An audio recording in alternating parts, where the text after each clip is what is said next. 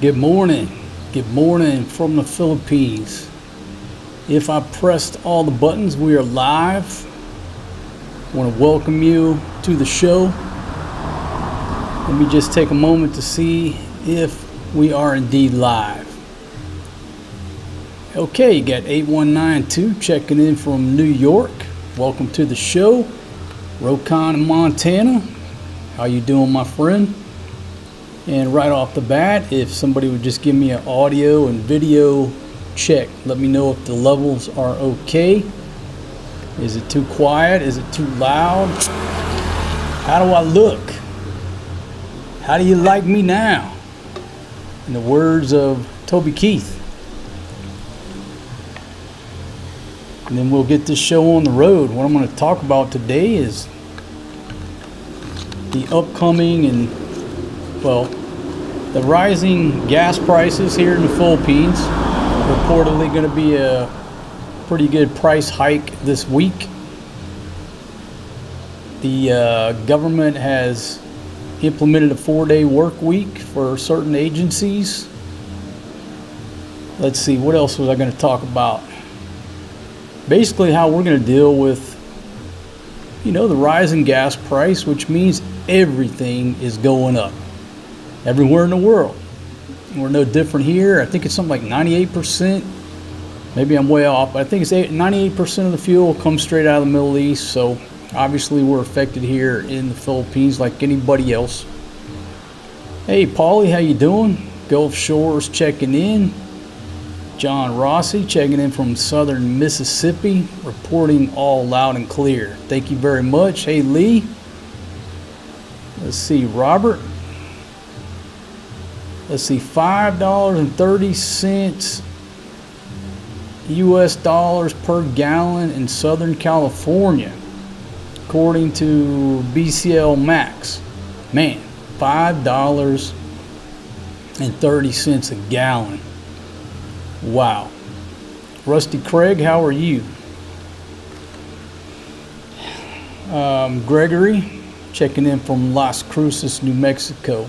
So welcome everybody. Welcome to this just long drawn out informal hangout talk, about the rising gas prices.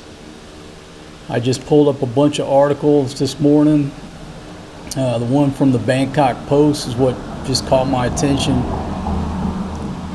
It's talking about the president has ordered a 4-hour work week or 4-day work week, to save people having to commute back and forth to work. Makes perfect sense. So I got to thinking, I'm like, all right, well, let's talk about what the country is doing, and I'll talk about what I'm doing to save money, conserve water, electricity, and sort of offset those rising costs. You got to do what you got to do. Hey, Jim, Australian guy, V, LV Club Bouncer, how are you? Neil checking in from Antarctica. All right, Antarctica on station.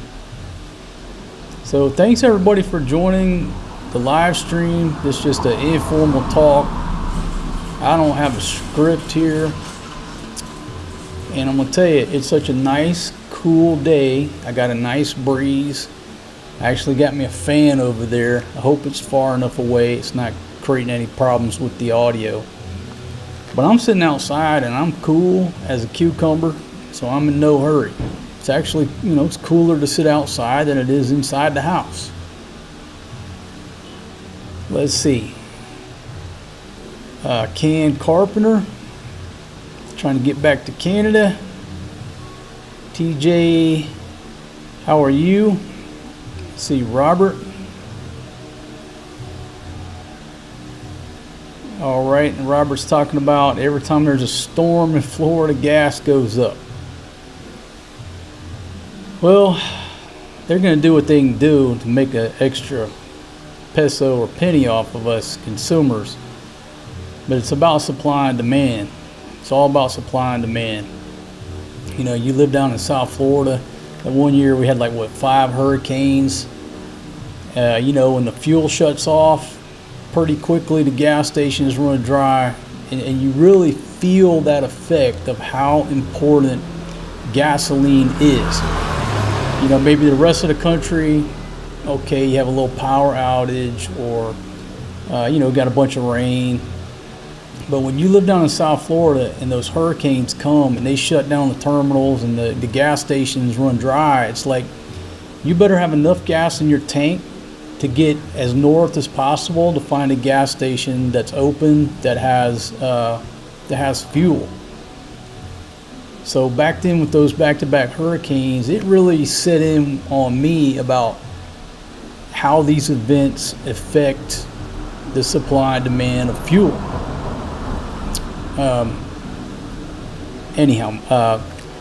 Dave DeGrunt, how are you? Let's see, Gregory, video's looking good, audio's good, thank you very much. Hey, Stephen, Wayne, Kuya Bear, how are you? And K2 Soup,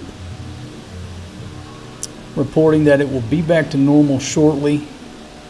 Iran only produces 4.5% of the world's oil. It's green. Well, that's true, but with the shipping over there afraid to go through the strait, you know, it affects everything coming out of there. So who knows what's going to happen, folks? Who knows? Only time will tell. I just remember back before, it was 1989, 1990, before Desert Shield, Desert Storm. This gas station that I went to in Georgia, the gas was $89.9 per gallon. Okay, 90 cents a gallon. It was $89.9. It was a BP station, and it never fluctuated. I mean, I'm talking, it was the most stable gas station. The other ones would fluctuate a little bit. Everybody always pulled in there $89.9. Right up until the first go round was Saddam, and then where has the gas price been ever since? I just remember, like, for that long period of time, $89.9 wasn't a big deal. Fill up my old Ford pickup truck. Those days are way in the past, though. Let's see, got South Carolina on station. Okay. All right, so let's get into some of the articles here. I'll just start out, folks, and I'll just try to brush over these articles, and we'll use that as our base. But this is from the Bangkok Post. Philippines shortens work week to save energy. And of course, you know, all the news outlets here are also reporting that, and through the Philippine news agency from the government. But this one's from Bangkok Post. President Marcos says civil servants will work a 4-day week and promotes other fuel saving steps. Okay, and I think that's really the point that I sort of wanted to talk about on the video, is when you don't have resources, you're forced to become resourceful. And so when these prices and everything starts creeping up, I mean, if you've got the money and you're rich, it doesn't matter, right? But if you're the middle class on down, it impacts us significantly. And you have to take steps, at least we do, to offset those increases. So that's what he's talking about here. Let's see. Starting on Monday, the president has approved a 4-day work week for government offices in the country's bid to save on energy as tensions in the Middle East push fuel costs higher. In a video message on Friday, the president said the shorter work week would be temporary. It would not cover those who provide emergency services, you know, police and firefighters, obviously. He also ordered all government agencies to cut their use of electricity and fuel costs by 10 to 20%. Okay, so I'll stop for a minute there and talk about that, right? So already what we do we do a lot of walking, and there's several reasons why we walk. Number one, it's a great exercise. We sit there, we talk, we laugh, we're looking at the sights. If at all possible, we're going to walk. Now, prices vary wherever you're at, local transportation, but it's easy here in Angeles City for a trike to charge you 150 pesos to go anywhere. That's $3. Less than $3, but just say $3. Can you bargain them down sometimes? And if I'm going all the way to the entertainment or the business district, they want $250. You're talking $5. Now that's big money here. Now contrast that down to taking a trike or a bicycle taxi down in her hometown. 20 pesos, 40 pesos. Say less than a dollar. But when you take multiple trips a day, all of a sudden those small little rides add up. Okay, well, how can I save a few bucks every day? Everybody, lottie-dottie, everybody, put your shoes on. We're going to walk. We're going to walk to save that money. So if we eliminate one trike ride a day, 150 pesos, $3, well, we just offset the cost, the added cost of the vegetables, to a certain extent. So that's one of the things that we already do to save money, is we walk whenever, wherever it's possible. And we're in much better shape because of it. So that's one of the things that we do. Let's see, Indiana's on station. Steve, how are you? Got Benito checking in from Texas. Gregory, stationed at QB Point back in '89. Went through Mount Pinatubo. Yeah, what an experience. I've listened to so many stories, very interesting stories and struggles through that event. Tita Marie, how are you? Reporting great live stream video quality. Thank you very much. Right now everything's operating in the green. I should be broadcasting in 4K if everything holds together. Kevin, how are you? Kevin says, I'm in denial currently. Advised the girlfriend's family yesterday to fill up. They didn't understand why I am concerned. Yeah, a couple reasons. Most people here never fill up their tank. They're like my family and rednecks back in the day. You never pull into a gas station and say, fill her up. Those are words that poor rednecks rarely or have ever uttered. You pull into the gas station back in the day, yeah, give me $3 on regular. Your maximum was like 10 if you were rich or if it was payday. So not many people here pull into the gas station and say, fill her up. But yeah, you need to explain to them, hey, if you don't fill up today, prices are about to go up tomorrow. Okay, back down. John Mann from Oregon. Buck Nasty, how are you? Again, we got Waco on station, New York City. Bunchy, how are you? And Kuya Dre checking in from the ATL. All right, so back to the article. We'll continue on. Talking about cutting their use of electricity and fuel costs by 10 to 20%. So let me just come out and talk about how we're trying to cut electric costs and how we've been doing it. Electricity here is not what you would call cheap. It's not. Electricity here, in my opinion, is expensive.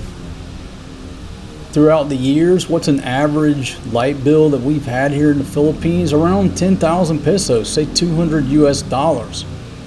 Often, at times, say part of the time, our electric bill has been more than our rent. And that's just crazy. When you're paying $150 for rent, okay, you're saving a lot of money. Then you turn around and have to drop $200 on an electric bill. and we weren't running anything extravagant, just trying to stay cool. The loud motorbikes. If you don't like noise, you might want to think about retiring somewhere else. Okay, I was talking about the electric bill. So what we've done, and we've saved maybe $1,000 or $2,000. The biggest thing is your air conditioner. That's the biggest thing, is your air conditioner. In my experience, it all boils down to how long you run your air con. That is what affects your bill. Boom! California Swede off the top ropes, smack down on some Jollibee for Fatima. She would be happy to hear that, to see that, my friend. I certainly appreciate it. Hope everything's going well there in the OC, beautiful, sunny Southern California. The weather we've been having here, other than the past few like really warm days, it's been like California weather for months. Absolutely just beautiful here. Okay, not running the air conditioner during the day. Okay, before we would run an air conditioner most of the day. I'm sitting inside staring at this laptop, and I don't mind sweating, but you can't sweat on the keyboard, and the laptop don't like getting too hot. So I'm sitting inside running an air con, and then you realize, hey fool, if you want to save on your electric bill, this air con has to go off. So what we've been doing lately, no air con during the day. We sleep with the air con on at night, so you figure 10 hours of air con usage at night, because the children have grown up with air con. They sleep so much better with the air con than just trying to run some electric fans. And the air con also helps out mitigate the mosquitoes. Now the fans, it's a combination, right? If you got a fan right on you, but like the other night, my feet got ate up by mosquitoes.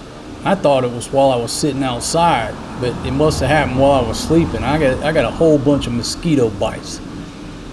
So the air con and the fans at night while you're sleeping, it's not just about being comfortable, it's about keeping the damn mosquitoes off of you too.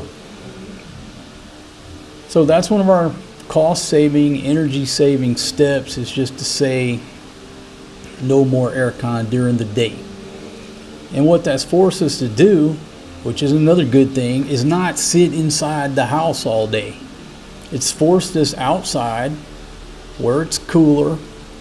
Just don't put as many clothes on.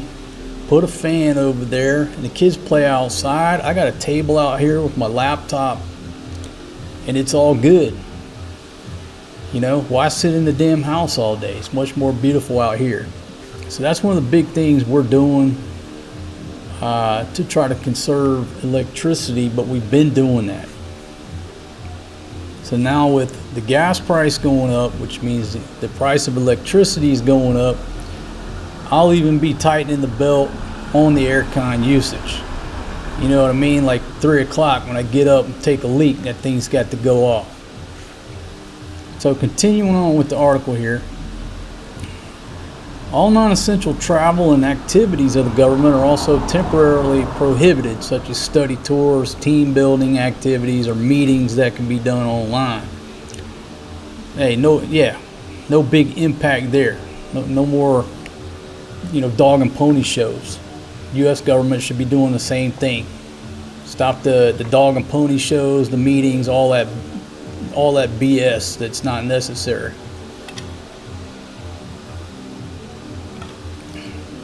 According to this article, the PI imports nearly all of its oil requirements,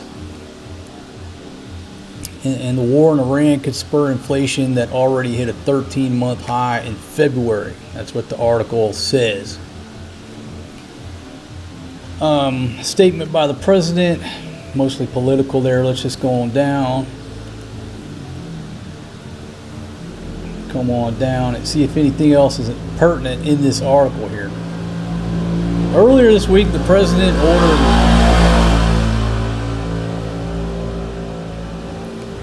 ordered government offices to set their air conditioners to no lower than 24 degrees Celsius, which is 75 degrees Fahrenheit, and adapt flexible work arrangements to help conserve fuel.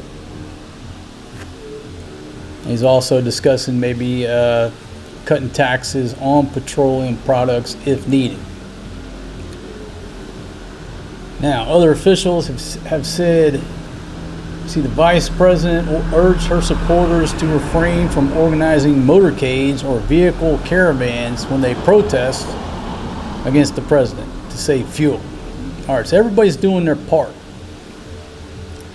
Mayor of Manila told everybody to shift the meetings online and cut the power off by 5 p.m. and no non-essential travel. Okay.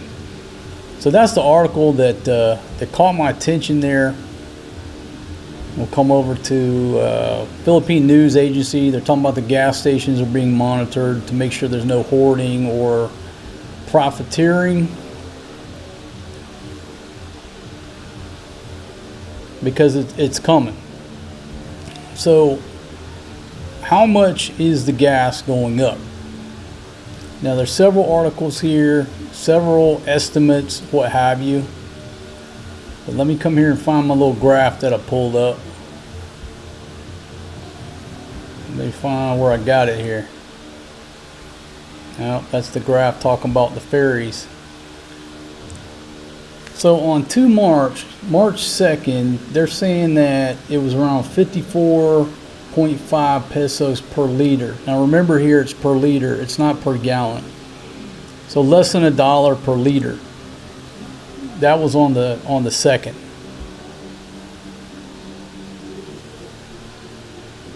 Okay, and folks, I'm still trying to find out where I put my graph here about how much it's going up. Y'all got to bear with me, because okay, here's it. Staggered fuel price hikes start next week. This is from March 6th. And obviously every article you read, the estimates are changing.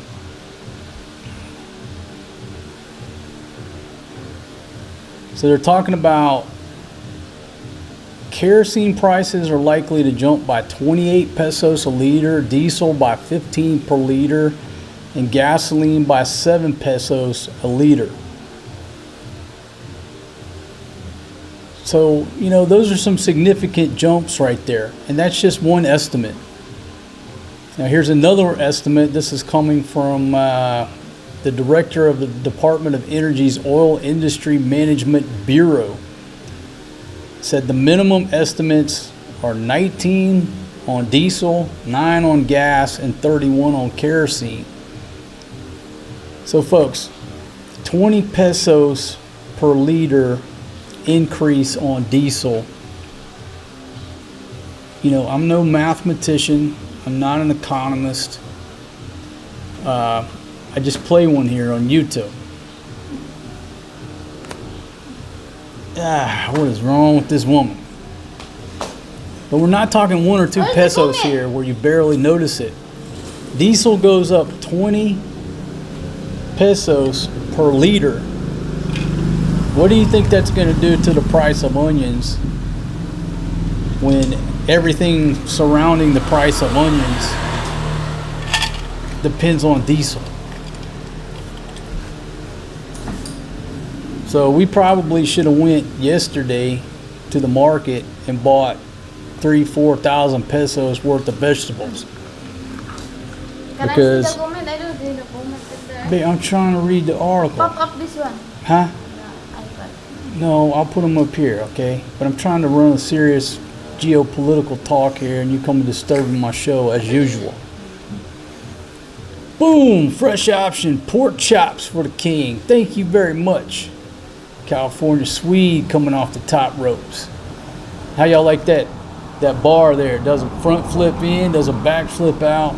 Old single dad figured that out single-handedly.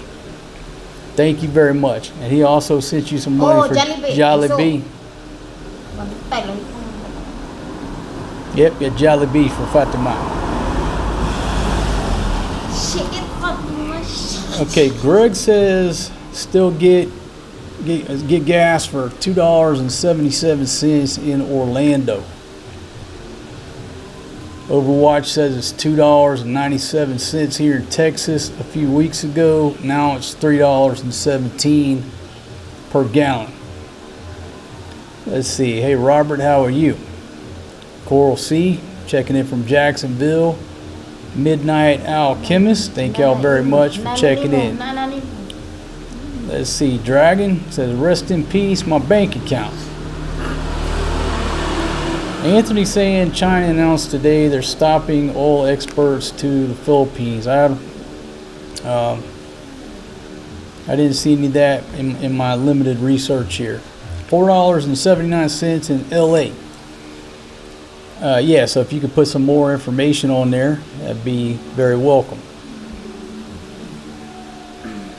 Okay, baby, diesel's going up almost 20 pesos per liter. 20 pesos per liter. That means our onions and carrots and everything is going up. Everything's going to go up. I was telling them earlier about how we were trying to save money by not running the aircon during the day, cutting back on the aircon usage. We're walking most places to try to save money on the trikes. Yeah, it's so expensive. I'd rather eat the 250 than put that in a trike. Okay, so what she just said, let me translate for you. She said that the trikes are so expensive that she would rather eat that. In other words, convert that trike fee into food. She would rather eat that trike fee. And that's true. You know why spend money on a trike when you can walk and then you can buy food with it? Trike in here is so expensive. Yeah, the trikes and AC. I'll go back in time for a little bit. Back in the day, now look, I'm not saying you can't still negotiate, you can, but I'm just telling you, there was a day back in 2018 or 2019, it's when we were living at Horizon Tower. Like the day before, you walked out to a trike and you just negotiated with them about what the price was. I got 80 pesos, man, run me down to Walker Street, let's go. And then overnight, something happened. The trike mafia had a meeting or somebody come down. Somebody stepped in and said, the price is $150. Don't deviate, don't negotiate. And like my experience for the longest time, they would not negotiate. And that $150 price has sort of stuck. Now you know, it's a little bit more flexible.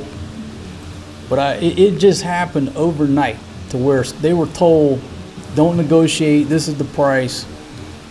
Now $3 if you're living in America might not sound like much, but down in her hometown, as I said, what's the bicycle taxis? 20 pesos a person? No, sometimes the 30, but if you go to the Aguho to proper and then Bantayan. Baby. If you go to from Aguho to Bantayan in the how much from our house? 20 our house pesos. 20 pesos. But if you go to Bantayan to Bakawan, it's like 60 or 30, 35. Okay, well a huge difference when we're riding around her hometown, paying 20 pesos versus everywhere you go here they're asking for 150 or more. It adds up. So, go back to your comments here. Baboy. Better get some rollerblades. Well, that's actually sort of a good suggestion is, one of our friends, neighbors, what have you, they got one of them 3-wheel bicycles. So like one person is pedaling, you can fit 2 in the back. What do you think, baby? Get a 3-wheel bicycle? And you can pedal. Me and the babies will sit in the back. Hilason mo. Yeah. Uy, Tahimik ka na. Just be like the taxi driver in Vietnam, you know? You just drive me around where I want to go. Ang lason. But yeah, the rollerblades might not be a bad idea. Let's see, Robert's talking about going to Clark and going on the Bataan Death March. Have I ever been on that walk? I'm not sure what if there's an organized event over that, but years ago, my plan was to, start out down there, and where is it, Maravellis? Anyhow, I had researched the route, and I was going to walk the whole thing. And there's videos out there where a lot of people have rode their motorbike, but I was going to walk it. Just throw a backpack on, me and the camera, and just, hump maybe 20 clicks a day, stop at all the markers, and then end up in San Fernando where they got put on rail cars. So I thought about doing the whole trip and filming it or live streaming it or a combination of both. And, just so many moving parts, and the lockdown and all that stuff went down. It derailed my plans. But yeah, I consider doing the whole route. Why? Because I got time to do it. But let's see, Andy, how are you? Mr. Solo, Ethan, thank you very much for joining us. Okay. Now, what was the other thing? Okay, I was talking about the ferries. Let me find my article here on the ferries. And this is sort of important if you're backpacking around, island hopping, what have you. Visayas ferries suspended over global fuel crisis and the oil surge.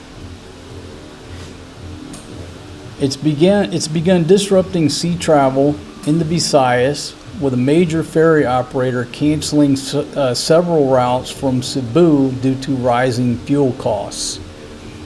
Ocean Jet, a fast craft operator, announced the suspension of multiple trips between Cebu and parts of Leyte and Bohol starting March 6, citing an ongoing fuel crisis affecting its operations. So I'll just read you the advisory. I don't have my multiple cameras set up, so I can't put it on the screen. But like there's a Cebu to Palampan, which is over there in northern Cebu. Yeah, maybe Palampan, right? It's up there. I'm from Cebu, but I'm not know all of the Anyhow, place in there. a boat that goes between Cebu and Palampan. Wait, I'm confusing myself. Palampan is over on Leyte, right? No, I'm thinking of Polambato. Sorry, I'm thinking of Polambato up near her crib. So let me just read what Cebu to Palampan, and then the Cebu to Getafe. Getafe, where's that? Let's see, March 7th, additional cancellations are basically the same route. So those are the only two that the article is showing. But you can pretty much imagine if you are the ferry operator, unless that boat is operating at 100% capacity, is it worth sending it? We're going to lose money. And so they're going to have to make decisions. Okay, baby. Thank you for your cameo appearance. If that boat's not going to be full, then it makes sense to cancel those routes. So not that that's a big, huge deal, but if you're going backpacking around, you just might want to do a little research instead of assuming, hey, I'm going to go down there. I always take the same boat, same time, and you show up and then the route's been temporarily suspended. And then the whole article is talking about the gas price going up, right? All right, back to your comments.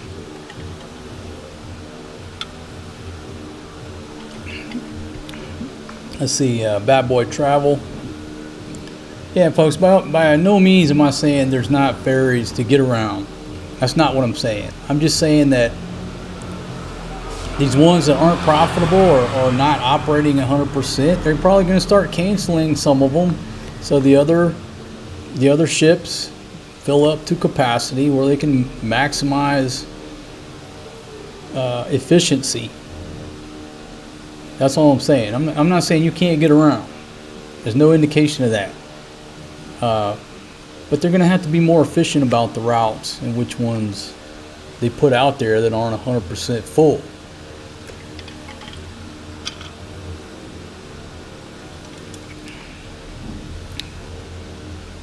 Let's see. Hey Bobby, how you doing? Bobby's Angels.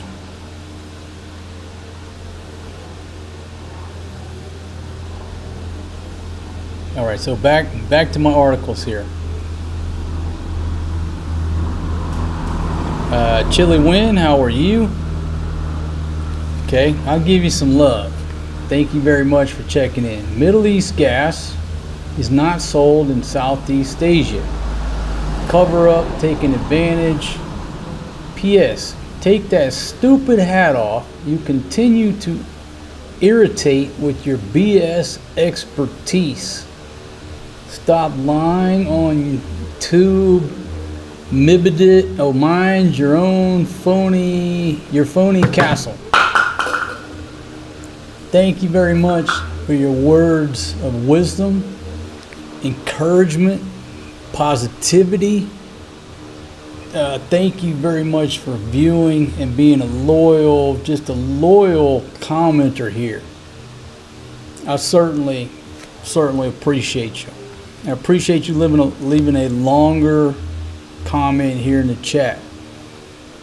I think I'll leave my hat on. Why? Because I make this look good, real good. I think I'll leave these glasses on, and I think I'll sit here with my shirt off because that's what the ladies like. That's just the way it is. Stop lying on tube.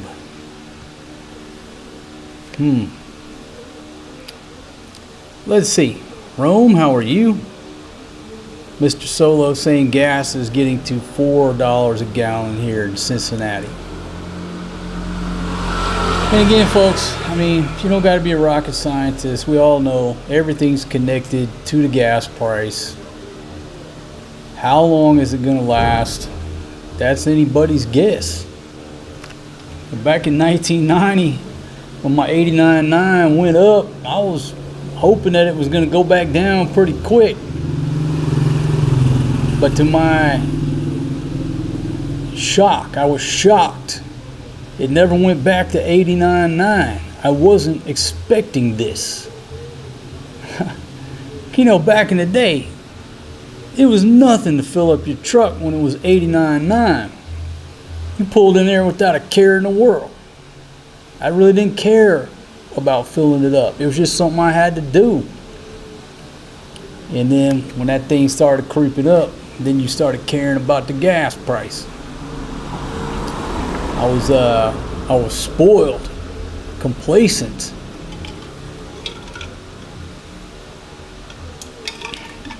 But man, let's go back to 89.9 a day, or a gallon, excuse me.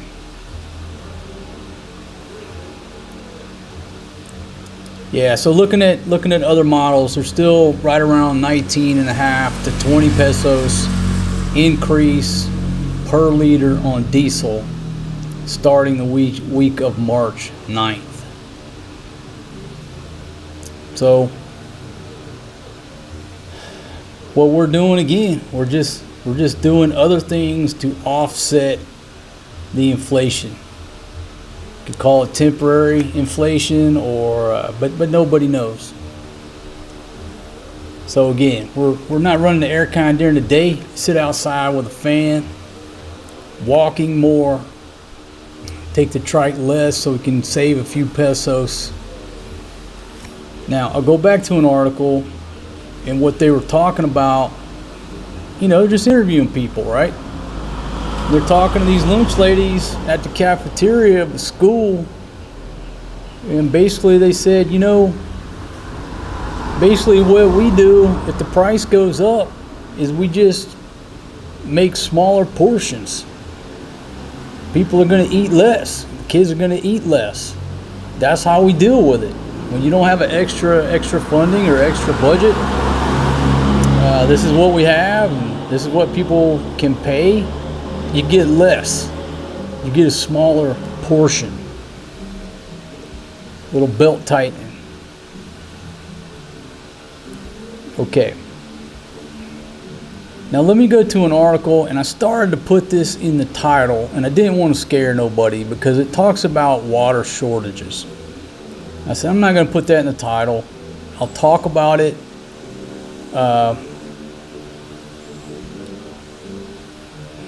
Let's see. Fuel price risks put Cebu City on heightened alert.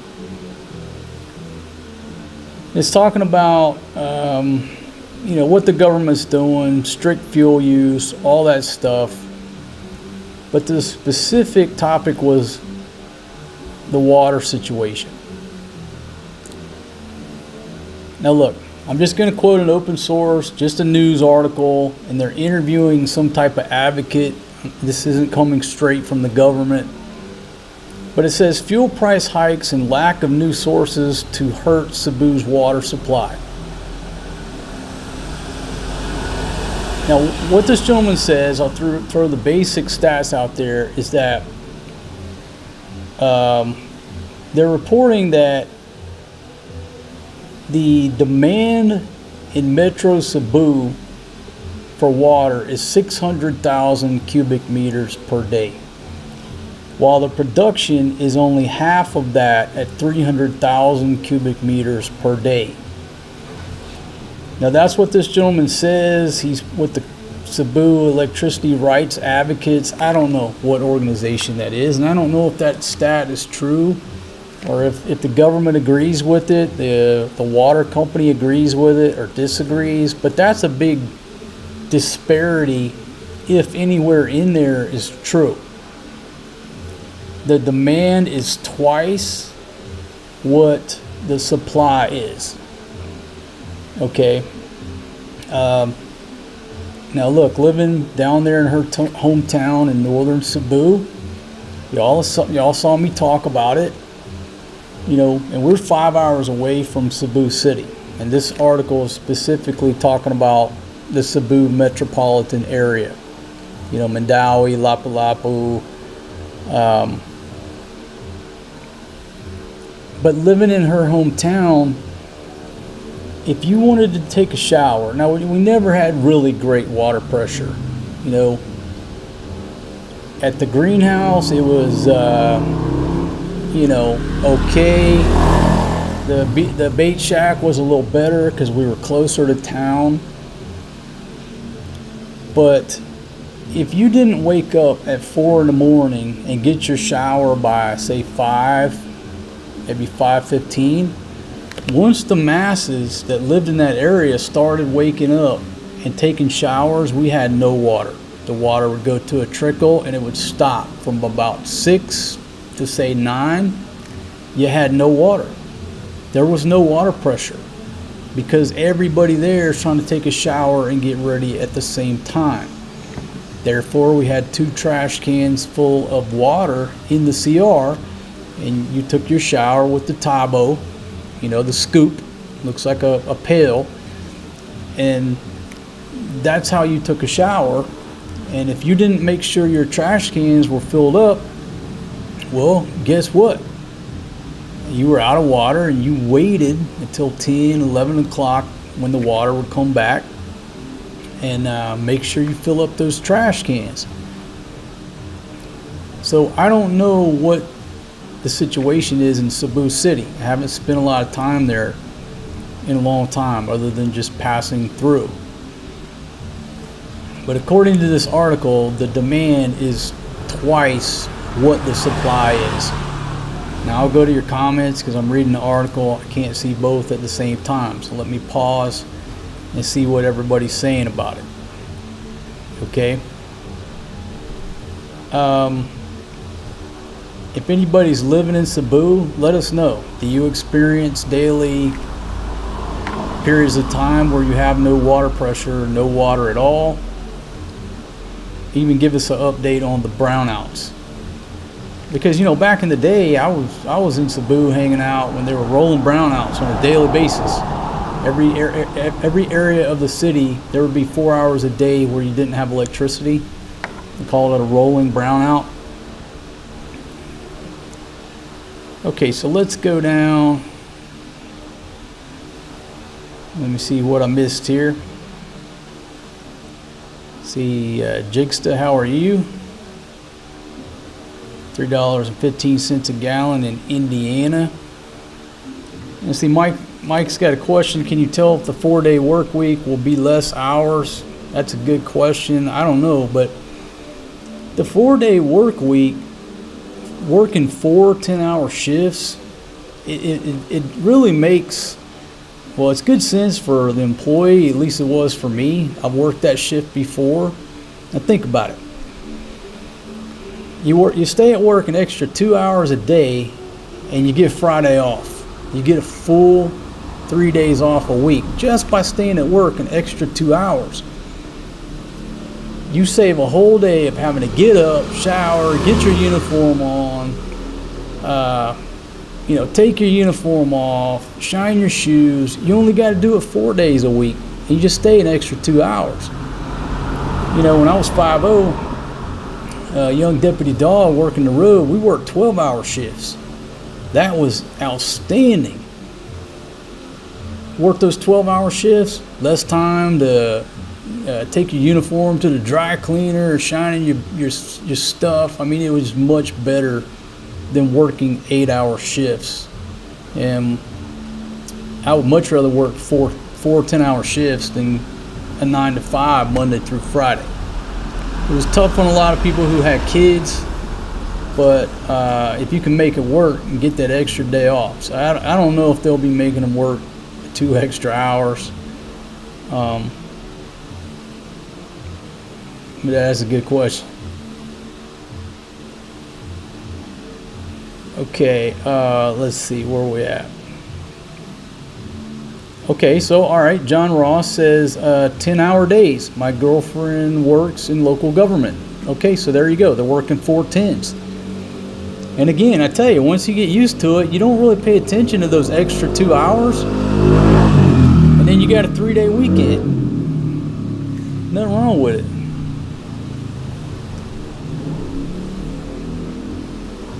See, Robert, how you doing? Big Money Grip. Mr. Solo reporting no more soda on food stamps in Ohio.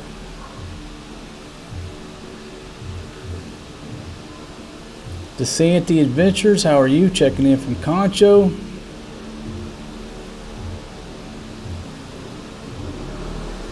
Okay, talking about Thailand the other day.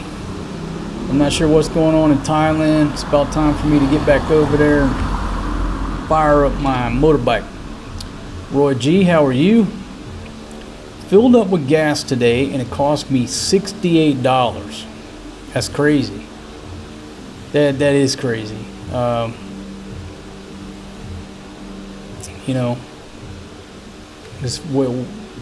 have we got to this point where things are just so expensive? Everything's so expensive. Wayne checking in from Tampa, $3.56 a gallon. Dirt, how you doing? Okay, reporting that, Dirt and Grit says not many brownouts in Mactan, Cebu lately. Maybe once a month for 5 minutes to 30 minutes. Okay, so not too bad. All right, well, that's good to hear. You know, down in her hometown, we had brownouts, but not too frequently, not too excessive, too frequently, but they were there.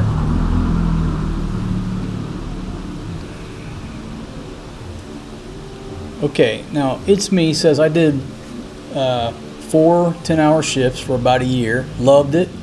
Never needed to use vacation time as we did things on 3-day weekends. See, there you go. working that shift or working those 12s. When we worked 12s, every other weekend was a 3-day weekend. And then you had 2 days off during the week. You'd have to look at how it fluctuates. But yeah, you just get so much more time off. You don't realize that you're spending the extra time at work. I mean, you really don't. You just get used to it, and all of a sudden you have all the time in the world to live life, and you never need to take a vacation day. And like working those 12s, you could get a dude to cover 2 days, and that would give you like what was it, 6 days off, 5 days, 7? Anyhow, you could do a vacation, not burn any time, and just swap a couple days with a dude. Yeah, so John, John Ross, you know what I'm talking about. Okay, so foursome for life, and but the water thing is the same. You don't fill your cans up, no water the next day. It gets its water from a reservoir, so when it don't rain in the mountains, we get low water. Also, we can't get water from the river because it's full of heavy metals, lots from illegal gold mining, lead, and mercury. All right, thank you very much for that update.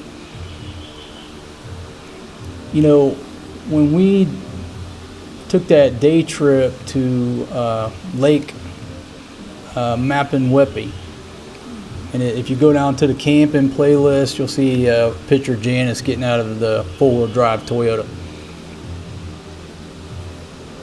There's a lake up there that formed when Pinatubo blew, and it backed up the river, and the river over time flooded, and it flooded this little town up there.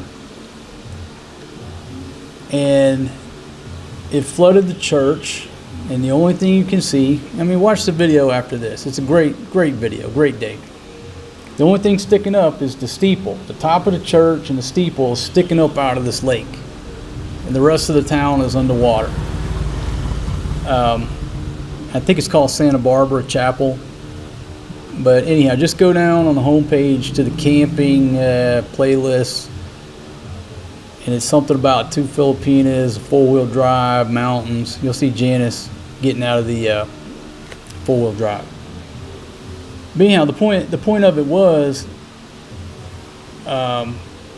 you can't swim in a lot of places like that for the same reason he's saying. The story I heard is the Dizon mines up there closed, what have you, and then all that stuff just pollutes the rivers. I'm not an expert on all that, but definitely check out that video. What a great day.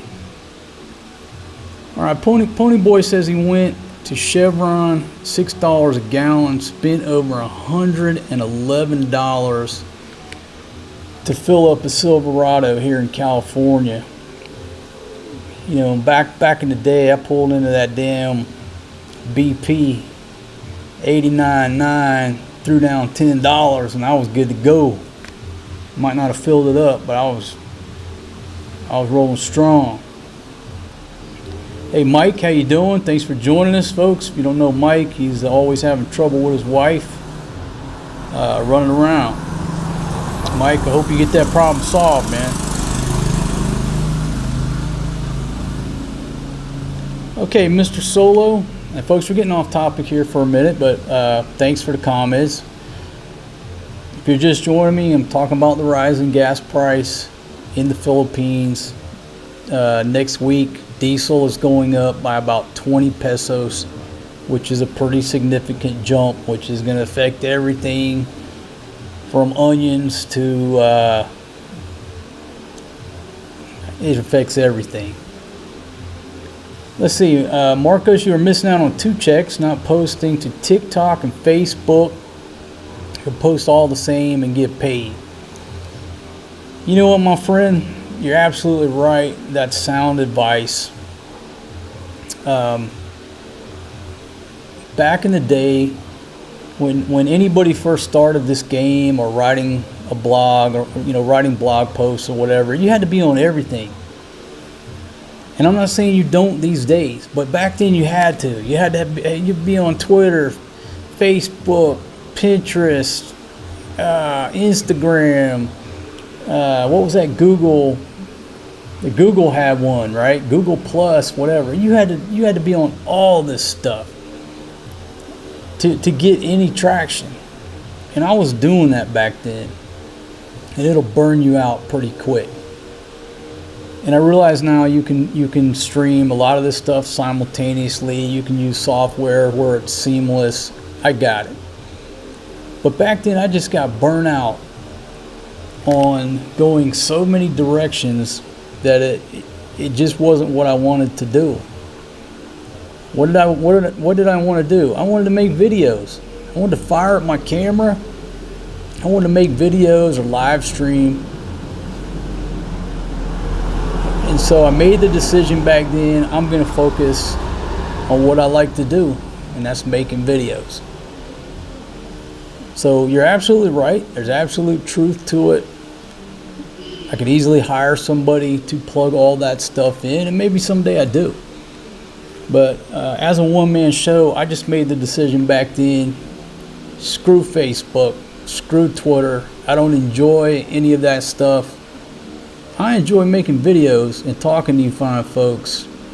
I enjoy YouTube as a platform because I'm a filmmaker. That's why I like it. I'm a filmmaker. This is just a place where I post my films.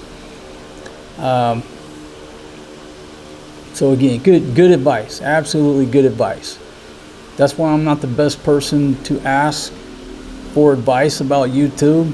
It's one of those things, don't do as I do, because I'm not the best example. There's a lot of stuff I need to be doing. I can't stand Mark Zuckerberg. I can't stand Facebook. Alright, anyhow, thanks for the comment. Alright, so Mike and Glad, how are you? U.S. Navy been ordered to start escorting tankers through the Strait of Hormuz after the initial phases. Hey, the Professor, how you doing? Think you're checking in from Koreatown? Yeah, that's the title. 2 Filipinas mountains and a 4-wheel drive Toyota. It used to have a longer title, something about, country boy can't survive. But folks, you go back to these videos and you look at the click-through rate, or you look at the thumbnail, and everything's based off the title and the thumbnail. You look at the rate and it's very poor. You got to go in there and change the title, change the thumbnail, which I never did before. It was just fire and forget. Again, don't do as I do. But yeah, I changed the title. So it's 2 Filipinas mountains and a 4-wheel drive Toyota. And that's just a day trip where me, Janice, Fatima, Forrest G, and John Paul took that 4-wheel drive Hilux and went over to Lake Mapanwepi to visit the sunken church. Don't believe me? Go look at a video. The whole little town was flooded. The only thing sticking up out of that lake is the steeple. King B, how you doing? How's things down there in Ormoc City, my friend?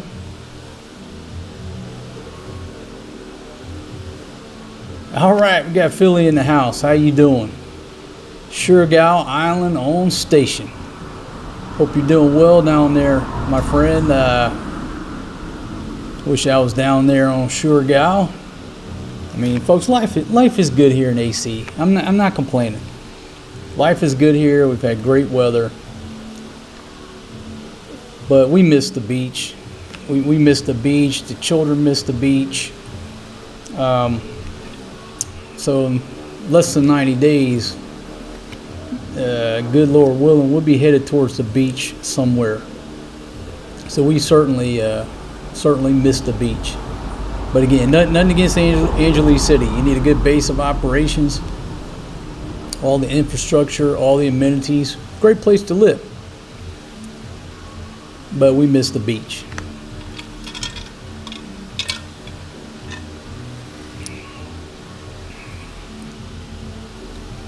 Let's see, Night Watchman. Yeah, I got Janice pissed off at me for some reason. I can't remember why. She got so pissed off she was sitting in the back of the truck. I'll have to ask her about it. I was just chatting with her yesterday. I'll have to call her up and ask her if she remembers why I pissed her off.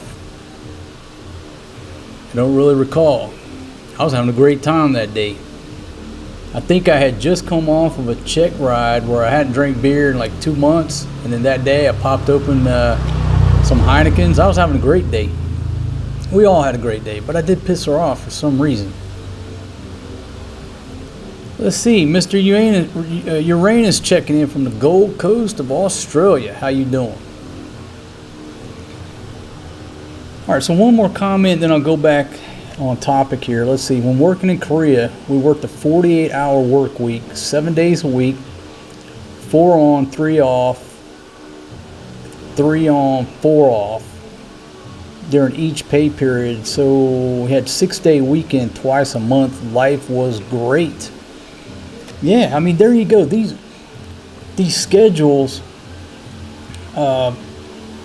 just by changing the schedule to 4/10s, that's not adding 2 hours to a work day is not too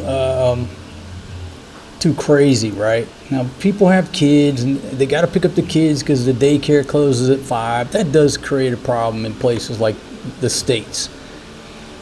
But if you can get away with it, just adding those extra hours cuts down on fuel, like I said, getting ready time, uniform maintenance, packing a lunch. You just save so much time and have a much better lifestyle. The 9 to 5 Monday through Friday is not very efficient. Now, with that said, if you run a restaurant or a service business, something like that, but if you're running an office, I don't know. You know, I was working those schedules when I was 5-0, and it was wonderful. Let's see, Puerto Rico, got Joseph checking in, Roy G. King B says, let's see. Okay, doing well there. The Asawa and son are going to get that class done so we can get him christened next month. Yeah, I don't, you know, maybe you can elaborate on the classes. Now, folks, you know, I'm not Catholic. And throughout the years, I have had a Catholic girlfriend in the States for a long time. I was supposed to go to some classes, and I just always buck the system. I'm not saying that's what you should do, but anytime somebody says I got to go to classes with the priest, it ain't happening. It ain't gonna happen. So good luck to you, my friend, if you have to go to the class. I'm not doing it. All right, Mr. Solo. Jenny, how are you? Please say hi to my husband, Jim. We're always watching you. Hey, Jim, how you doing? Thank y'all very much for watching. Hope y'all are doing well. $3.75 a gallon in Maine. Hey, Carol. Thank you very much. Thank you very much for the compliment. Thank you. Then Kino Karate Chop checking in from Australia. Okay, so back to the article. Okay, so King B says you did the class a year ago, so you're good. Yeah, man, you're a better man than me. I'm not doing it. But you know, like I said, I had problems with my American girlfriend years ago. That's a long story. Maybe I should write that in a chapter. Let's see, Bob says 7 US. Is that correct? $7 a gallon for gas in Canada? My goodness. Jay Subic Bay. Yeah, I still got the Wiley X's. There you go, foursome for life. Screw the classes, get her a passport, marry her in Hong Kong, Bangkok, Cambo, anywhere else, then you don't have to deal with the classes here. Or do what everybody else does. Just get online and marry her in Utah. You can marry her online in Utah on a Zoom call. You don't have to go to the local classes here. And folks, if you have the time and the patience, by all means, go through all that. It'll make your Filipino wife just happy. If you don't got the time, you don't got the time. All right. It's not like in America where you can just drive to Alabama and get married. Nowadays, you just get online. You ain't got to drive to Alabama. Back in the day, everybody drove to Alabama. There wasn't no waiting period, no questions asked. You went to Alabama and got married. Now everybody goes to utah.gov or whatever it is. I don't know what it is. Okay, but let's go back on topic just for a minute. Okay. Okay, so what they're talking about, back to the water problem. I was talking about this article where it says Cebu basically has twice the demand of water in the metro area versus the supply. And there's a deficit that's compounded by inefficiencies. Inefficiencies like leaks, theft, or metering inaccuracies, right? Now, I do a lot of walking, and I've done a lot of walking in this country, and everywhere you walk, you see leaky pipes. I mean, hell, even on my neighborhood walk, there's a pipe down there crossing the road that's leaking. It's just common. You go everywhere, they're just leaky pipes. How much water are they losing? They're losing a lot. That's what this talks about. It says, they call it non-revenue, is it non-revenue water? Yeah, non-revenue water, which is treated water that is lost before it reaches the customers due to leaks, thefts, or metering. Okay? They're saying that the current rate down there is like 32%. So just say 1/3 of the water produced by the water company is lost. Okay? It's lost from leaks, theft, or what have you. So for every 10 pesos you pay on the water bill, 3 pesos has to cover the loss. Now the good thing is, well, it's good because it's good and bad because they'll raise prices to offset it, but you're only paying for what comes through your meter, right? So it's the company that's having to eat that 30% of all the leaks of the non-revenue water. Now at some point to cover that, they're going to have to just raise your bill to try to offset it, but that's a big loss. 1/3 of the water that they treat is being lost before they can get it through somebody's meter to pay for it. That's a problem. Let's see.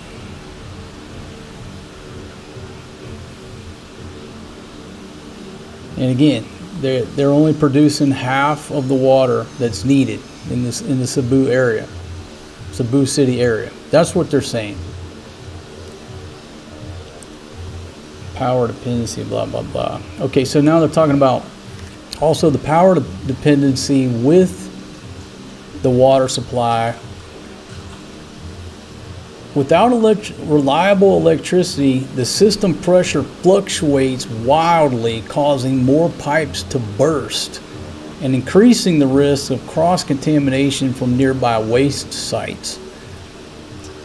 So they really need a stable supply of electricity, and with everything going up, it's not good for them either. Anyhow, just an article that caught my eye. And the reason it did, because when we first moved here, we had a swimming pool with the kids. So Forrest G and Maria's swimming pool / water park operations drove our water bill to like 2,500 pesos. Less than $50, but approaching $50 for a water bill. Now, that's not acceptable when at the $28 beach condo, I was paying about $3 a month for water.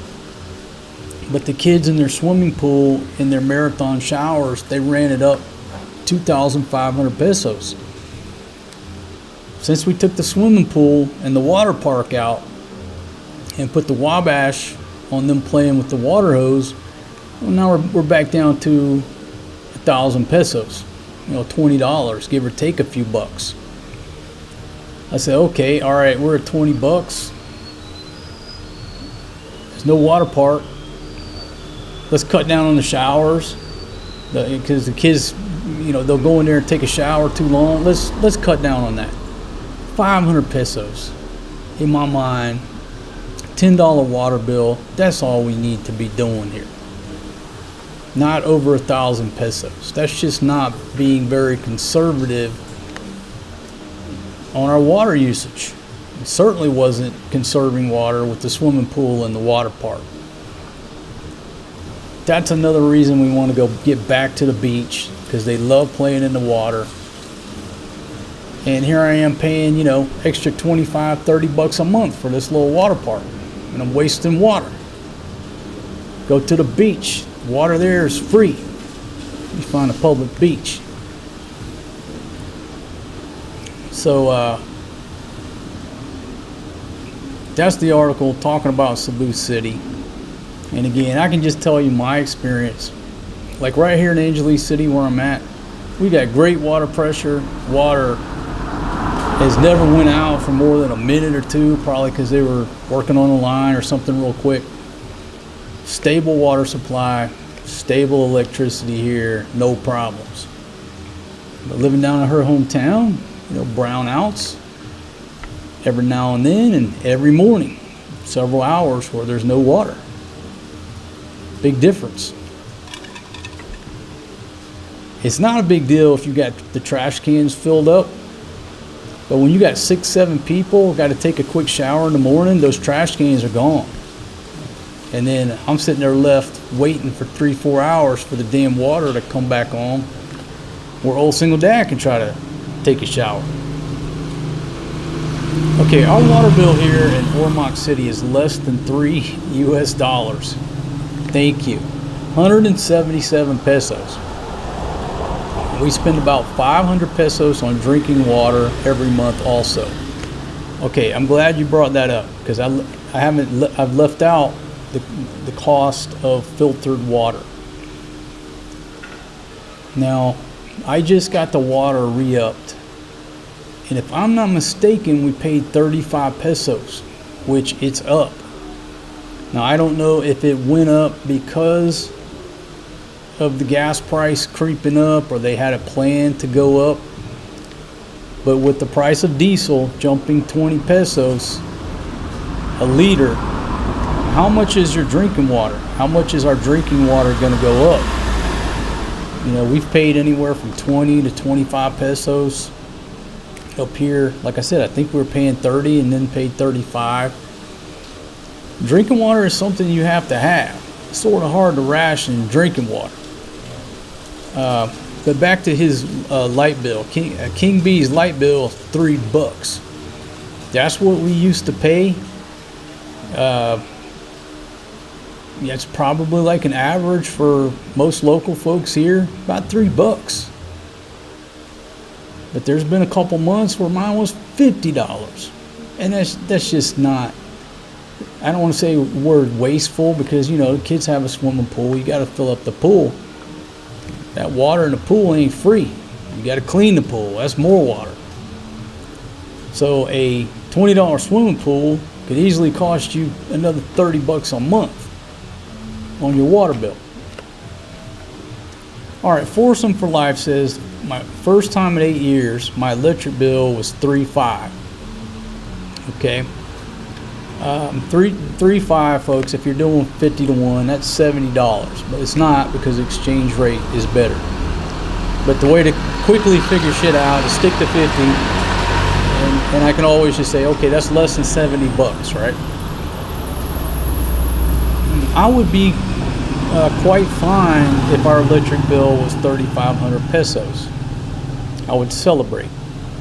But our electric bill is double that at least. How much was it this last? Almost 8. Okay, so our last bill was almost 8,000 pesos. That's with us cutting out running the aircon during the day. Now before, when we were running the aircon, it was closer to what, 10? 10. Okay, so it was 10, a couple $100. So we saved, what, 2,000? We saved 2K by cutting out one of the air cons. So if we were to stop the aircon use at night, you can figure subtract another 2K, and then how much is that? 6? We'd be down to 6, right? And I'm not saying that's a scientific equation, but those are our numbers. I can sit here and figure it out. Okay, well, if I save 2K by cutting off one aircon, that means a 24-hour aircon adds 4K to our bill. You could almost look at it like that. How much is it to run an aircon? Add 4K per aircon per 24 hours. At least that's my math. Biggie support group, how are you? Hey, Rich. Let's see. Rich says, thank God Trump is keeping us out of wars and keeping the price of fuel down. All you rednecks, get your sons ready to go to war. Here's your chance to be a real American. Cuba is next. All right, Papa Smurf checking in from New York City. FDNY up in the house. Hope you're doing well. All right, so Philly's got we have a well, a water holding tank, and surrounded by the ocean. No shortage of water here. That's the way to do it right there, my friend. Maybe that's where we need to be. Instead of in this suburban lifestyle training.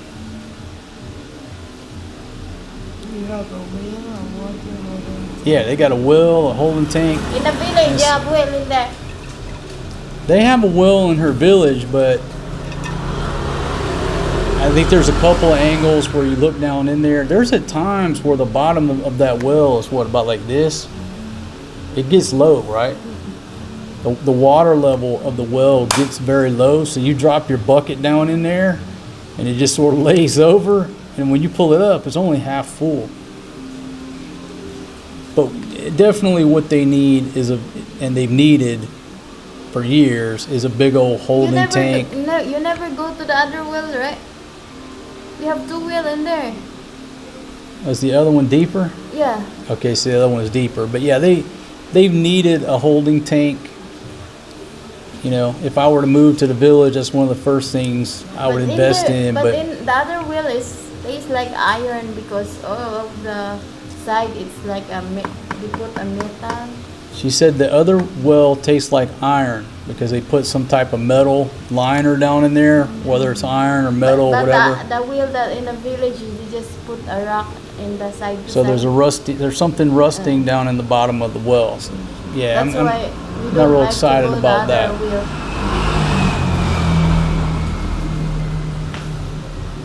Yeah, man, it sounds like y'all got it going on down there in Surigao. You know, again, life here in Angeles City is fine. It's wonderful. Was paying 30. But suburban lifestyle is normal, almost bordering on boring, right? So we're looking forward to getting to the beach, back to the beach, wherever that's going to be. All right, hit hard 440, reporting an 8K electric bill. Yep, that's what ours was. But again, our average has been around 10, so we get 8. I'm celebrating. Yeah, we've had much higher than that. I think I put it on a video what the highest one was one time. We had a hellacious water bill electric bill one month. I'll have to look it up. One of those that you hate to admit to, but hey, you got to own it. Okay. I was celebrating 3,500. My normal is 10K, like you. In the province, I was paying 13K. Overjoyed by the low bill. Yeah, man, I know the feeling. And here's the thing out in the province is that when you go rent a house out in the province, there's no insulation in the roof, in the walls. There's no insulation. So you bring your own air conditioner to a lot of these houses, and that thing just runs on full blast, and you never really get cold because there's no insulation. And you're in a rental house, so you don't want to invest in, fixing the place up. And then next thing you know, you got a 13,000 peso electric bill, And we were running 2 air cons down in the one place and still sweating. And still sweating. No insulation. Yeah.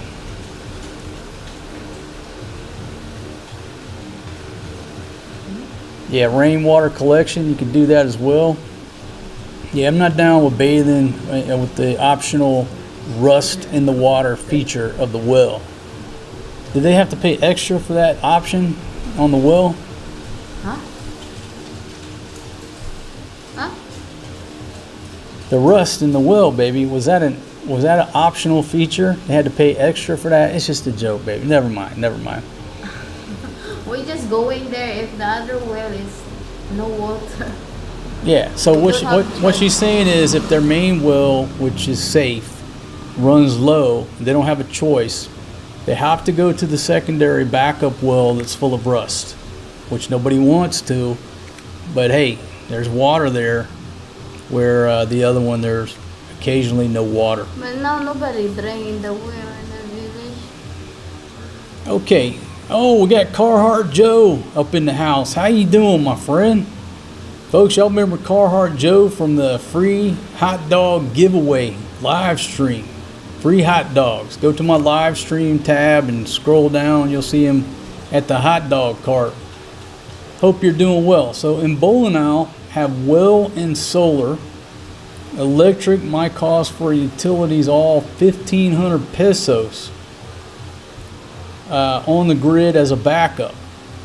So there you go. Folks, there's so many ways to solve all these problems that a lot of times I discuss, but we're expeditionary and we're renting everywhere we go. So I'm not going to put any money into somebody else's place when I know I'm leaving at some point. If and when we settle down and buy a little plot of land, build us a little house on the prairie, then obviously I'll start investing in these systems as well. But there you go, 1,500 pesos, got everything solar, and I'm assuming you have, I think you told me you got Starlink up there, right? And if somebody will comment on Starlink, and if anybody has the Starlink Mini, I went to Starlink's site here in the Philippines, but it doesn't allow you to choose the option to buy the Starlink Mini. It only gives you the regular package. And I was really looking at that Starlink Mini for some of our upcoming camping excursions where we could live stream the events. Obviously, we'll be off the grid. But when I went on there to look, it would not let me choose the mini option for some reason. Okay, so all right, so back to electric bills. The average was 5K. I started running the aircon half the time. Now it's 3.5K. Yeah, if you really want to save money, it's all about the aircon. I mean, we were talking to Janice, and she said that how much is their bill over there to her friends? 1,000, and they're going to have Yeah, it's like 1,000 pesos. They have a refrigerator. Everybody's plugging their gadgets in. It's like 1K, but they don't have a aircon. The aircon, us foreigners sitting in the aircon, that's what I told you runs that money up. Don't put the aircon. Now, just some guy has a good point. Maybe easy. Okay, big booties create more heat too. That's a good point. Now, this one here, due to her eating activities in the mornings with the Ciroc girls, and the fact that I bought that rice cooker against my own better judgment, she got a little more junk in the trunk, which does create heat. Baby, what he's saying is the big booty creates more heat in the bedroom. It makes the aircon run more and more. Baby, stop messing with the equipment here. It makes the air conditioner run more because you got more junk in the trunk. That's a good point. Science. Yeah, after 7 a.m. the water pressure drops bad. Yeah, ours was out from 6 to 10. All right, so Carhartt Joe is reporting that the hot dog cart was a bust. But man, that was the nicest hot dog cart, and they built that. It was a beautiful, beautiful hot dog cart. But go back and check out that live stream. And what was funny is that initially it was like well, I think the whole time it was difficult. We were giving away hot dogs, but girls would walk by, people would walk by, and I guess they thought we were joking, and they just kept walking. Like, no, here's a free hot dog. They just kept going. They thought, I don't know what they thought. I just thought it would have been a lot easier to give away delicious hot dogs, but I guess people thought it was too good to be true, and they kept right on trucking. Let's see, Maria, how are you? Checking in from New Jersey. If I didn't mind, say hi to Maria. I already say hi. Hello. I already say hi. YouTube channel. Okay, so Philly has Starlink. Let's see, has a Starlink Mini in live streams when he's out and about on his adventures, and they love it. Okay, so all right, so it seems to work well. I'm just curious. I guess what I figured out is you can order it off Lazada. But I was like, why can't I order the Mini off the main site? I guess I got to figure it out. But that's good to hear. So when he's out and about, he's live streaming. That's the intention for us as well on the camping trips where there's no signal.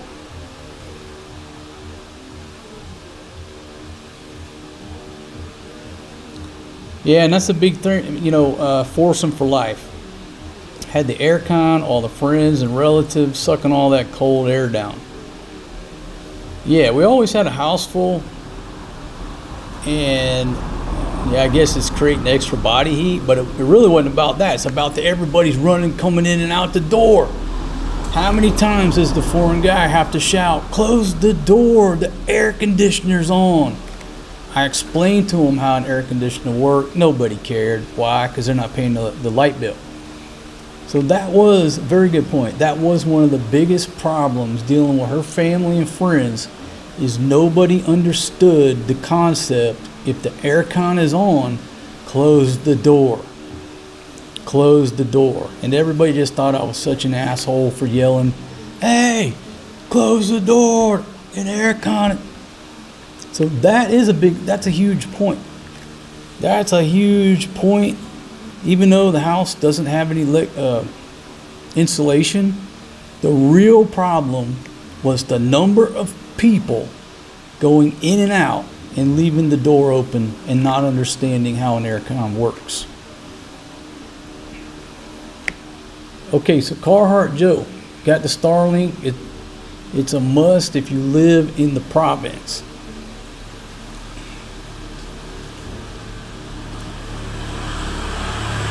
Let's see, Willie Lopez, how are you?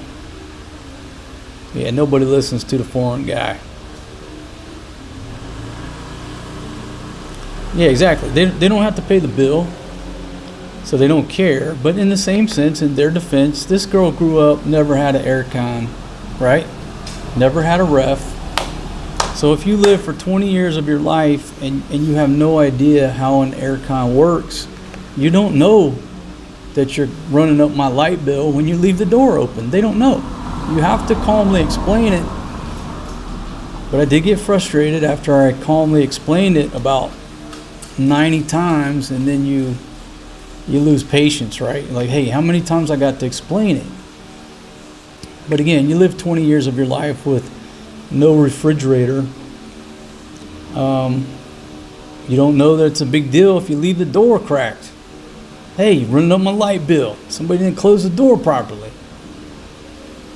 Trying to bridge cultural gaps. It's all about patience and understanding. It pisses me off on one hand, but on the other hand, 20 years of not having that appliance or understanding that, you can't get mad. People just don't understand it. Okay, check SM Clark. They may have the Mini. All right, thank you very much. But the other thing I saw about the Mini is they make this little battery pack that just clips in there. So it's very expeditionary. Now I looked at the battery, and the battery itself is like, I don't know, a couple $100. So, you know, you figure, you know, get 2 or 3 of those batteries, get your solar set up, you know, backpack, you're off the grid. It can pretty much keep up, at least I would think. And I think one of those batteries, like the uprated ones, will last like 5 hours with the Mini. That's what they're reporting.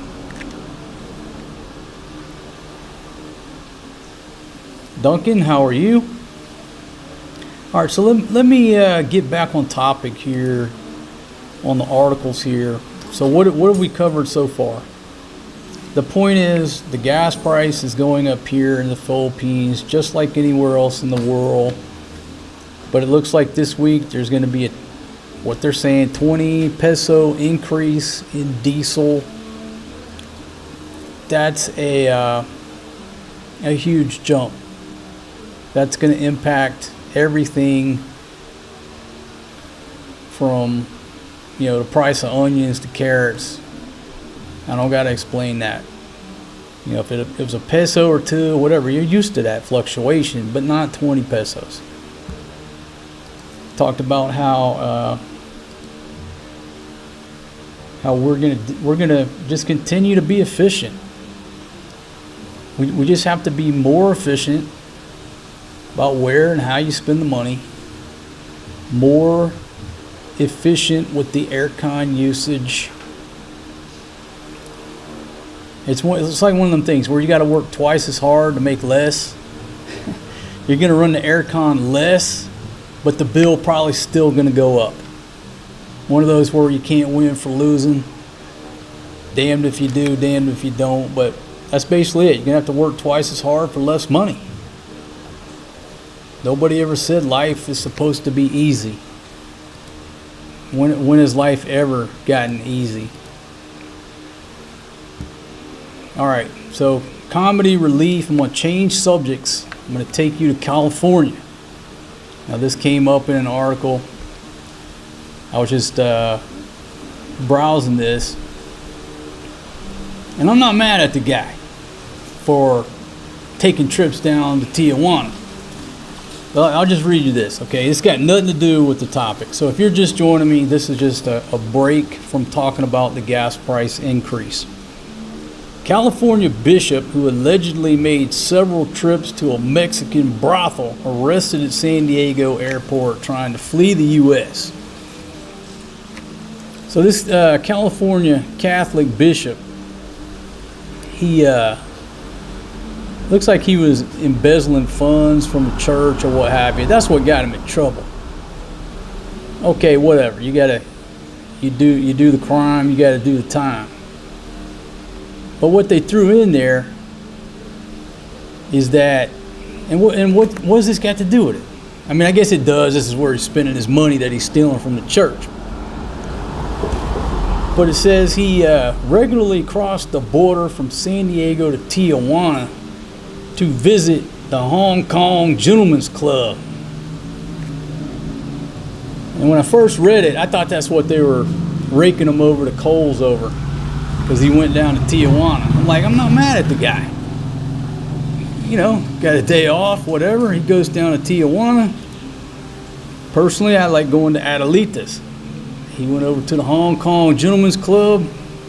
But then as I read the article, I realized the reason that he was arrested, he was allegedly stealing money from the church to go down to Tijuana and party.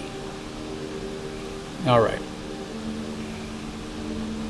So Willie Lopez, you were here 40 years ago.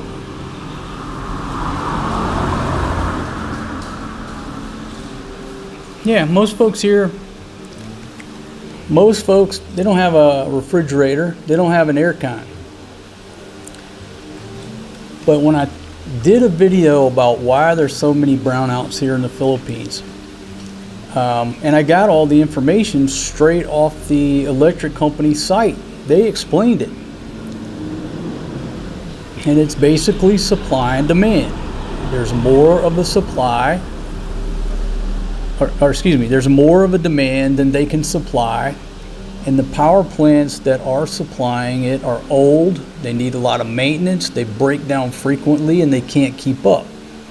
So as the demand increases, the supply is actually sort of decreasing because of how old the plants are. And so if they don't do something, the brownouts are just going to get worse. And the other factor is this. What happens when you have an upcoming middle class? Okay, well, the middle class, you know, like Fatima grew up, no refrigerator, no aircon, no TV. Well, the middle class, that's what the first thing they buy. They're buying TVs, they're buying washing machines, they're buying air conditioners. What does that do to the grid? It's just like this. And you've got an aging grid. And again, I didn't make this up, and I'm not casting stones. I just read this information straight off of their site, and you know, explaining why there's so many brownouts here. And so unless they do something, it's a situation that theoretically is not going to improve. It's going to get worse. But I don't know. I'm not an expert on electrical grids or energy. I just pretend to be one here on YouTube. Ophelia, how are you? Checking in from Minnesota, reporting that the gas prices aren't that bad yet. Okay, well, that's good to hear. All right, hit hard. Had a foreigner go down at one of the markets. Sad to hear that.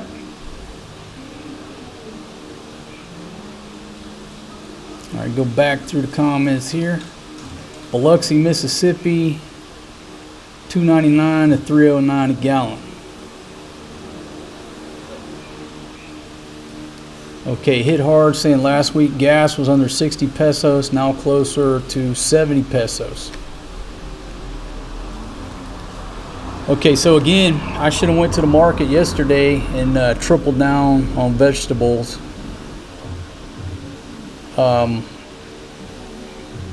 This week we'll go do a resupply and try to get an accurate price list of exactly how much vegetables are here in Angeles City after these fuel price hikes go down.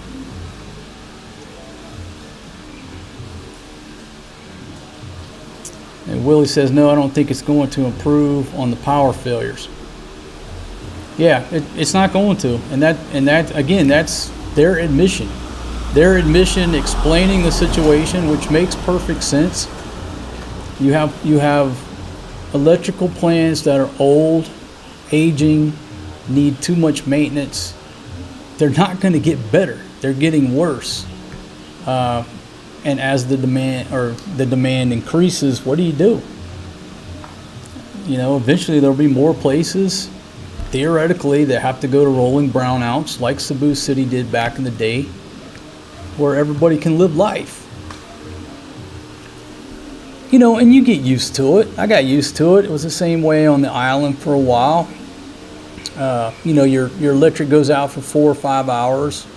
You know, your freezer doesn't thaw out. Nothing thaws out, 4 hours. It's okay. You just deal with it. Now, back then I was doing a lot of beer drinking. It was much easier to deal with. And I'm not saying I want to go back to that. Let's see. MLR says might be a good time to buy some XRP. Now, folks, if you don't know what XRP is, how do I explain it? It's like Bitcoin, but different. Okay, Hit Hard says, where I live, we get anywhere from 1 to 6 brownouts a day, from seconds to hours. Now, tell us again, Hit Hard, where you're living at, or the general vicinity. Okay, Mark says, moved from Angeles City to San Pablo, Mexico, Pampanga. Okay, now folks, when he says Mexico, he's not talking about Mexico south of the United States. Okay, not too far from here is a little town called Mexico Pampanga. So he's not exactly too far from where we are. It's not too far from Angeles City. Electricity is cheaper here and far less brownouts. The bus system here is great. Small air conditioner, 20 passenger buses. Okay, so we'll have to take a look at that on the map. But again, if you're just joining us, he's not in Mexico. He's in Mexico Pampanga, just down the road here in the Philippines.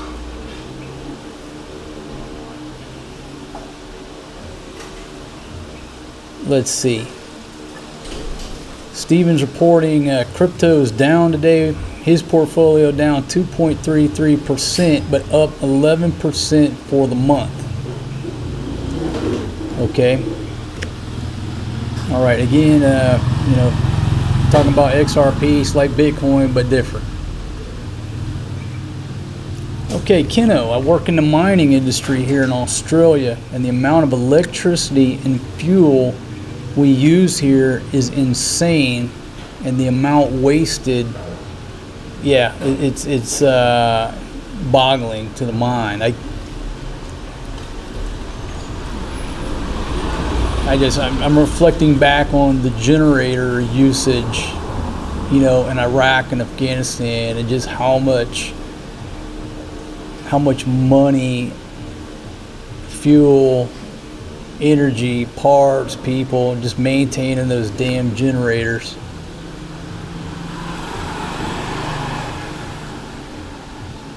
Let's see. Rob's Trucking, how you doing? Andy Sullivan. Okay, I think gas prices won't affect vegetable prices as much here in the Philippines since they aren't using a lot of farming machinery here. Just transporting the vegetables will go up a bit. Okay, all right, that is a good point. Not as many John Deere tractors around, but you're right. It's basically on the transportation end that's going to cause them to go up. But throughout the years, I mean, folks, we've seen some pretty good fluctuations. Time of year, Christmas, it's all about supply and demand. But you'll show up at the market wherever you're at, and the price of onions will be here, and all of a sudden it's way up here, and you're like, what the hell happened? How did we jump that far up there? And I think that's what went up in her hometown for the longest time was onions. Onions were like the price of gold. I'm thinking back. I think that's what I complained about for a long time down there. And they were talking about somehow they were deliberately trying to manipulate the price of onions. I don't know. All I know is my money didn't go very far, and we eat a lot of onions. We cook with a lot of onions. Let's see, Sporty Sport, how are you? Airports are closed in the Middle East. Can't sleep at day and night time because of this war. And Sporty, it's up to you if you want to put what country you're in, but you're checking in from the Middle East.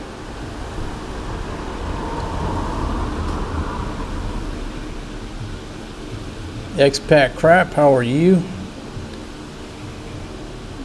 Let's see, Jay McClellan, I would advise stack up the XRP. Whoever asked or mentioned, not financial advice. Yeah, folks, we've sort of talked about stuff over the years. You don't want to be caught giving financial advice, especially if somebody loses all their money. They're going to blame me. Try to stay neutral in it. All right, Naponi Boy says a brownout is planned or anticipated, and a blackout is an accident or surprise. Now that might be true in America, but it's not exactly true here because it's what the locals call it. From the States, that's what we call it. But here, anytime the power goes out, oh, brown out. Brown out. It don't matter if it's planned. It don't matter if it's not planned. If that electricity goes out right now, the first words out of her mouth will be brown out. So I appreciate that comment and for bringing that up, because a lot of people do get confused when we say that. They're like, why are you complaining about a brownout? You were notified. Well, here, the terminology, when the power goes out, oh, brown out. So, yeah, that's just the local slang. If you say blackout, they don't know what you're talking about, because that's just not the terminology they use. So we know, and we refer to it as a blackout. But here in the Philippines, and I've been top to bottom, oh, brown out.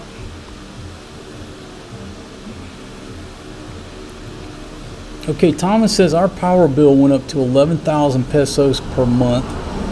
Put in solar last month, and 17, is that 1770, or is that 17 pesos in Puerto Princesa? So Thomas, can you clarify what it is now? Is that correct, 17, or maybe that's 1700? But yeah, that's what we were used to. Around 10K, 11K power bills.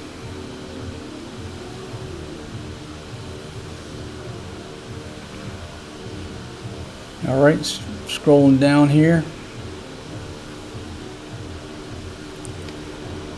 What will it do to the price of beer? Hey, Chuck Rhino, how are you? What will it do to the price of beer here? Again, it's all about putting diesel in that big truck, right? So you would assume that the beer prices will creep up. Don't quote me on that. I don't know. I'm just speculating like we're on Burgundy. Got Indiana on station. Alan checking in. Let's see. Yeah, we got 107 likes. Thank y'all very much for them thumbs up. Helps out with them old Google squirrels who control everything here on this game. Now Thomas is reporting that his bill was 17 pesos. Now man, are you pulling my leg? Are you serious? It was 17 pesos. Because you could turn everything off in this place here in Angeles, and I think my bill would still be a couple 100, 300 pesos and just bullshit fees. So y'all must not have all them fees out there if yours were 17 pesos. Basically, yeah, you're running off of solar. So your solar basically is providing you with 11,000 pesos, no problem. That's interesting. Baby, the next electric bill we get, let's go line by line and explain all the fees. Because maybe the problem is we're just getting hit with too many fees. Ronald Country Boy, how you doing? Alan? Okay. So, what do you do during a brownout? Or how can you save money on the aircon during the day? Sherry, how are you doing? LBFM on station.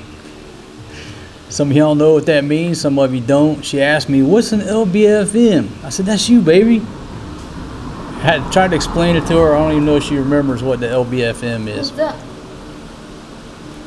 The LBFM, baby, right here. I explained it to you. What's that nga?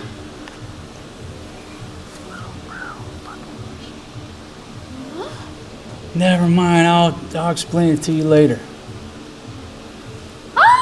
You're not in frame. Come over here, baby. You got to be eye candy for mine. What? Can you just easy? Scoot your chair over. Babe, I'm trying to run a family-friendly show. I have to explain it to you later.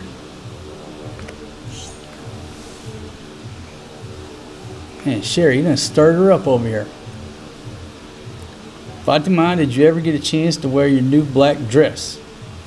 Not yet? Not yet, but I keep trying. She's going to keep trying. Not yet, but I keep putting it every time I look at that.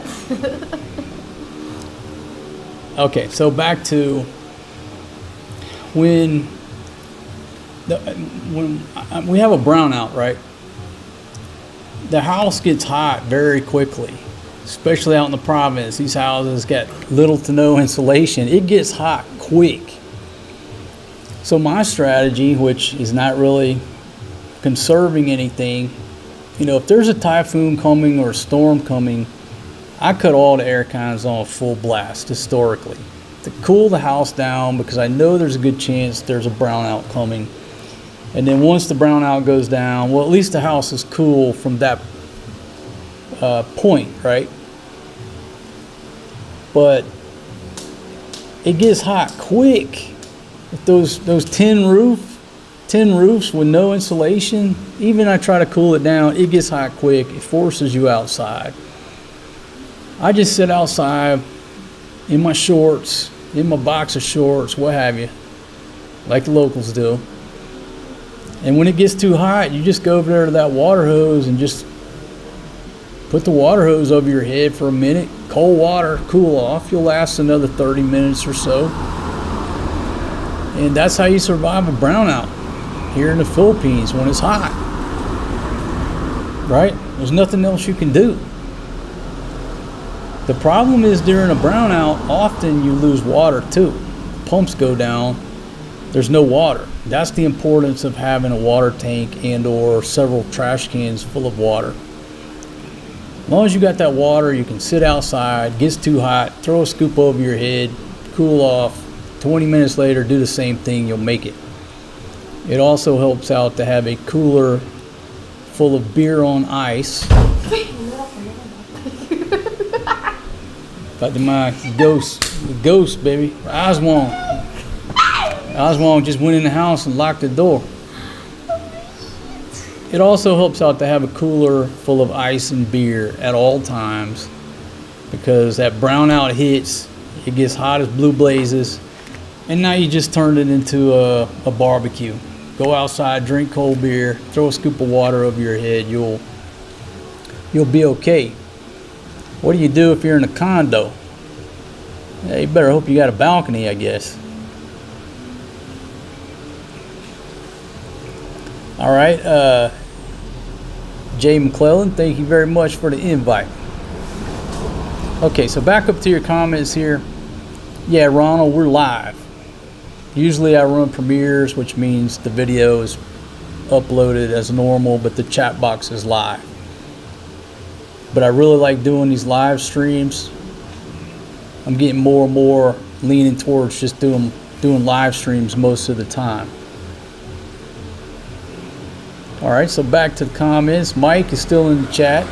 Baby, Mike's in here. He's the one having problems with his wife. Why? What happened? She's always running around.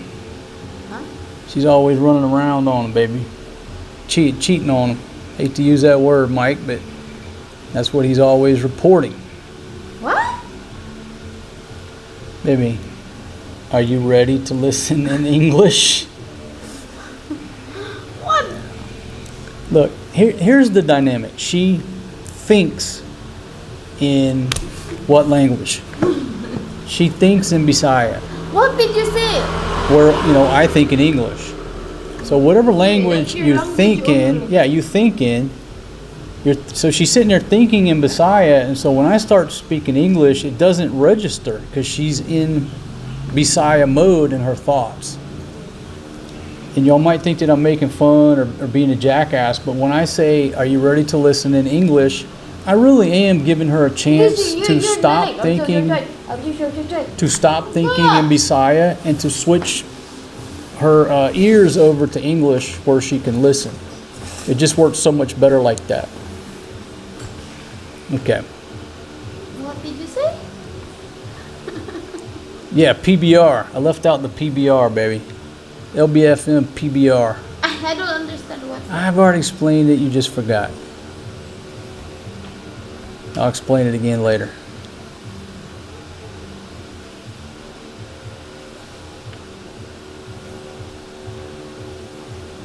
Okay, Still talking about this, and we're moving down here.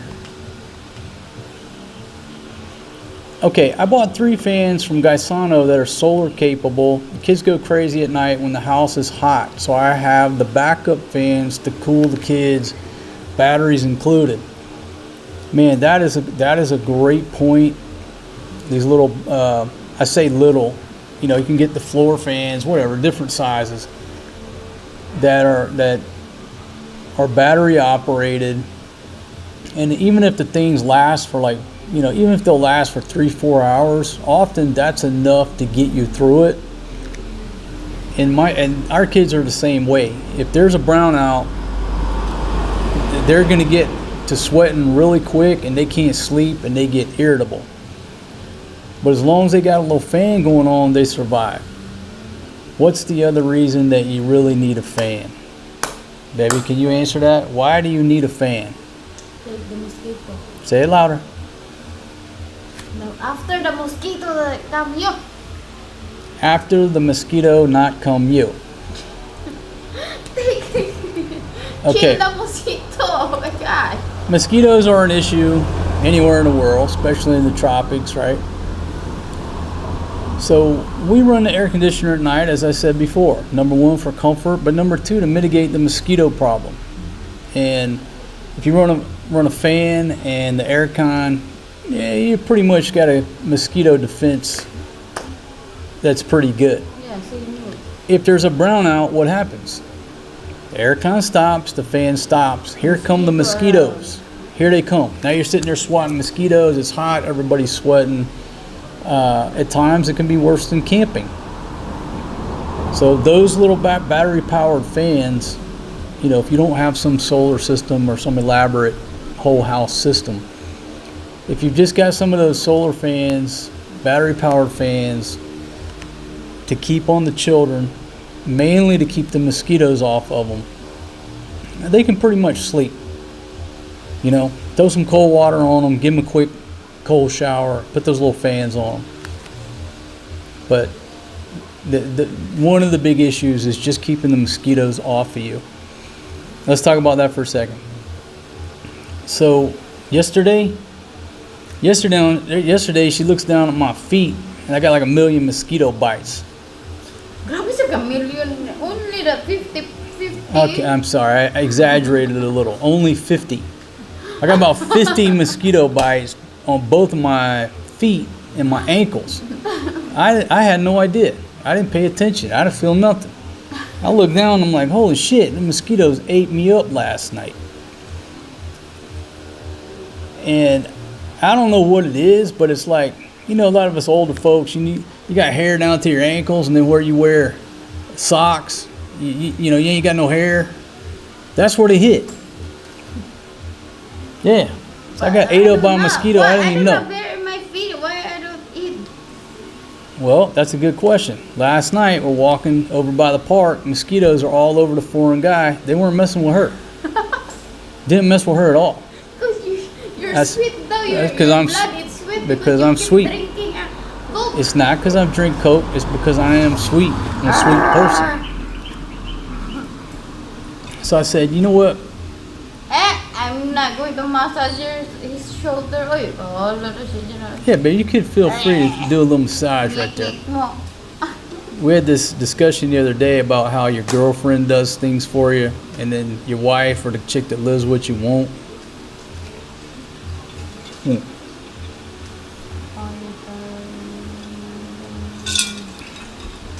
Okay, so Cheryl's up in northern Luzon. We were so happy because we had rain.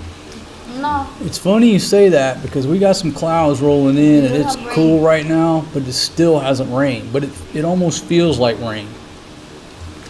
It don't smell like rain, but It's cloudy. it's cloudy with some rain clouds. It could rain, but it don't smell like it. We were watching this movie last night. This old sheriff. It's cloudy.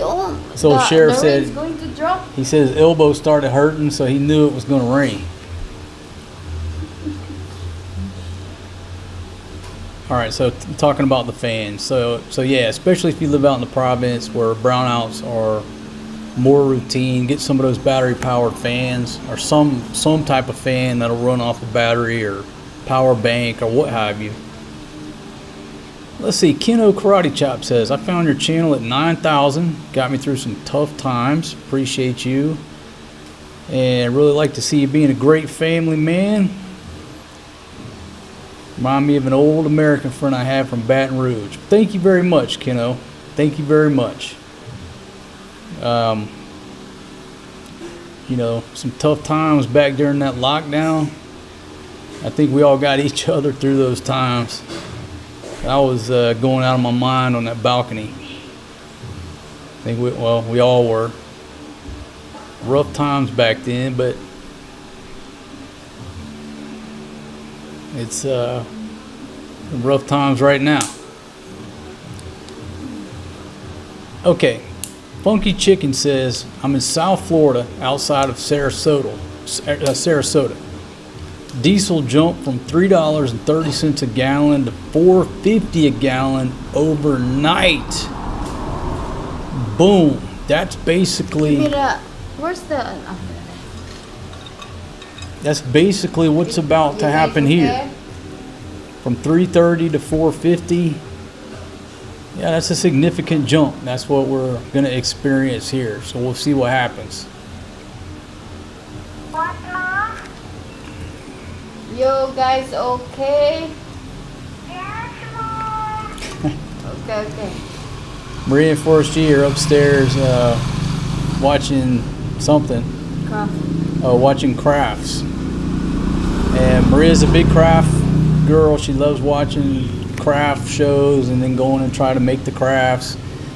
But I noticed the other night that our son is starting to watch the craft show as well.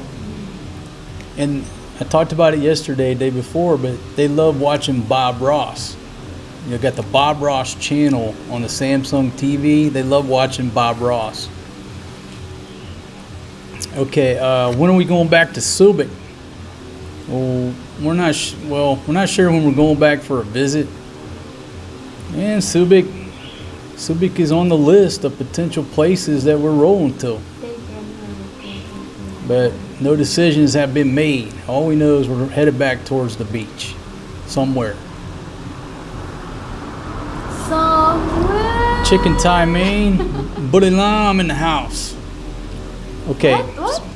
Buddy Lam, Thailand, baby. Thailand, baby. Okay, our gas was 31 last week, and now it's 38. Not a big deal, but people are preparing for fuel shortages. Everybody's getting ready.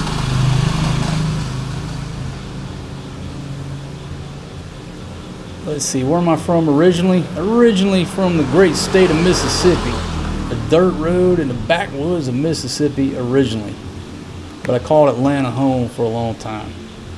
I've lived everywhere. Texas, California, Florida, everywhere. I see Ronald smoking a cigar. I think that's what I'm going to do, especially if it rains.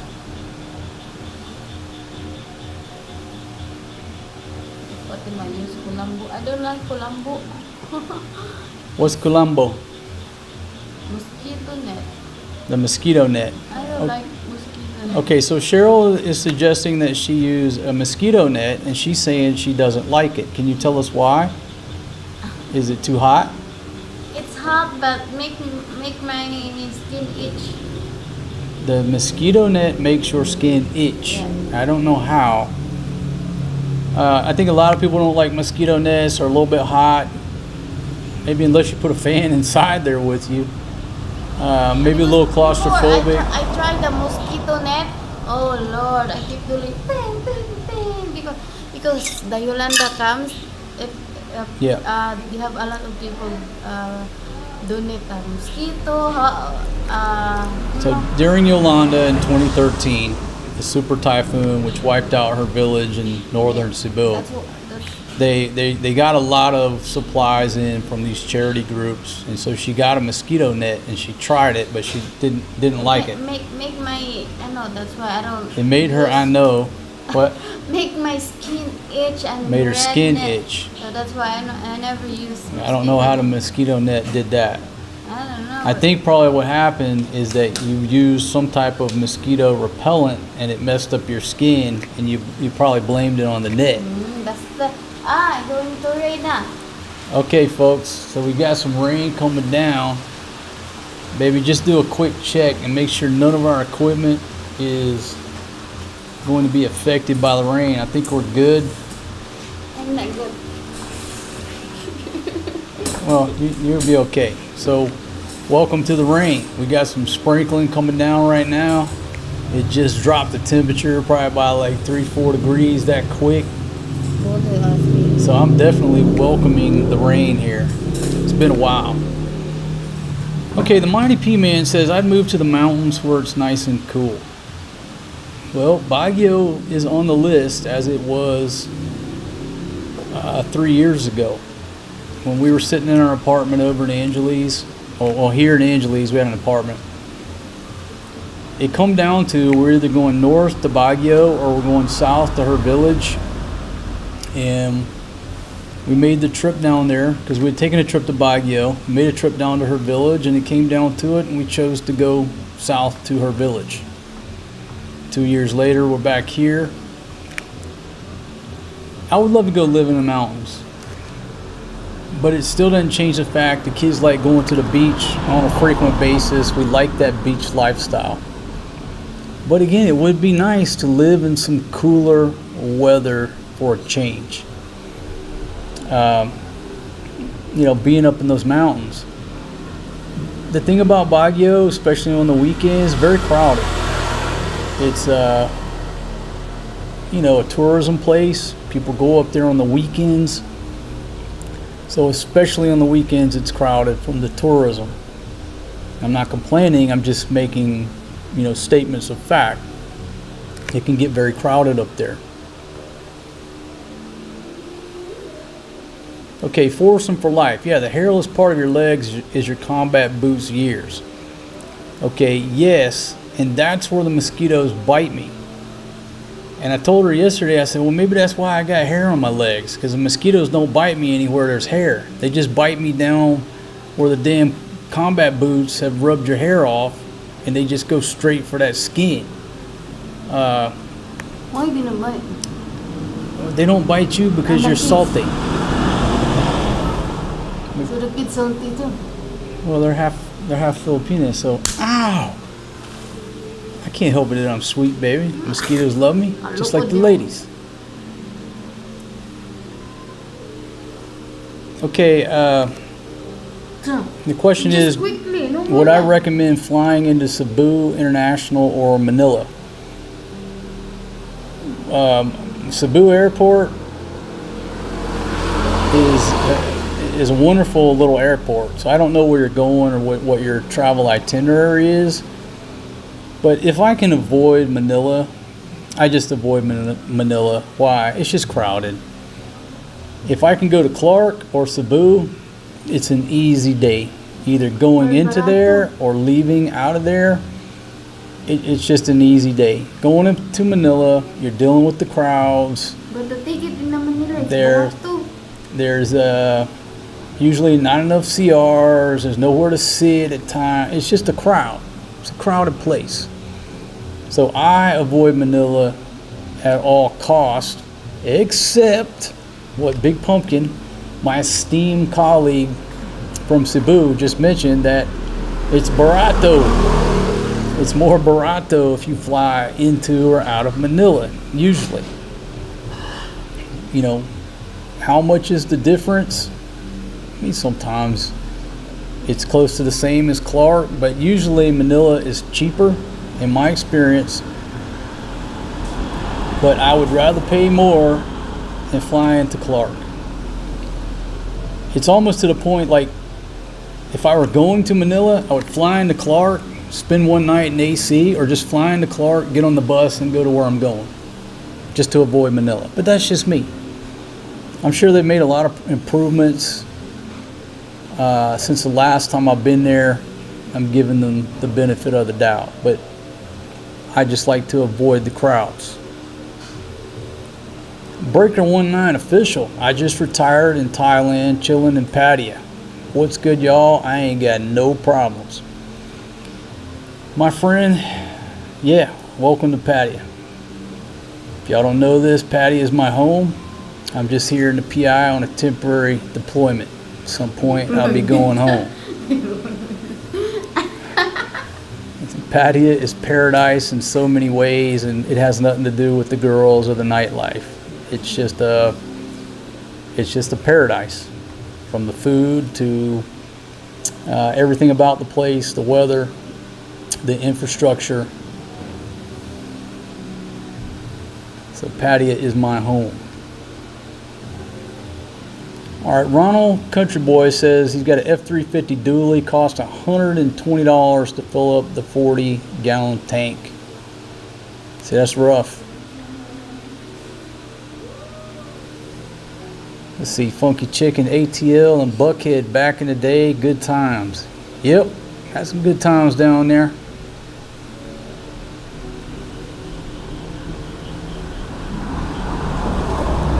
Hey Rob, how are you? Can't believe I've been watching this channel from day one, and it's my first time talking to Marcos the King. Wow, buddy.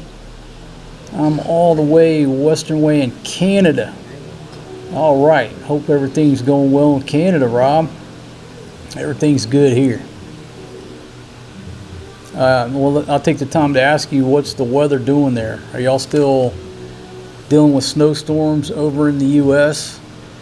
I think, what was it, last week or so? Wasn't there a big storm in New York City or over that way? Maybe I'm way off.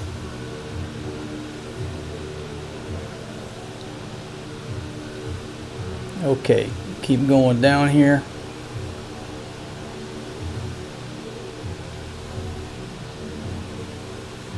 Yeah, I mean, when we're talking about Manila, I remember now, the last time I came through Manila, I had no problems. And I remember saying it now, wow, this was actually pleasant. So I may have to eat those words. The last time I come through Manila, I went through there so smooth, didn't have no issues, I was good to go. But you know how it is when you go back through the years and your first impressions and your struggles and your flight delays, and you just get it in your mind, I don't want to go to Manila. Huh? What? Would you stop picking my foam here? That's how things get tore up. Can I go now? Yeah, you give me another Coke. No more Coke, no more. There's a Coke in there. See, that's why the mosquitoes coming to you. Mosquitoes aren't eating me because I drank 2 small Cokes a day. Yeah, Look, too much Coke. fill this thing up with ice and bring me the Coke. Too much Coke na.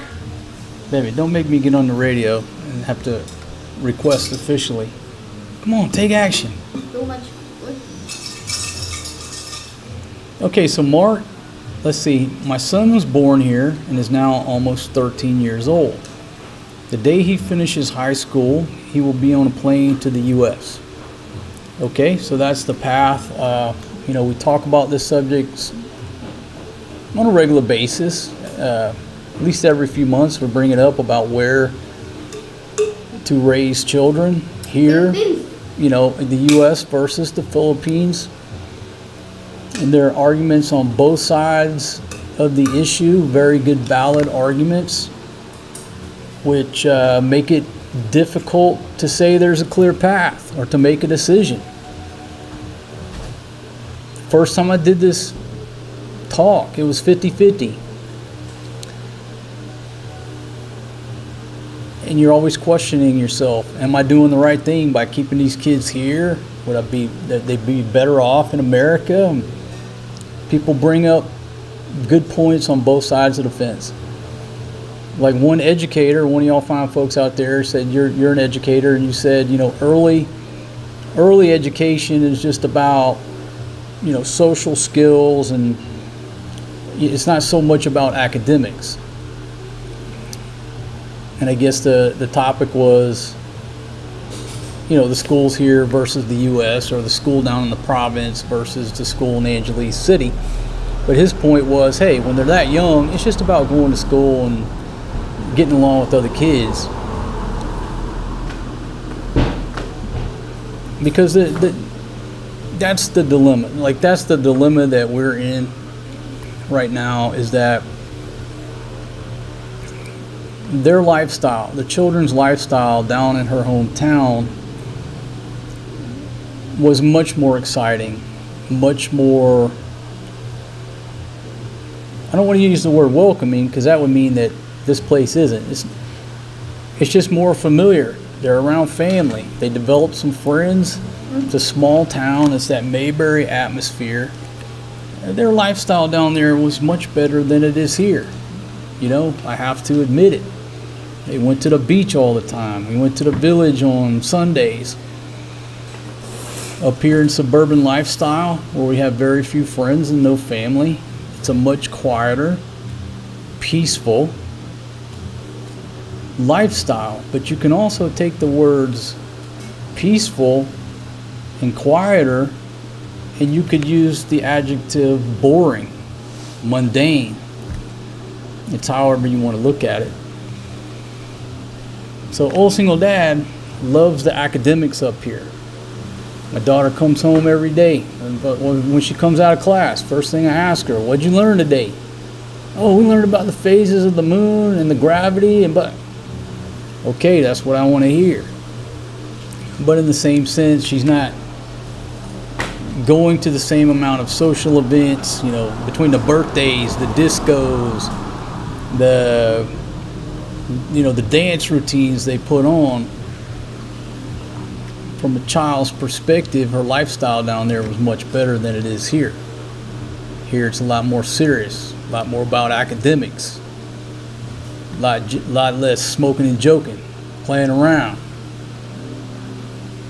So that's the dilemma that we're sort of in right now. And then add to the fact that she misses her family, then there's pressure on me to sway the decision. I will deal to you.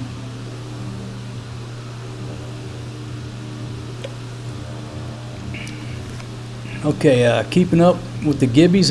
How are you? Checking in from New Mexico. I love New Mexico, especially those mountains north of Santa Fe. Got a couple videos during my road trip where I pulled in there. They have old Mexico too? Yeah, New Mexico is a state. Then you got Mexico, the country.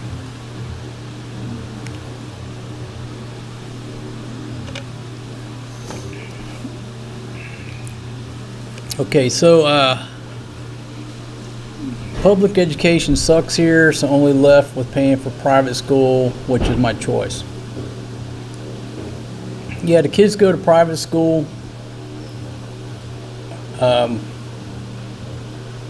You know, the big difference here is, you know, private school.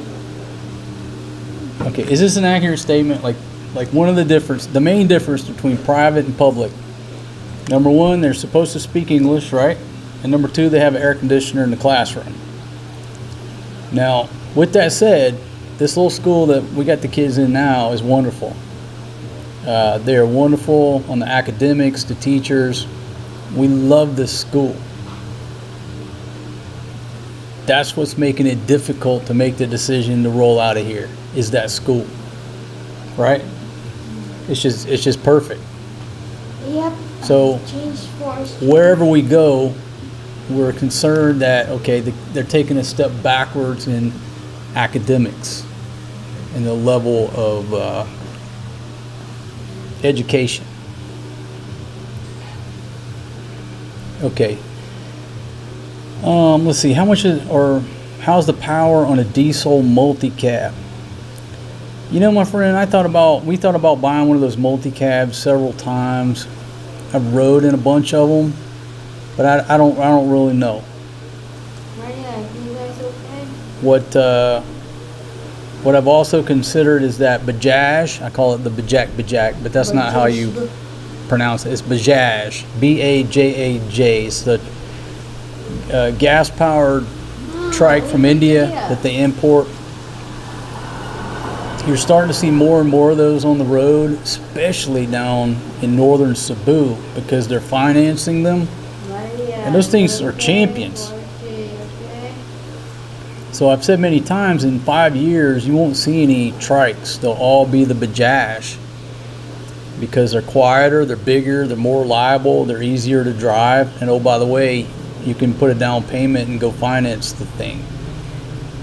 So I think in 5 years, the roads here will look more like India than they do the Philippines with these trikes. That's just my opinion. Power on. 16. Maria.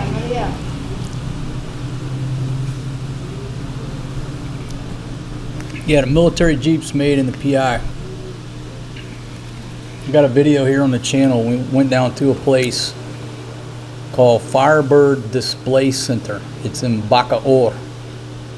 It's spelled Bacoor, next to Las Piñas, south of Manila. I'm assuming the place is still there. I haven't been there in a few years now. But went down there and walked around. Baby, can you turn that down just a little bit? Yes, madam. I don't know what they have, like 30 or 40 Okay. different owner type Jeeps. They had that really nice Willis Jeep down there. They had a huge selection. Guys, okay. And if you don't know what an owner type Jeep is, you know, they basically build it in a small factory with surplus parts. You know, it'll have a Isuzu steering wheel. It'll have a Toyota transmission. They just piece it together, but they're pretty good at it. And you can get one of the the basic ones for, pretty cheap. What, 2,500, $3,000, somewhere in there. You're riding them down the road. To some very elaborate ones with huge speakers, roll bar. I mean, they make them really nice down there. And that Willis Jeep that they had, you'll have to check out the video, but it's Firebird Display Center. I mean, that Willis Jeep was just perfect. It was beautiful, but it was like what, $13,000, somewhere in there. It wasn't cheap, but the owner types are very affordable. But it goes back to, if you're around a place like Angeles City, I don't want a car here. It's just a pain in the ass to park it. Even going to the SM, you got to pay for parking. It's just too easy to take a trike or take Grab. Way too easy. But if we live way out in the province, it might be worth having one of them owner types. I mean, you'll have to check out the video, but they're awesome. Some of them are stretched out longer, big speakers in the back. Owner type can go in Cebu? Huh? From the village to Cebu, can go Yeah, owner type can go anywhere. as long as gas, not Yeah. electric. Yeah, but so can the Bajaj, the Bajak. The budget is electric or gas? No, it's gasoline. I think Now, that's gas. the other people who make those trikes like the Bajaj, is it Rossi? I think it's Italian made. I think they make a diesel model. So you can get a diesel, but I'm not sure. I don't think Bajaj offers a diesel.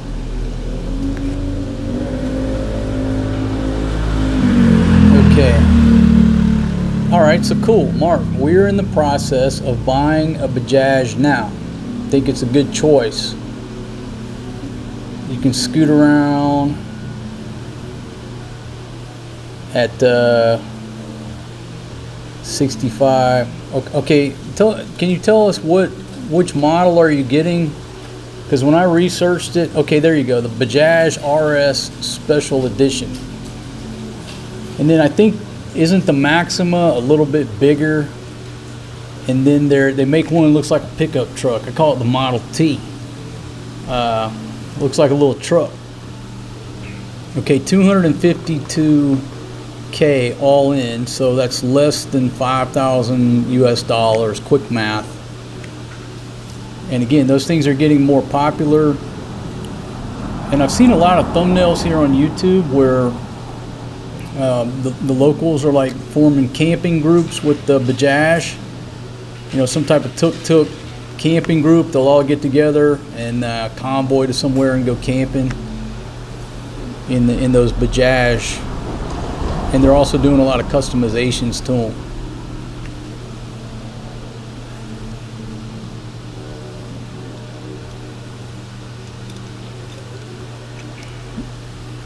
Yeah, the Bajaj is like the tuk-tuk.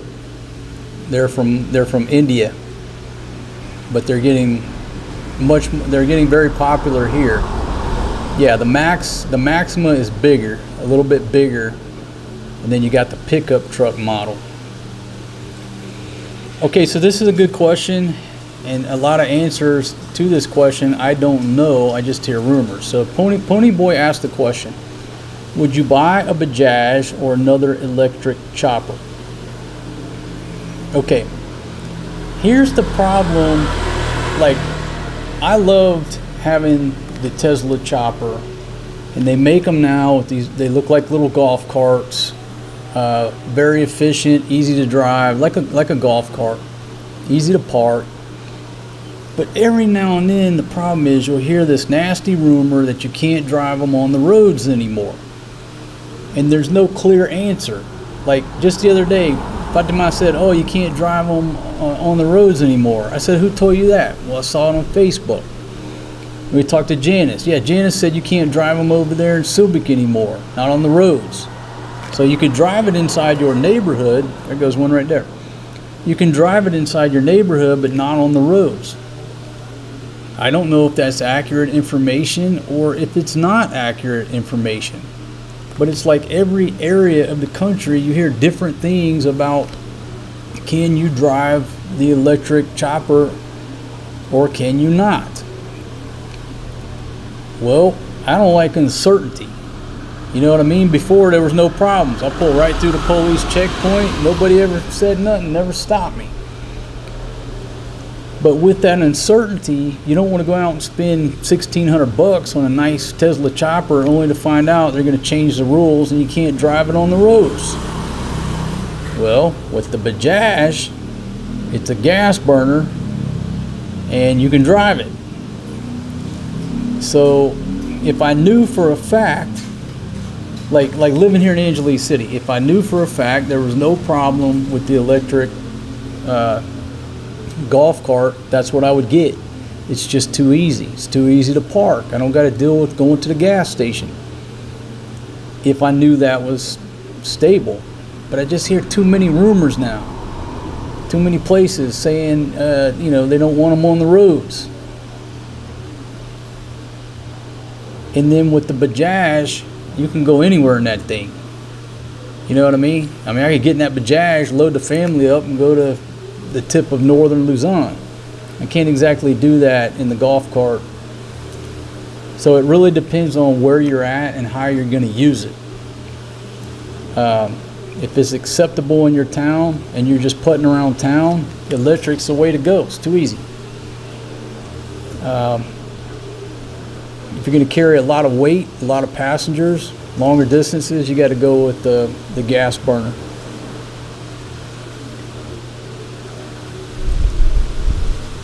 Okay, so Michael's reporting they are banning the electric carts on the highways in Cebu. You can only drive it on small side streets. Okay, so now you have the question is, what's a small side street? Can you cross over a major street, right? So there's too many unknowns. Where I know that if I get a motorbike, I can drive that everywhere except for the expressway. Same with the Bajaj.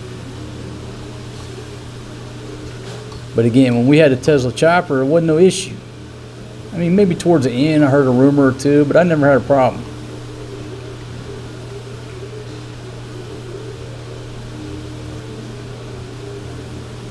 Okay, so MLS 515 says they got the Bajaj Maxima in about April of 23. It was about 4,000 at the time. Okay, and if you can give us some type of report, your opinion on it, like, was it worth the money? Is it reliable? Any problems? The difference in the Maxima, correct me if I'm wrong, but like the Maxima, you can let the tailgate down in the back.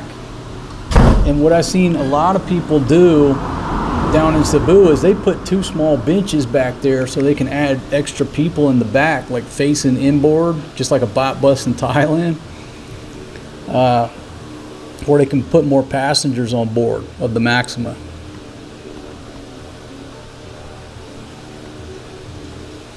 To tell you the truth, I like the one I call the Model T. It's like a pickup truck. And the cab is a hard top with windows. So like if it's coming a monsoon, I could put Big Pumpkin and the kids in there, no problem. Now anybody in the back, it's an open pickup truck bed. They'd be getting soaked. But you can put a lot of people in the back of that bed instead of cargo. Plus, I just think it looks funny. Just reminds me of an old Model T. If you just search for that, it's B-A-J-A-J is Bajaj. And they got the cargo model. Okay, so Mark says we had a 4-wheel electric, too many limitations and unclear laws. Yeah, that's the problem for me. It's just the laws are unclear and you don't want any trouble. If they would come out with some law and say, hey, this is the deal. You got to go get it registered. You can drive it on anything but the major road. Oh, okay, it's clear. All right. But the fact that it's unclear would push me and has pushed me. I'm either getting a motorbike or something like a Bajaj if we get to the province.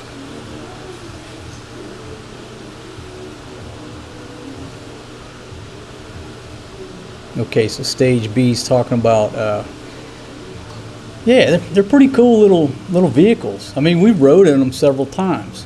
That's what I'm saying. A lot of the trike drivers ended up getting a Bajaj, and that's what they drive every day. And man, this is a much smoother ride. You're sitting in the back, feel like a king. It's quiet.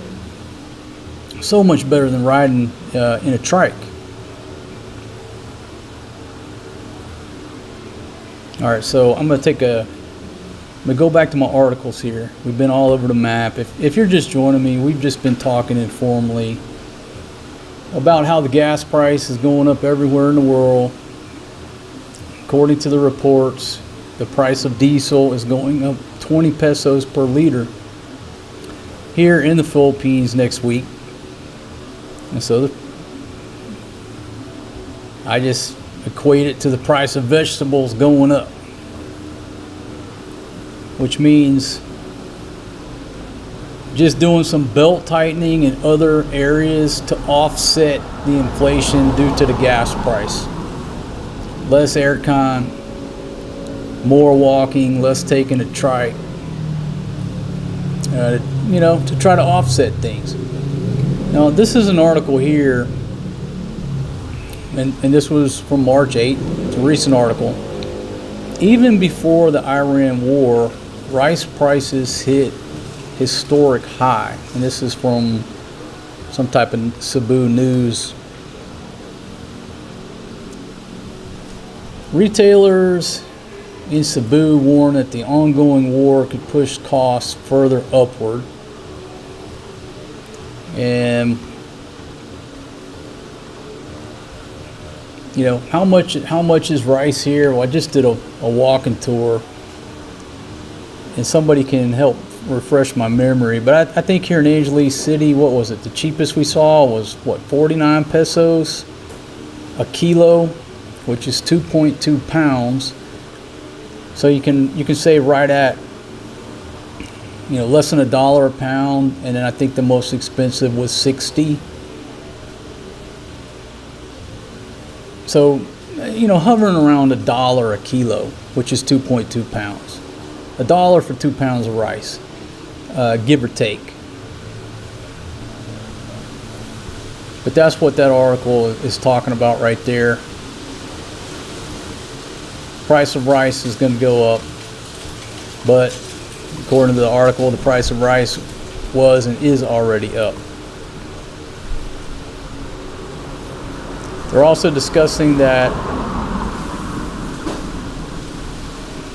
and look, don't hold me to this, I'm just reading the article. Something about the government subsidizing some rice to where it's $20 or 20 pesos a kilo. I'm just reading the article. Whether that would ever materialize, who knows. Where qualified people would be able to purchase up to 10 kilos at a time.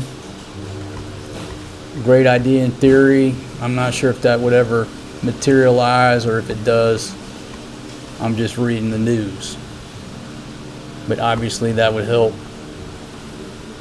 a lot of people if they could pay 20 pesos a kilo for rice. Some type of government subsidized program. All right, back to the comments here. Get yourself a new ZR1 Corvette. You know, you see a lot of, I don't want to say a lot, but every now and then you see exotic sports cars around here. I see Toyota Land Cruisers every day. Now look, I'd love to have a Toyota Land Cruiser, but I don't want any vehicle here in Southeast Asia other than something like a Bajaj or a motorbike, something small, maybe a multi-cab.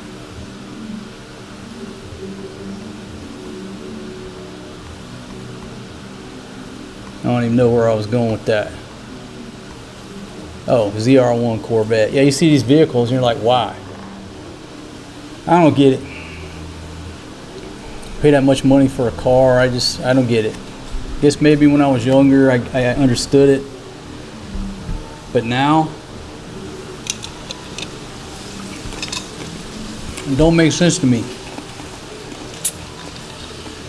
I guess unless you just have so much money that you'll never be able to expend it, or you have so much money you'll never be able to spend it all. Ah shit, I got some money to spend. What am I gonna do with it today? I guess I gotta buy a Lamborghini like everybody else. You spend all that money, you bring it home. Look at me, I got a Lamborghini. Ooh. What's funny is most people who look at Lamborghinis, right? For example, they never rode in one and they never driven one. And from my personal experience, it's the most uncomfortable. It's absolutely just totally horrible, a horrible experience. It's uncomfortable. You can't see. Makes no sense. But that's just me. That's just me.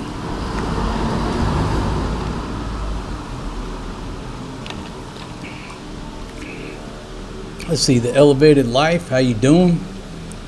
No rum and coke, just a coke on the rocks. I'm still off. I always forget. Am I off the wagon or am I on the wagon? When you stop drinking, I think I'm on the wagon. That's confused me for years.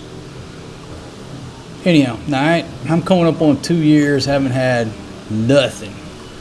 As sober as a judge. But after I get to the next location at the beach, those days, things might be changing. Might be changing. I could go back to some red wine while I'm barbecuing at night. Because that red wine's got some health benefits. Could help me live longer.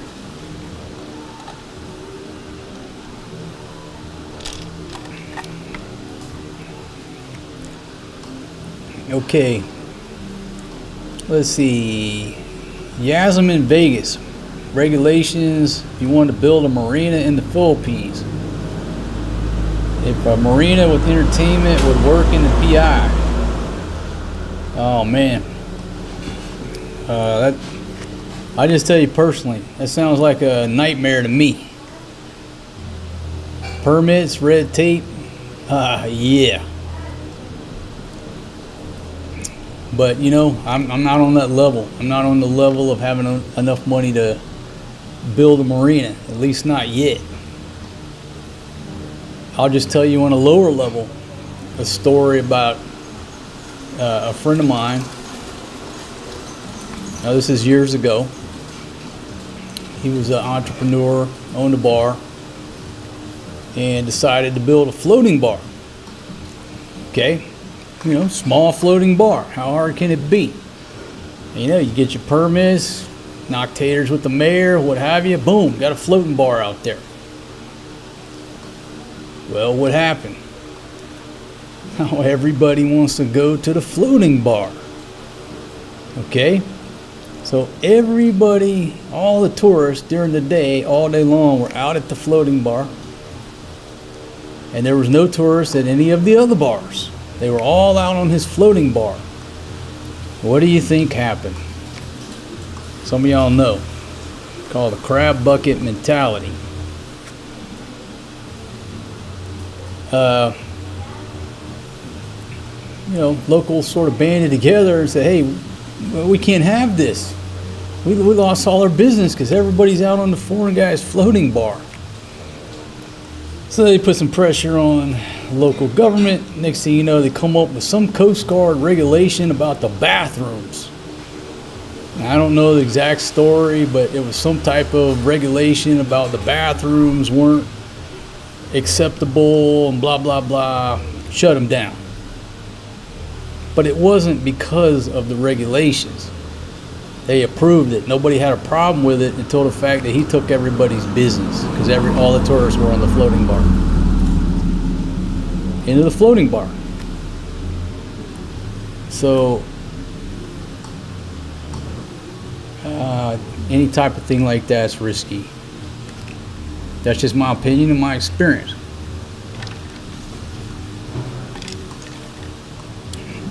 But if you got big money, if you have big money enough to buy a Lamborghini, well, by all means, go out here and build a marina somewhere on a small island or a big old floating bar. Roll the dice. But if you're a dude over here on a Social Security check and you got $200,000 in the bank from your 401k, don't invest that money in a floating bar. You see what I mean? If you're the guy with the Lamborghini, hell, go build 3 floating bars. Who cares? But if all you have is a Social Security check and a 401k, you probably don't own a Lamborghini. So just keep your money in your pocket. Okay, so on the wagon means you aren't drinking. So I'm on the wagon. I've been on the wagon for coming up on 2 years. Still holding strong. Haven't had a drop of liquor. And there's still a can of Jack and Coke in the ref. And a can of beer. It's been there for months. Left over from house guests. You know, not tempted at all. I'm like an oak.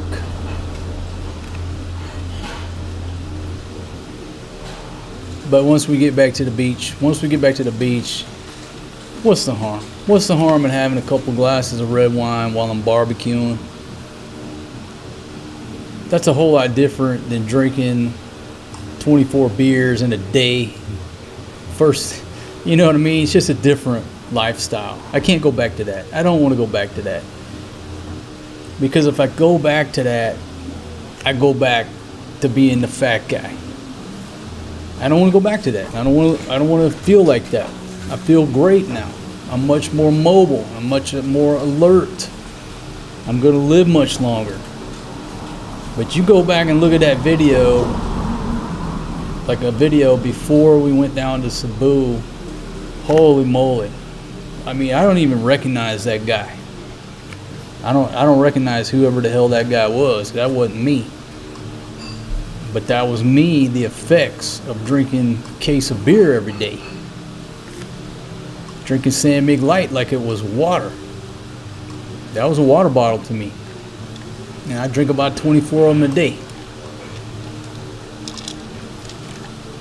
And your body's just not designed to process that many calories and carbohydrates. Thank you very much, Jay McClellan. Yeah, I am completely different, but here's the funny thing, right? The funny thing is that this is the normal me. This is who I've been for most of my life. But there were 2 periods, you know, one right before I left the States, I let myself get chubby. Didn't realize it. Didn't even know till my Aunt Donna at a family reunion said, "Damn boy, you fat." I didn't know she was talking to me. I was looking around like, who the hell is she talking about? I'm talking about you. That's the first time that somebody brought it to my attention that I was a fat guy. I was shocked. I was not expecting that. You know, moved to Thailand, lost all the weight, got into fighting shape, and then the lockdown, I got fat again. So there's been 2 times in my life where, you know, booze. Well, I think the first time, right before I moved to Thailand, the reason I got fat is because I was eating pizza every day for lunch. It was so delicious. And where I was at, we had limited choices. The Wendy's was always crowded. Not that that was that much better on the nutrition scale. But the Wendy's was always crowded, so we always went to this pizza place. It was absolutely delicious. You got a pizza, a big thing of breadsticks, a big old Coke, and something else. And I ate that every day for lunch. My Thai wife had made me a big old breakfast. Went home at night, she had a big old spread, or we'd go hit a buffet somewhere. Boom, got fat, didn't realize it. And then the lockdown, that's from drinking cheap beer and cheap liquor here in the Philippines. So a lot of y'all have only seen me with that extra weight.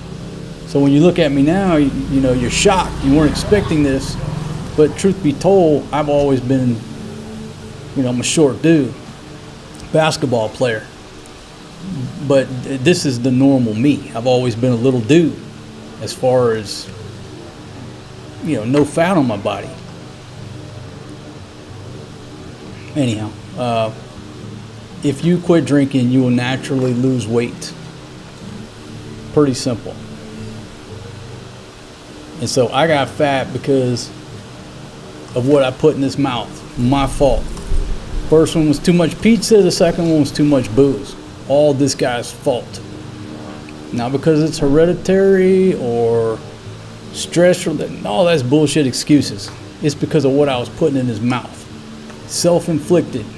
Shot myself in the foot.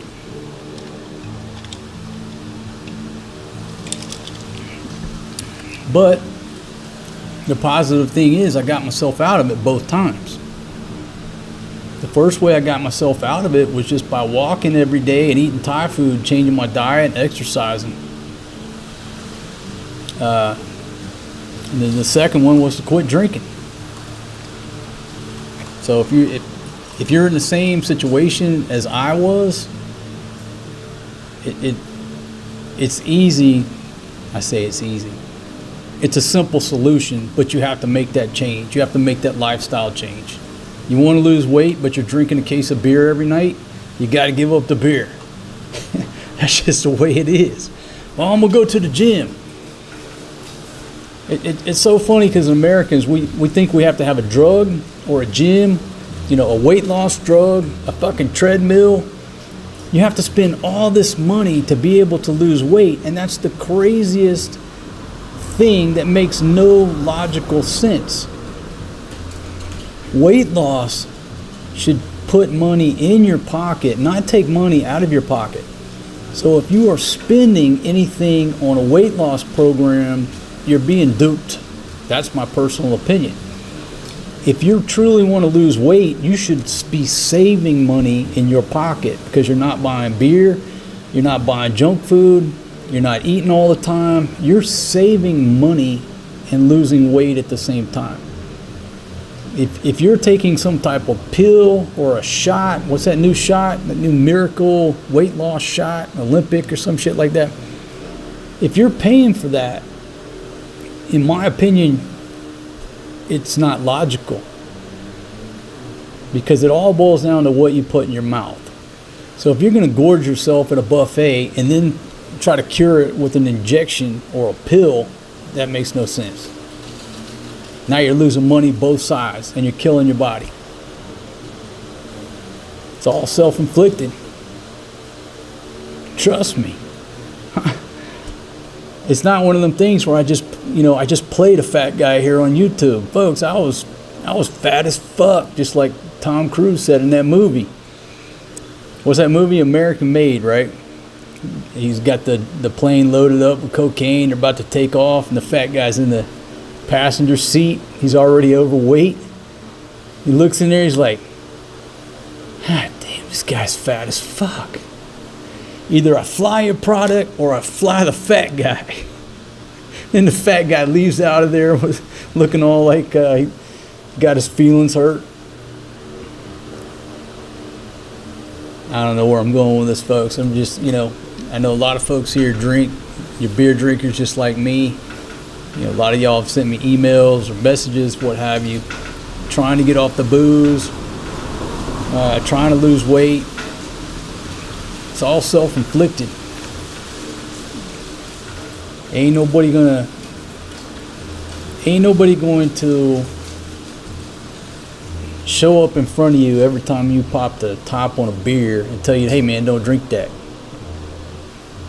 They're not going to tell you to either do these things or not do these things. It all comes from within. It's just like this morning. Nobody told me to set this camera up and set up all this stuff and sit here and talk to you fine folks. I could have easily not done it. It's all about, it comes from within. So if I didn't do what I'm doing right now, there's only one guy to blame, that's me. The same way with weight loss and stopping the booze.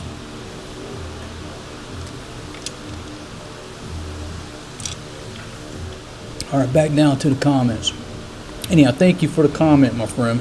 And I do feel healthy. I feel so much better. I drink a couple of Cokes a day.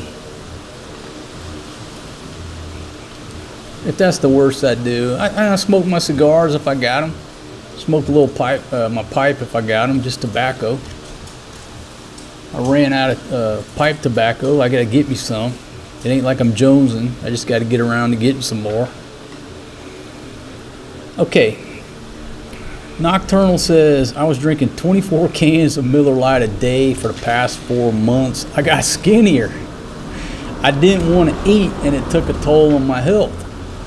Okay, well, I guess you could go the other way, right? If you stop eating,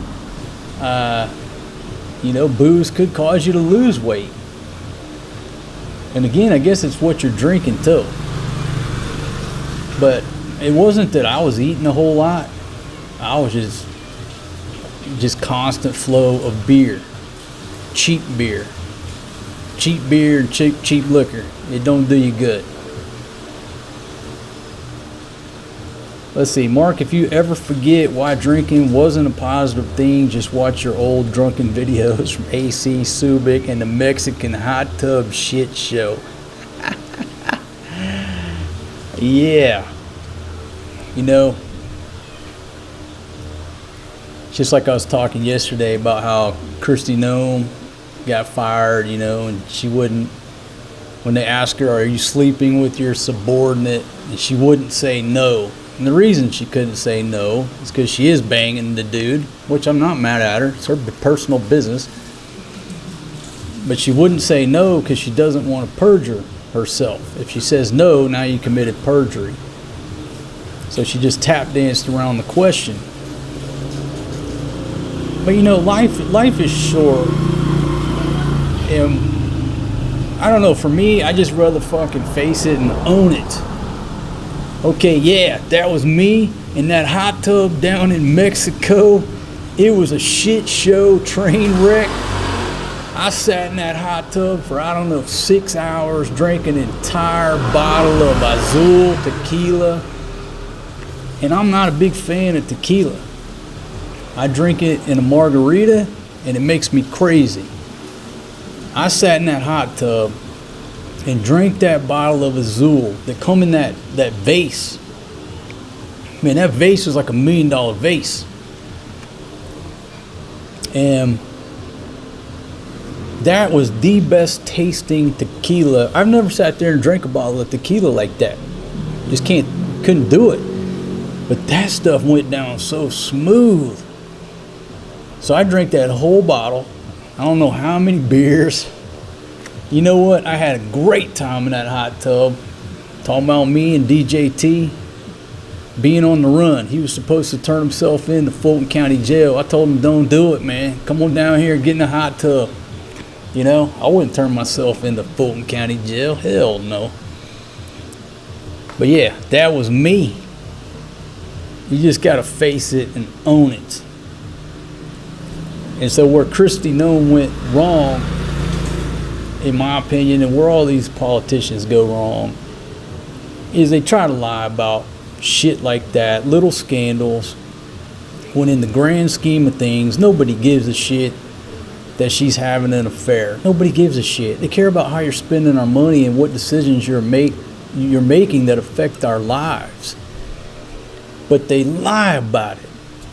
They want to just keep lying and lying and lying when you know they're lying about it, and now you're insulting our intelligence. That's why you're out of there. Whereas if you just come right out and say, yep, damn sure did. Here's what happened. My marriage ain't going great. We were drinking some sangria one night. La Bamba came on, whatever song they like. Next thing you know, we're knocking boots. Just fucking own it, Kristi. I'm not mad at you. I'm just mad at you because you're trying to bullshit and lie and insult my intelligence. Anyhow, so yeah, back to all them times. That was me. That's the effects of partying like a rock star, drinking too much beer, whiskey, tequila. Well, yeah, you gotta own it. Don't deny it, just own it.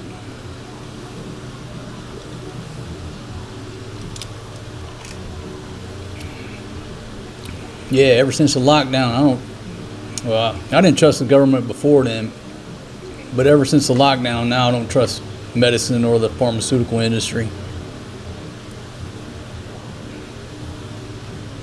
Yeah, had a great time in Cabo. Well, it was funny. I don't know if y'all watched the whole series, right? But we checked in to the Waldorf in a bicycle taxi. What a nice guy working the gate, right? We pull up. Folks, this place is $1,200 a night. It is beautiful, right on the water. It's a beautiful property. We pull up there at $1,200 a night in a bicycle taxi because we had another crib across town on the marina, right? We're just gonna go over there for one night, check it out. We jump a bicycle taxi. We pull up there. The dude was so nice. He's like, are you checking in? I'm like, yeah, man, my helicopter's in the shop. I had to take the bicycle. Such nice people at that resort. Highly recommend it. But see, I'm gonna let you in on a secret. Okay, if you're a Hilton Diamond player or you collect Hilton points and you get one of those free night rewards, free night, not the points, but the free night reward, whatever. Whether you get it through your credit card, through the points, whatever, they give you a free night voucher. That Waldorf Astoria, you can use that free voucher at that Waldorf. Okay, so it's simple math. You don't want to use your free night voucher at a Hampton Inn for $100-something. That's silly. You find the most expensive property that's on the list. That's where you burn your free night voucher. Use your points on the cheap places. There you go. You go stay at a $1,200 a night property with your free night award, whatever they call it. It's all about strategy. Little strategy. OSD tore up that bottle of tequila. It was delicious. Man, I'm sitting here. I'm getting in a good mood just thinking about that trip. What a great time down there.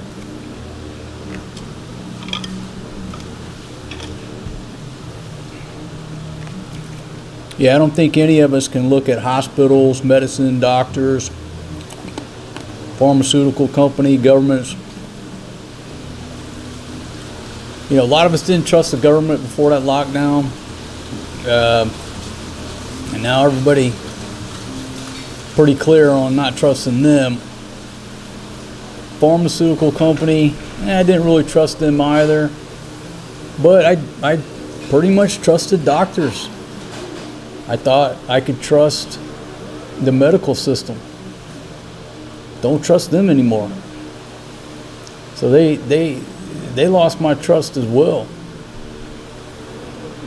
After everything that went down, how can you trust any of them with your health?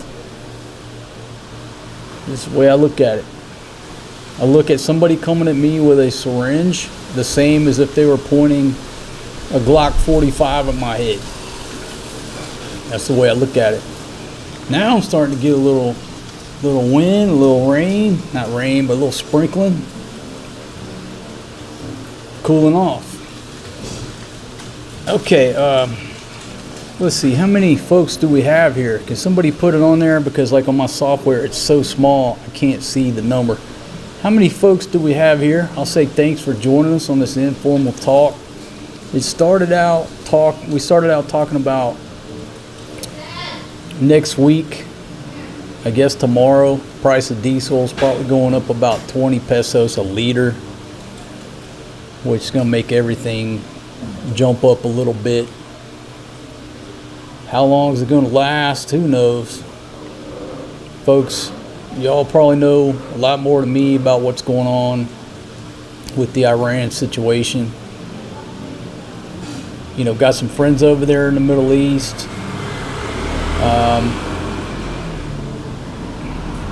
What's there to say about it? Everybody's going to be affected by it. I think that's an accurate statement that we don't need to debate. Everybody worldwide is affected. No matter what your opinion is, we're all going to be affected in some way or another. And here, 20 pesos more on the diesel. But no problem. I got it under control. All I plan to do is tighten up in other areas, less aircon use, be more efficient with the cooking, and we'll survive like everybody else. That's my plan of action.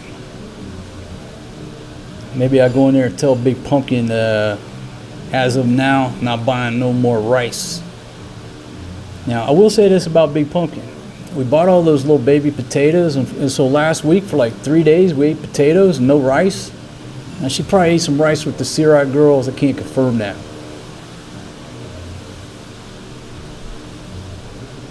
But anyhow, we'll make it, folks. Life never gets easier. Does it? Does life ever get easier? I'll ask the question. It usually just gets harder. Okay, so we got 154 folks here now. Is that the numbers coming in?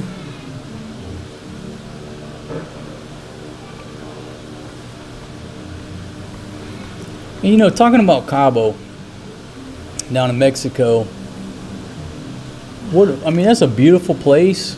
I mean, it was beautiful, safe, no problems. I talked about the reason that it was safe is because the cartel down there, they seem to rule that area with an iron hand, but in a good way to protect the tourism. And not to get too far into that, but you know, we did a lot of exploring sort of outside the tourist areas and trying to figure out who's in control and who's in charge. And they had that place locked down, but in a good way, if that makes sense.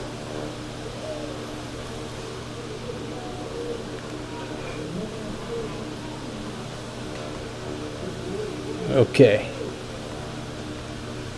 Back to your comments here. And folks, I appreciate y'all hanging out with me. Appreciate y'all hanging out. All right, let me go to my articles and see if I'm leaving anything else. Okay, we talked about the water issues. Let's see, we talked about some of the ferry routes are getting cut back. Not a big deal. Just probably smaller ferries that aren't profitable unless they run them at 100% occupancy. Got a 4-day work week starting in some government offices to save on the commute.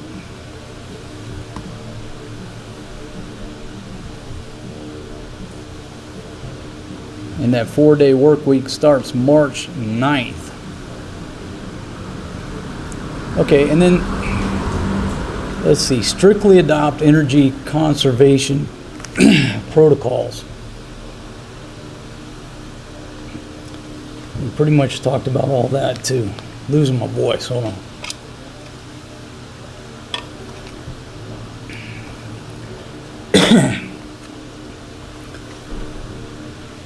You talk about, conserving fuel, like in America.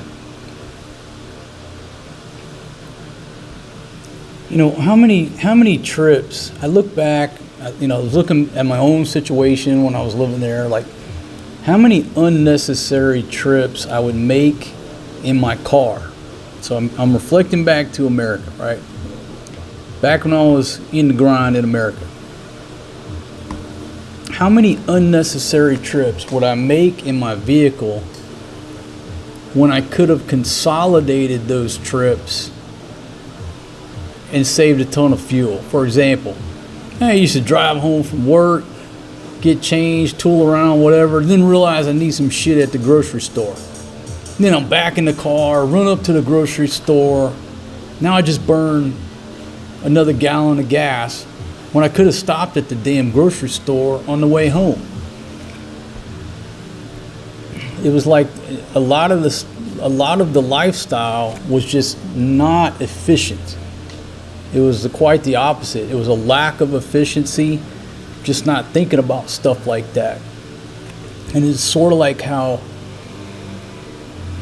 I used to be the same way till I thought about it. The type of people that'll drive, 10 miles, 20 miles across town if gas is like 1 penny cheaper. You know who I'm talking about, right? Oh, we got to go over there. It's just 10 miles down the road. It's a penny a gallon cheaper. If you put 10 gallons in there, you save 10 cents. But 10 miles there, 10 miles back, you just burn a whole gallon. You didn't save nothing. You know what I'm talking about, right? Like a total lack of efficiency. Just not like really planning things through where you can save money. Stopping here on the way home, stopping here on the way home. Once you get home, that's it for the day. Nope, we'll just jump in the car and go get a hamburger. We'll jump in the car and go here. We'll jump in the car and go here. Not factoring in that every time we do that, that's a gallon of gas. Another $4 down. When you could have just got it on the way home, get done with it. I guess nowadays it's a lot different. You can just, most places order Grab or whatever they call it over there. Okay, it's different. I'm just reflecting back when I lived there. There was a lot of inefficient movements that don't make sense. All right, Yasmin says, I'm ready to get out of this rat race. I'm just praying it don't screw me moving to the Philippines by June. Nah, I don't see how it will. I mean, obviously the price of airline tickets, the price of a flight is going to go up. How much? Your guess is as good as mine, but other than that, you'll be fine. I think you'll be fine, my friend.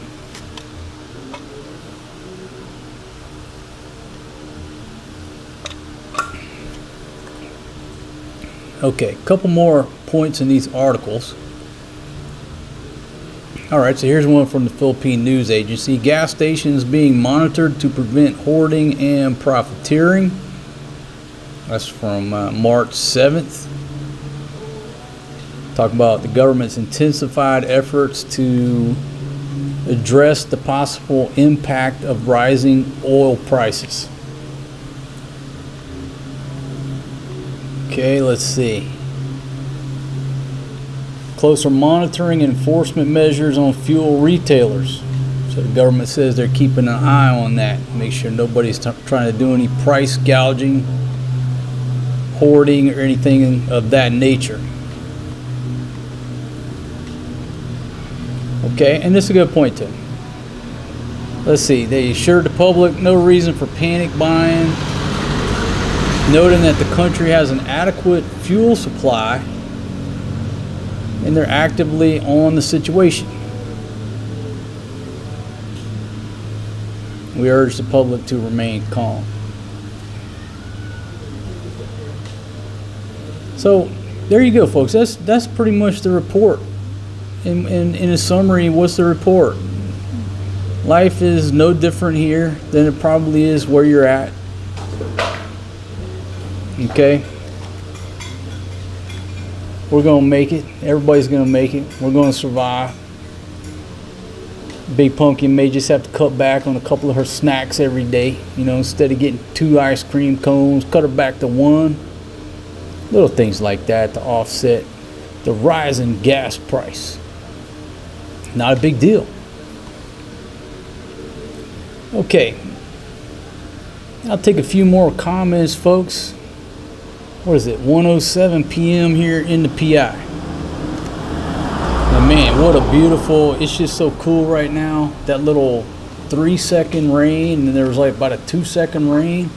It's like free air kind of sitting out here. It is just no issue to sit out here. And again, it's probably hotter with them sitting in the house watching that TV. And you talk about energy usage. I don't really see a big difference in running that 55-inch big screen. You know what I mean? It just boils down to here. The only difference, the difference is how much are you going to run your air conditioner. That's it.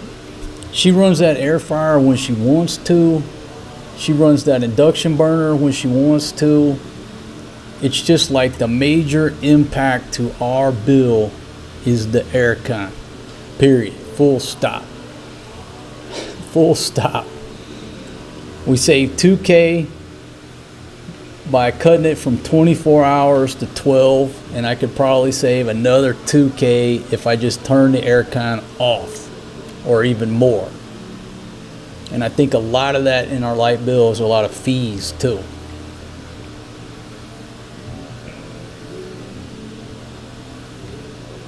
Okay, Yasmin Vegas says, talking about the war affecting my move.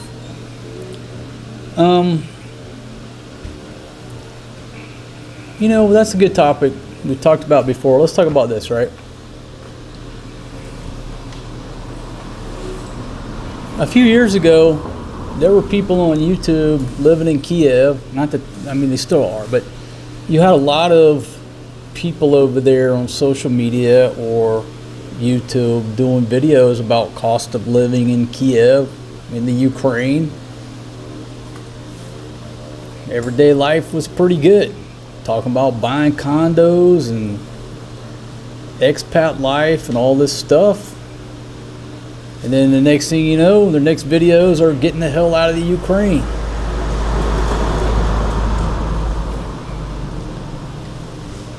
Everybody who's living in the Middle East right now, you've got a lot of people who have elected to evacuate or who have been evacuated. Okay, that's their option or their company's choice. There's most of the people are still living there, right? That's their home.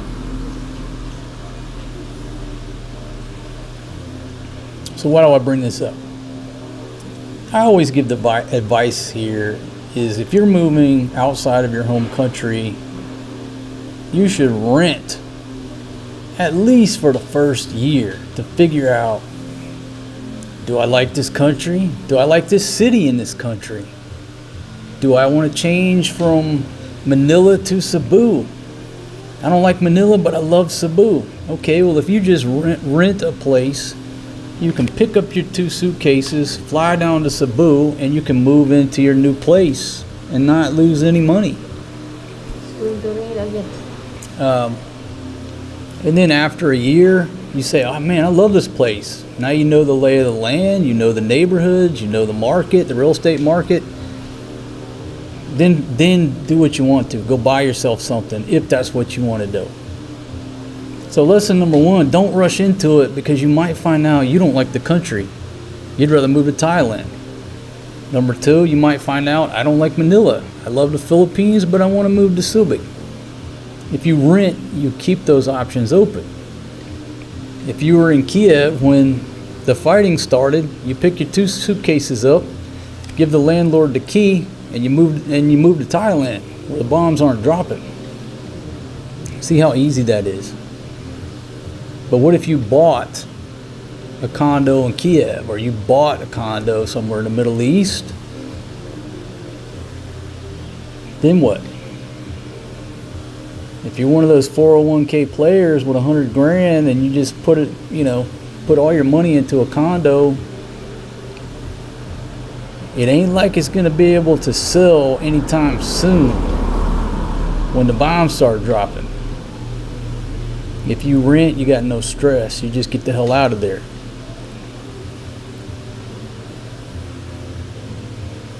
So anyhow, with what happened in the Ukraine, now the Middle East, some people are leaving, at least temporarily, till it slows down.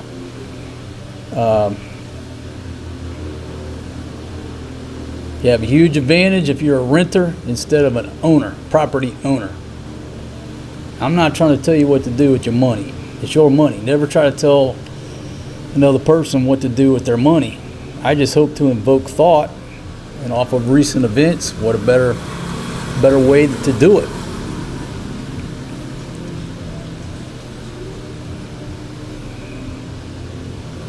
Ain't that right, baby? Never build a house in your wife's village, right, baby? No, that's fake news. That's not fake news. If your wife wants you to build her a house in her village, just do what I did. But I'm not a bullshit Pinay, parang talaka. I'm not going to corrupt your money like that. Well, baby, you can't corrupt the money because I had a choice. I had a serious choice to make. Either build Big Pumpkin a house in her village or buy this FX3. I will sell that FX3. It's priorities, baby. Every time I look I owe it to my viewers to have the best video quality on a live stream that I can possibly offer. I made the only choice. It was the most rational choice, baby. It was the only choice. I went with the FX3 and the 35mm 1.4 G Master lens.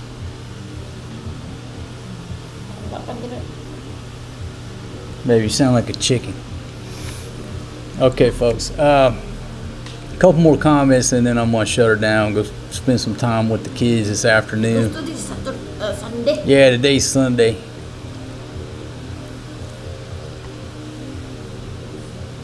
Okay, yeah, good advice. If the LDR, long distance relationship, don't work out, if you're renting, it's real easy. You go down, you meet a girl from Cebu, you go down there, you rent a place, it doesn't work out, but you're messing around online, you find a chick down in Mindanao. Give the landlord the keys, move down to Mindanao, see if it works out for you down there. Pretty simple. Must be totally frank, that's why I am a renter here in Cebu City. There you go, that's my advice. That advice hasn't changed for a long time. And again, not trying to tell you what to do with your money, just trying to invoke thought on like a timeline. Because you see these folks, first thing they do, get off the plane, me and the old lady are looking for a place to buy. Oh Lord, man, you don't even know if you're gonna like living here. And the first thing you're doing is looking for a place to live. And you don't even know the neighborhoods, you don't know the city, the area. Yeah, there's no such thing as an LDR. You have a digital chatmate, like a digital pen pal. You know nothing about that person until you meet them in person. That begins day one of your relationship, or it could end. It could end the relationship because you figure out you don't like the girl. You're not compatible in person. So if you're just chatting with a girl online, it's a great place to start by all means, but it's not real. It's not real till y'all get face to face. That's day one. You're chatting some chick on the internet, it's like playing a video game. You don't know. All right.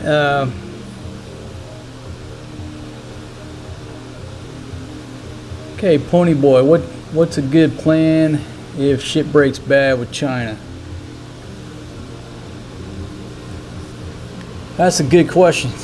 That's a good question. That's like a 10-hour talk in itself. I think I'll reserve that talk for another day, another video. But as we speak, there's obviously things going on right out here in the South China Sea that has happened, is happening, gonna happen, with further potential for something to spark up, kick off, whatever. When you've got opposing forces in close proximity like that, when is something gonna spark off, you know?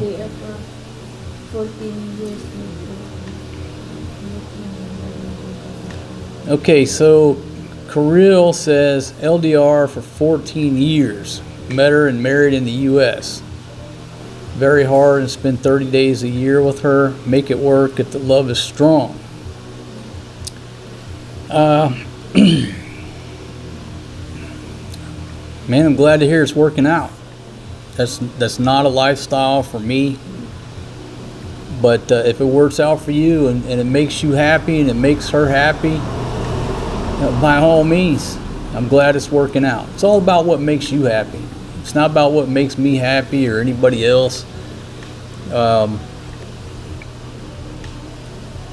It's about what makes those two people happy. And if that's working 30 days a year for you, that's all that matters. For me, that's not how I choose to live life. I couldn't live life like that. I would miss my big pumpkin too much. Maybe. I would have withdrawals. Yeah. I would be too shocked.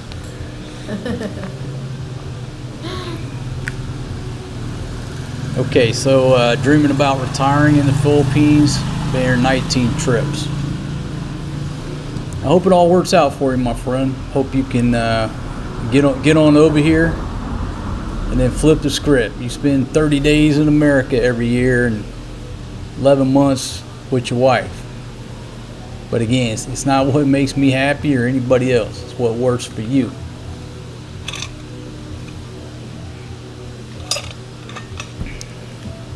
If y'all been together for 14 years, that's a long time. Previously to meeting this old girl right here, the longest I'd made it with a chick was 7 years on 2 occasions. And then this one here broke the 7-year mark, so it's about time to DX her down at the village. Baby, easy. Go ahead. That's a direct exchange. Go ahead. I trade you in and get a new one.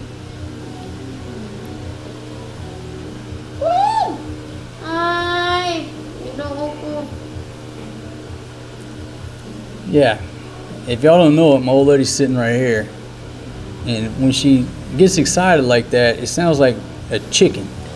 It sounds like a chicken in the house or a chicken under the table here.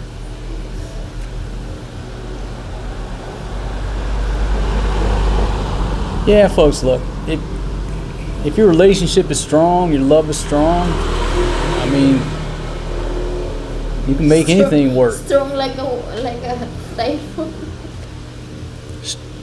Baby, strong like a typhoon. I don't think that's a good analogy about a relationship. staying together because a typhoon destroys things. There is strong like what? Oh my goodness. The divorce Yeah, I'm not sure what the status is. Did they change that where it's easier to get a divorce now? I heard them talking about I it. think they have, but it's take Well, I guess years. it's always been there, but you have to get it annulled. It takes You years. have like this. It's all about money, right? If you got money, you can make it happen. The moral of the story is don't get married in the Philippines. It doesn't benefit you. You know, if you're from country whatever, you marry the Filipina in another country or your own country online, just somewhere else, where you can process her visa. Because I know someone. Getting married here is nothing but a problem. Because I know someone. You got to go to classes with the priest. I know someone that she married and now she married Kano already.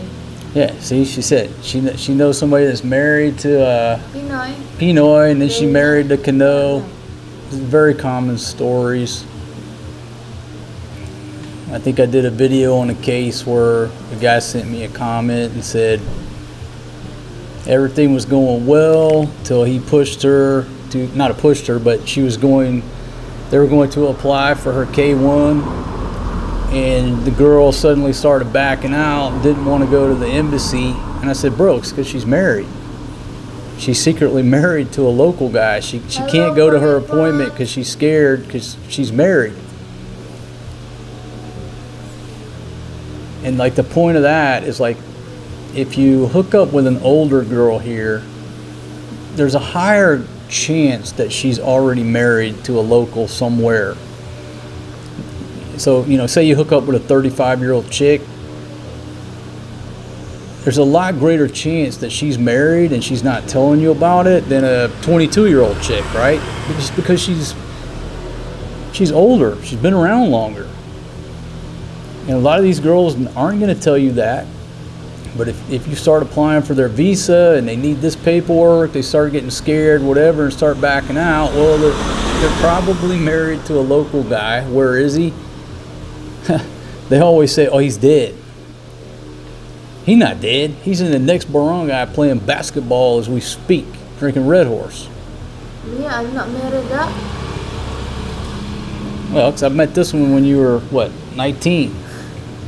But if she were 29, there'd be a much greater chance that she's married and she's not telling the truth.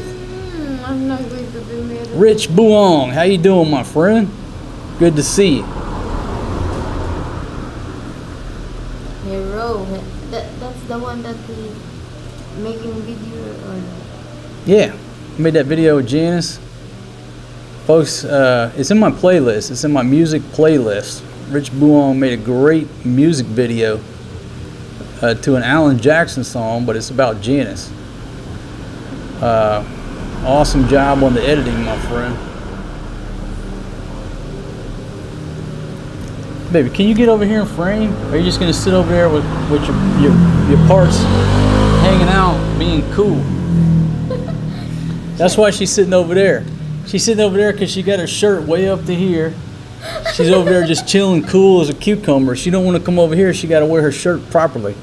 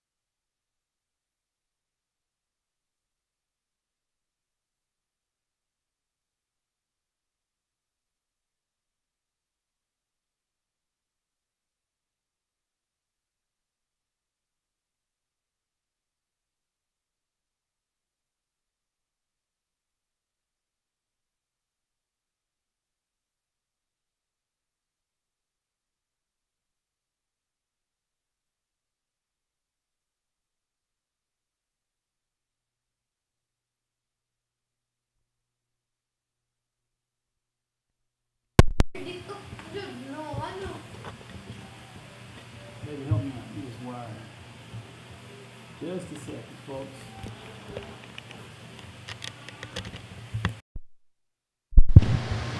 Okay, folks, can you hear me now? Hope you can hear me now. Old single dad talks so long, baby. Yeah, I think you can hear me now. I talk so long. Which one went out? Oh, they're both about to go out at the same time. Good. Okay, is it good now? Baby, can you hand me... Where's the charger at? I didn't bring the charger out here. Okay, so that one's dead right there. Oh, it's right here in front of me. Folks, I talked so long, I ran down my wireless mics. They're champions. So I'll just talk on this shotgun microphone. Hopefully the audio is okay. You don't notice what happened. You just talk. And I just put them back in this little box right here. They'll charge. So what were we talking about before the audio went down? Hey Hob XP, how you doing? You said... Got Sweden on station. You said you cannot compare the Thailand and the Philippines. Okay, so back to the Mighty P-Man's comment, talking about Thailand or Philippines. Okay, I don't know what y'all heard, but you know, Thailand is where I consider home. That's my paradise. I moved there with my Thai wife. And then when I got a divorce, that's when I started coming to the PI. And y'all have seen pretty much most of my adventures here via YouTube. Okay, but this is how I will explain. You cannot compare the Philippines to Thailand. It's not a fair fight. The Philippines you would still call a developing nation. Thailand is developed. That's my opinion. You can't compare the two. If you want to compare the Philippines to Cambodia, that would be comparing apples to apples. But to try to compare the Philippines versus Thailand, you are comparing San Diego versus Tijuana. It's just that different. So a lot of people think they're the same, but they're very different. They're very different places, and it's not fair to try to compare the two. How I started coming over here, I packed a backpack. I would come over on 3-week like camping trips. And then she yak-yakking the kuya. Huh? And then I would go home to Thailand and you know, just be back to paradise. So everybody's definition of paradise is different. But realize I talk about, okay, in Thailand we do this, in Philippines we do this. But like if you try to compare the two, just realize it's not a fair fight. If that makes sense. Okay, so RA says the audio sounds just as good or better. Yeah, somebody tell me about the audio. Does this sound better than the wireless mic? And maybe it does. Okay, it's good now. Sound is on.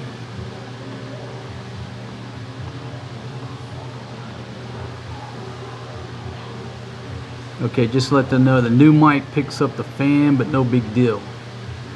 Yeah, that's why I went with the wireless mics. They drowned out a lot of that. And this is a stereo mic, so it's like designed to pick up all the sound. You know, if you're in the woods and a bird's over here chirping, you'll hear the bird over here on those speakers, right? If it flies this way, it's a stereo microphone. Not good when there is a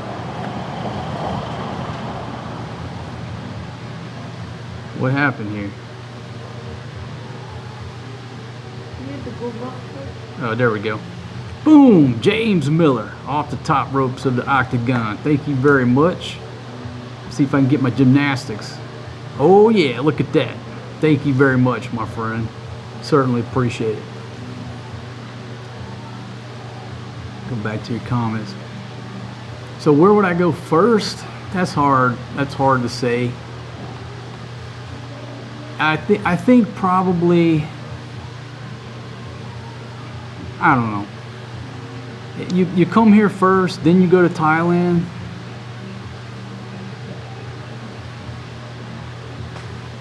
I don't know how to answer that question.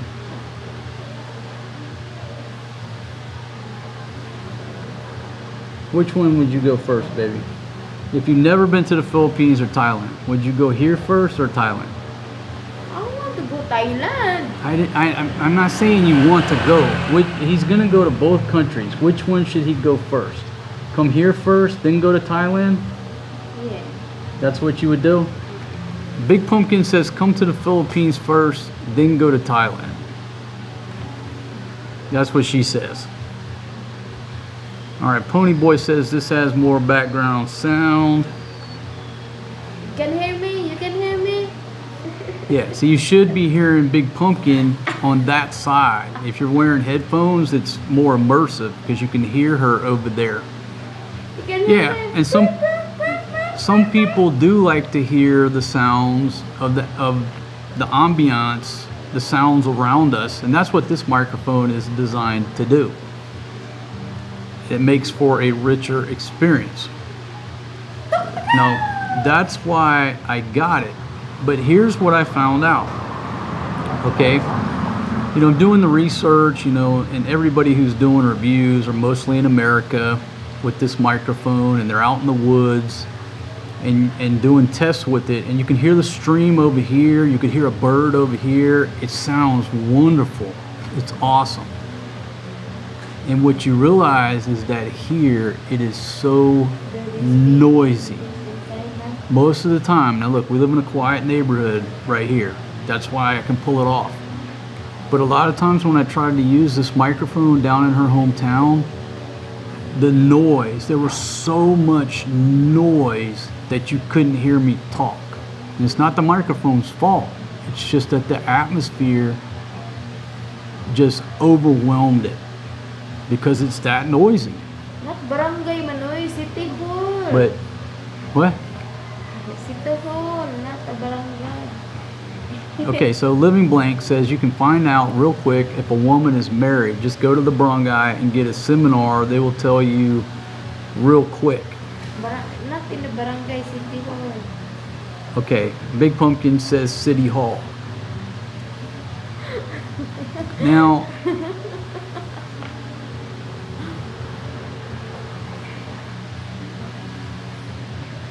what you just got to you got to do your own due diligence. Okay, and then when you do your own due diligence, second guess yourself in what you found out. Does that make sense? It's sort of like buying property here. If you buy land, you better get a lawyer to check into that land. So like if I was going to buy land in her village, this is what I would do. I get a local lawyer from her hometown to check everything out. I get a lawyer in Cebu City to check out that lawyer. I get my lawyer up in Makati to check out that lawyer. And if this guy here says, hey, everything's straight, oh, okay. That's how I would do it. Go even you go to barangay hall, everywhere. I'm not married. Shit. Well, the problem is, you know, locals are going to stick together. That's just the way it is. And a lot of times what you find out is everybody knows the information, but they're not willing to share it with you. And if it's going to be derogatory for the girl, they're not going to tell you. Same with the land. You go buy a piece of land or try to buy a piece of land, everybody around there knows that this guy owns it, but this guy is selling it to you. Nobody's going to say anything to block this guy from making his money. Then you're going to give the money to him, then here comes this guy, hey, that's really my land. Everybody knew it but you. It's the same way with my goats. Everybody in that village knows what happened to my goats but me. Are they going to tell me? No, because families stick together. Blood is thicker than water. Not mad at them, I'm just telling you how it is. Ain't that right? Marquitos, your good is been dead already. I know, okay, well, how many of my goats are dead? How many goats? How many did you buy? Did you remember? I invested like 10K in those goats. Ay, kabuang ka man. Uy, kano? The one goat is it's 6K, Marcos. Shit ka. Huh? Maybe it was 20K. I'll have to go back and look. Laso di mo eh. I might have invested 30K. You don't even let them borrow money. Then you going to invest a goat? Mura kang tala. Okay, so the mic you're using now is definitely more distracting. Okay, Rich, okay, boom, the mighty P-Man off the top ropes. Thanks, brother, for the advice. Hey, man, I just try to invoke thought. That's all I try to do. I just try to invoke thought to make people, maybe think about something that they didn't think about, and then govern themselves accordingly and be the captain of their own destiny. I don't have all the answers. I just try to make people, hey man, you think about this, you think about this. And throughout the years, what I come to realize is not many people ever listen. You know? Maria, first is okay. Okay, so now Rich Buong is asking Fatima, has she ever been to Sikior? Oh. You guys okay? Okay, so let me go back up. Do they speak English in Thailand? Well, yes and no. Okay, for the most part, do they speak English?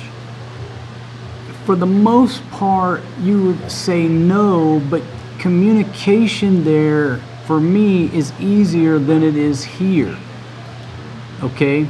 Now, if you're in the cities or what have you, Pattaya, Bangkok, Phuket, a lot of girls, a lot of people there speak English, or at least they understand. If you go way out to the province, maybe not so much.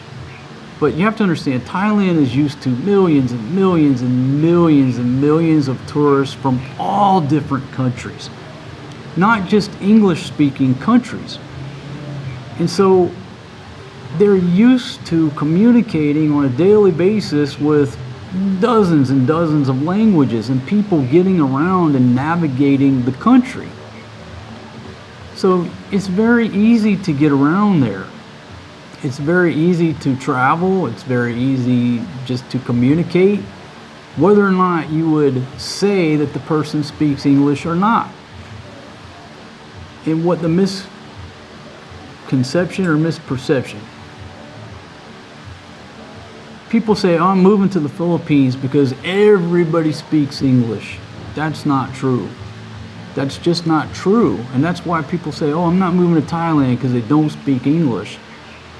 Well, it's easier for me on a daily basis to communicate in Thailand than it is here. Okay, good. They understand the English, but they don't know how to. They don't know how to talk. To speak back. Oh, because here we scared to talk of English because the people in here so judgmental.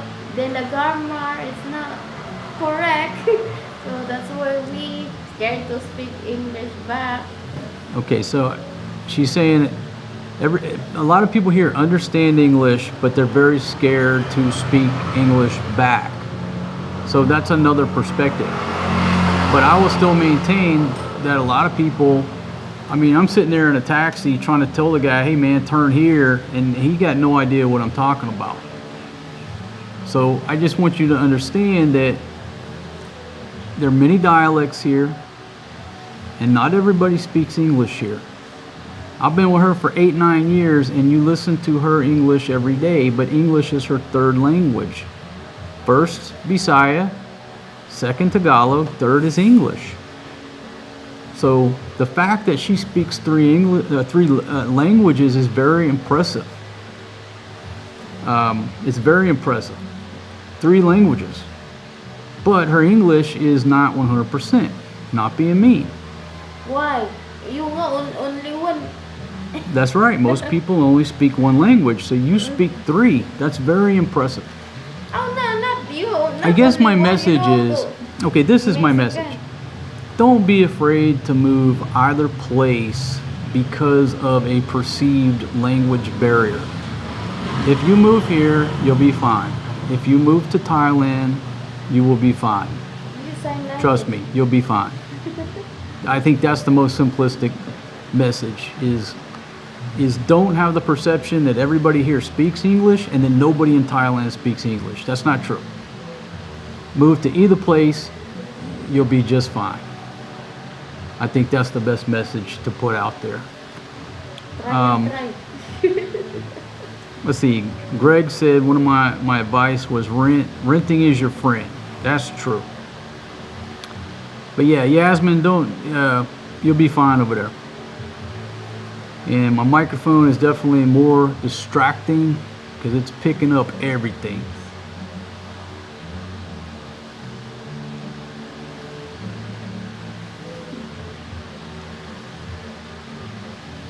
Okay, Living Blank says don't marry a girl with a big family or you will get milked daily like an ATM.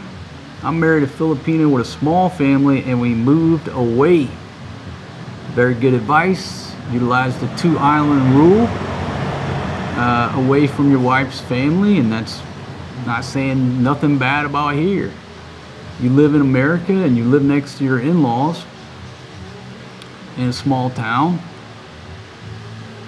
It's going to affect your marriage. Maybe in a positive way, maybe in a negative way. Maybe it's all good. But I think we can all agree that living around your family or your wife's family is going to have a different dynamic than if you just live by yourself, you and your wife in a city not around either one of your families. I'm not telling you which way to go.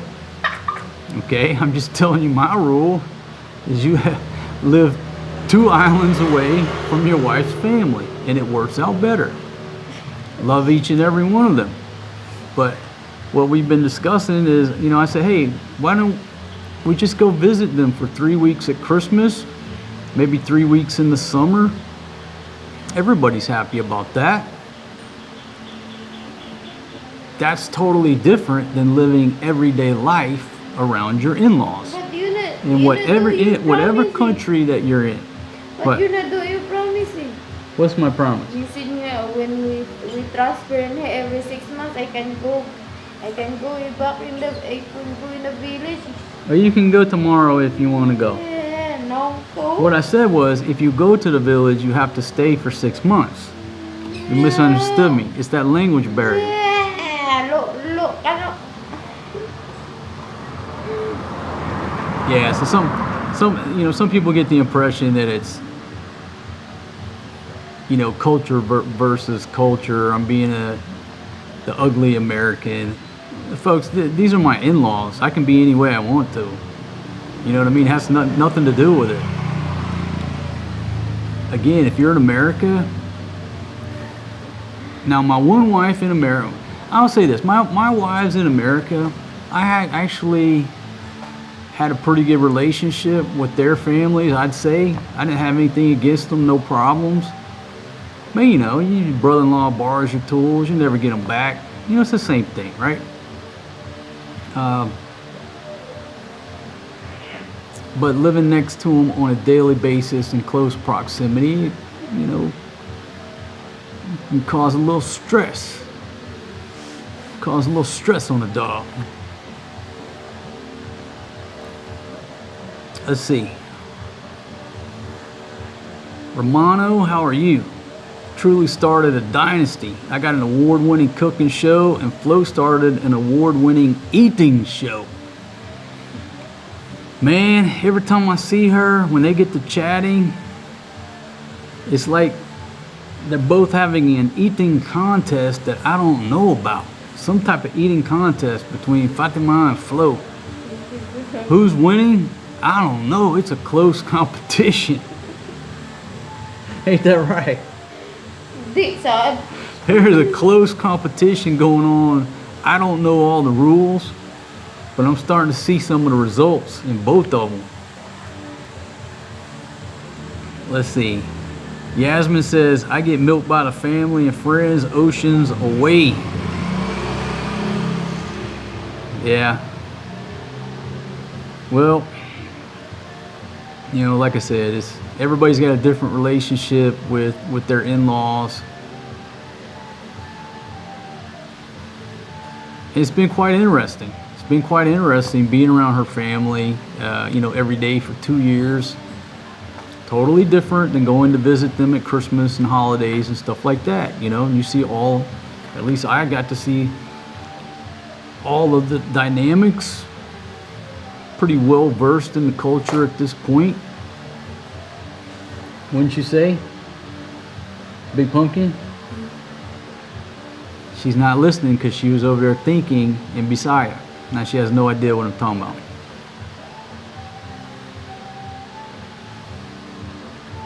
Babe, can you get in frame? Just cover up your belly and sit right here so everybody can see you. You join in on the conversation. All right, a couple more comments, folks. Then we may, it's coming up on 2 p.m. Children like to go to the playground. Maria's been working on the monkey bars every night. She can almost go all the way down by herself. She's getting stronger every day. Casa calling, how are you? I'm aware of that story. Or that incident. I don't know where it stands. I don't know the status. I'll have to look it up and do some research. I really can't give an opinion. I don't know what happened. I don't know who's telling the truth. So I don't know. I'll have to wait for some more information to come out on that. Hey Todd Evans, how you doing, my friend? Hope you're doing well wherever you're at. Okay, so I'm just gonna check one more time through my notes. If you're just joining us, what were we talking about initially? We're just talking about the gas price going up here in the Philippines. Diesel's going up about 20 peso. Camera. Why do you have something, you know? Huh? What happened that camera? Look, you have like blurry. Huh? The camera, but you have something. Oh, those are called zebras, baby. It's showing the areas, the background's blown out a little bit because of the exposure. It's okay. She's seeing the zebras on my screen over there because the background is brighter. All right, I'm just gonna check the news right quick. 1 second, see if there's anything interesting to close out the show with. Looks like the same old stuff going on. Xi Jinping sends a warning to corrupt elements in the Chinese army. Recently they were talking about a purge. He's purged a lot of folks in the military over there in China.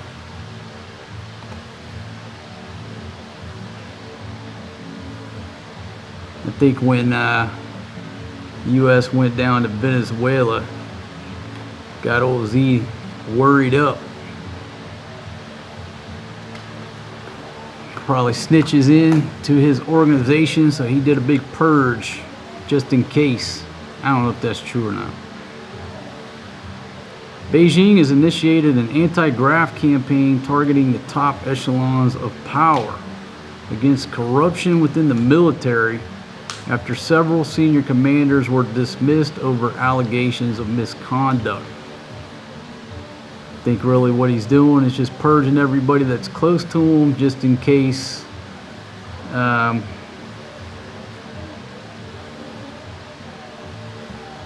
just in case they're snitching for the U.S. New Zealand checking in. How are you, my friend? Let's see, Remy says he's missing Girly already. Girly should be back tomorrow, right? With the Netherlands on station. Well, my friends, I'm going to go ahead and shut down the stream. If anybody's got anything to add about the gas price going up, Maybe it's not a big deal. Maybe the price of onions just go up a little bit. Maybe it's not such a big deal here. But we'll see. Sometime this week we'll go to the market. I'll get all the updated prices on the vegetables so we can just see exactly how much things have went up. What do you think, baby? You think the price of onions are going up? Yes or no? I don't know. Last time 500. 500 plus. For the sack? 500 for how many kilos was that? 8. So we bought an 8-kilo sack of onions for what, 5 something? 7. So we'll see. No more going to the market and just picking out. Now we're just rolling in there. She's got them pre-packaged 8-kilo bags of onions. And what was the potatoes? 10? Yeah, 10 kilos of taters, 8 kilos of onions in the sacks. Hey, just give me a sack of taters, a sack of onions. Save the time sitting there picking them out. Okay, so the gas price is 30% up in Australia already, according to Rich Buon. Now, I think that's what's, let's see, if you add 20 more pesos, is that equivalent of about 30 pesos? Or is it more a 25% increase? I can't do the division and the percentages in my head. Living Blank saying the gas price is always up due to more travel because it's springtime there. Well, you know, we'll all survive. We'll make it one way or the other. As long as the price of my onions don't go up too high, I'll be okay with it.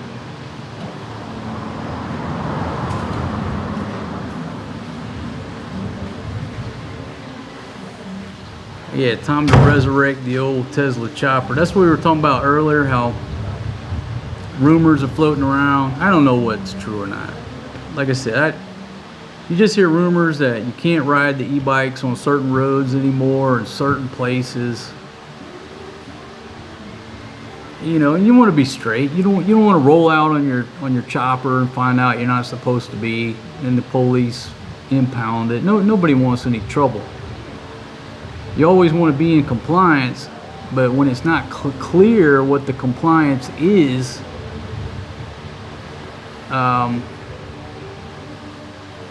that's sort of why I've hesitated not to get a new chopper. You know, it just kept me on the fence about getting one. Where again, if you get a motorbike, okay, well you know the rules with the motorbike. You gotta have a license, wear a helmet. Registration, okay, it's clear. You know where you can go on a motorbike. Same with one of them bajaks, those Bajaj. But just the it not being clear with the electric golf carts, the e-bikes. Maybe it's just time to get a motorbike and be done with it, or get a Bajaj and be done with it. That's what I'm thinking.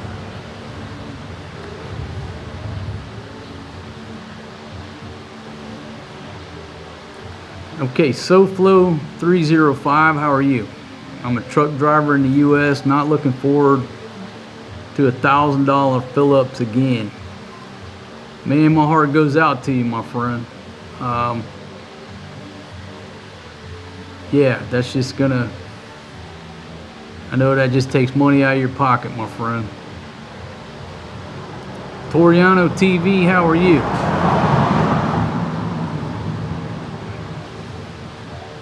Let's see.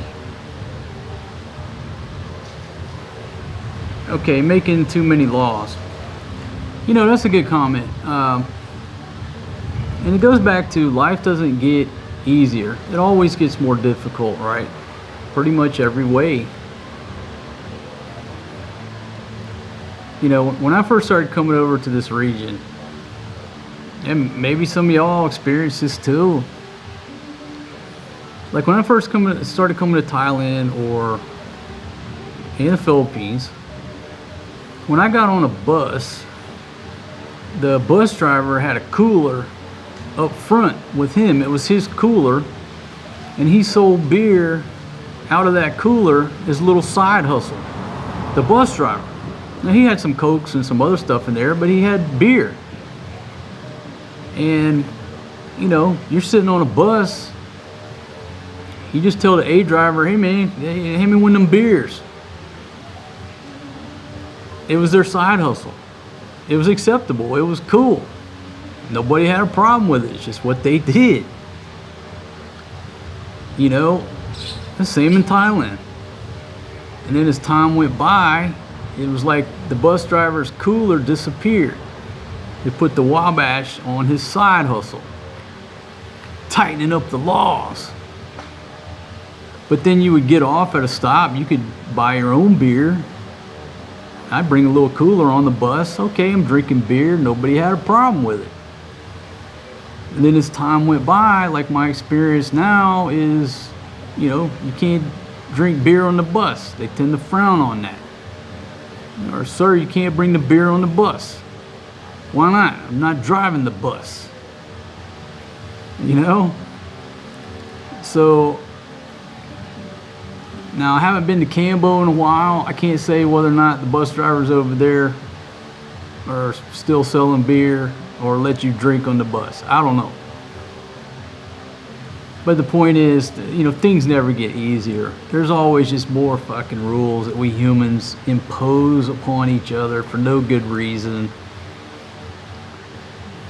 But sometimes there are reasons. You obviously don't want somebody on the bus sitting there smashing beers till he gets drunk and creates a scene. And that's probably why they put the Wabash on the bus driver selling beer. I mean, it's almost like what's happening on the flights in America, especially with all these fights and all these incidents where people are just acting like jackasses or getting too drunk, getting disorderly. It's basically disorderly conduct on an aircraft. Is it going to come to the point where they just ban alcohol on the aircraft altogether? No more drinks on the flight. Don't matter if you're in first class or coach. They're just going to come down and say no more booze on the airplane because there's too many jackasses getting drunk and acting up. Is it coming? Probably. Especially as society stops drinking as much. There's not as many drinkers. It's not as important to anybody anymore. They'll just ban alcohol on every aircraft from now on. I think it's coming. I hope that it don't. I'm not wishing that it does. I'm just telling you. Take a look at my bus. Years ago, that bus driver was selling me beer. They took that away. Then I had to go off the bus to get it, but I could still drink it. And now they frown on that. And like some of the gas stations in Thailand, you know, they're not allowed to sell beer on the interstate or whatever. Anyhow, some of them they can't on certain roads. Or is it here? Anyhow, that's my prediction. My prediction is, I don't know, maybe in the next 5 years, they just flat out ban alcohol on the aircraft.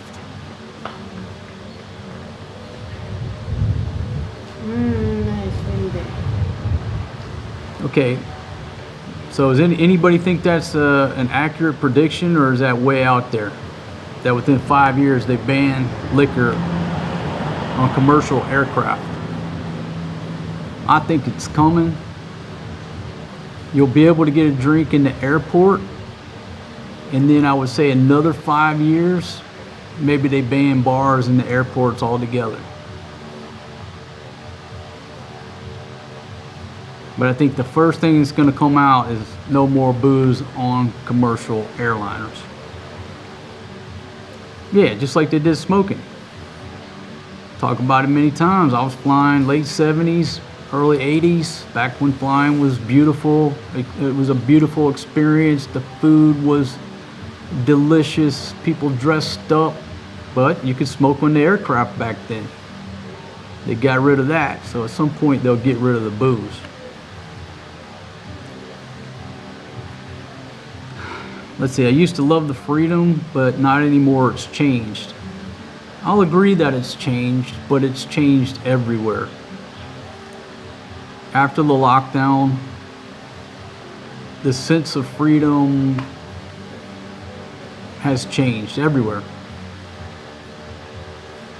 It's a totally different feeling. It was just like the fun police put the smack down on fun, and they just never let up. So I will agree with you, but it's not just here.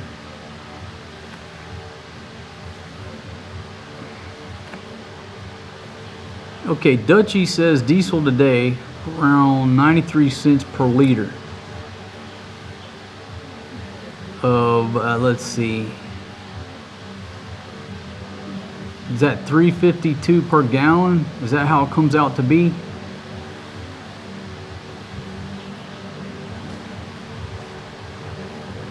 I'm bad at doing the math between gallons and liters.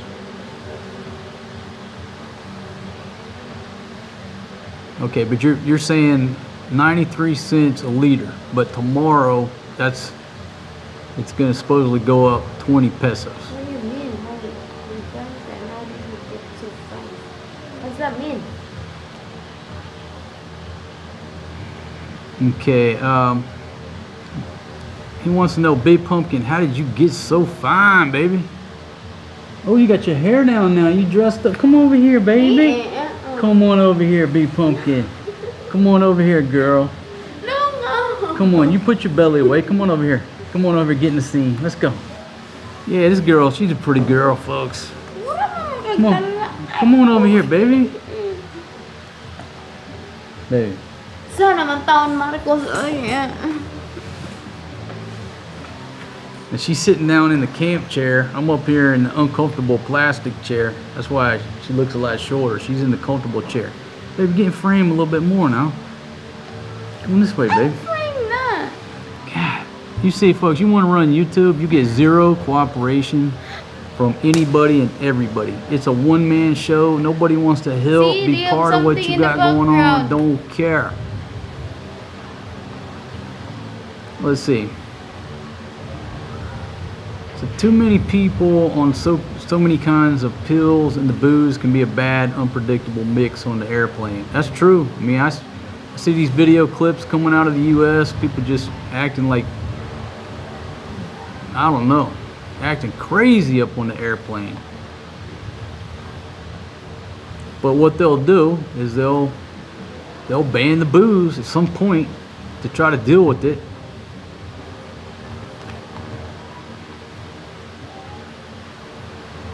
Okay, so 1 US gallon is 3.78, 3.79 liters. So yeah, so a little under 4 liters to a gallon. And just remember, everything over here is priced in liters. So if we say roughly $1 a liter, then we go back up to the report here of 3.52 per gallon. Okay, so Dutchie's reporting 93 cents a liter, 3.52 per gallon here in Angeles City. Baby, he says you're a superstar for sure.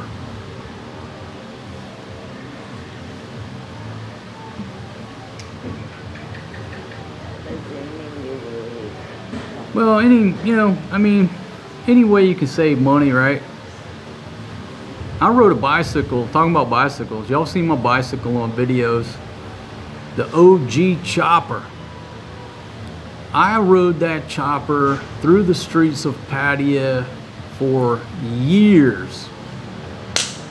Let me just back up. I lost my motorbike in my divorce. And when I lost that motorbike, I just walked for a long time. You know, if I had to take a ride the bus or take a motorbike taxi, I walked. I was walking so all over that city, and I happened to be walking by a motorbike repair shop, and they had that OG chopper sitting out front. It's a secondhand Japanese childcare bike. Like when it first was new, it had a car seat in between the handlebars, but the car seat was missing. But I said, oh yeah, how much you want for that? And I bought that bicycle, And I rode that bicycle as my primary form of transportation all over Pattaya for, I don't know, 2 years. For years before I bought another motorbike. And man, I was in great shape. I could have kicked Lance Armstrong's ass in a race. You know, because there's some hills in Pattaya. I could go up those hills. I would go shopping on that chopper. I picked up my girlfriend from the bus station. You know, had a little rack on the back, and she would just sit side saddle. She had a big booty. But she would just sit side saddle. I picked her up at the bus station on that bicycle.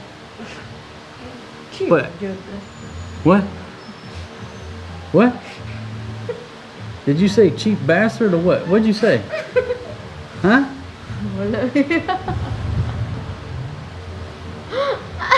She, you know, she lived in Bangkok. She come down on the weekends, so Friday, you know, I pick her up at the bus station on that OG chopper.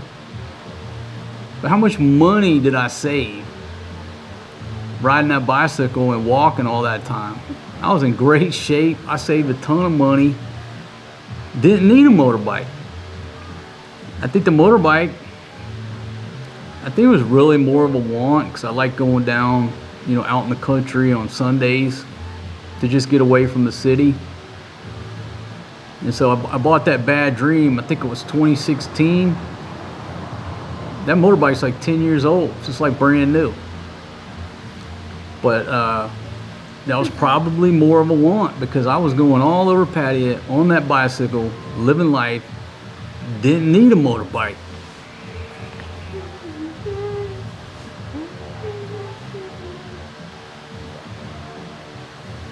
Let's see. 2 wheels are so dangerous here in the PI. See so many motorcycles crushed in the PI. Yeah,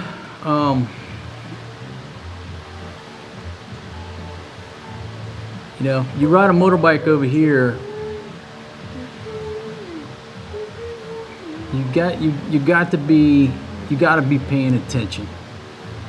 You've got to pay attention if you're gonna ride a motorbike over here anywhere in Southeast Asia. It's just the way it is. If you've never rode a motorbike before, don't go to a place like Pattaya or Bangkok or Angeles City and ride around the streets of the city and try to learn how to ride a motorbike.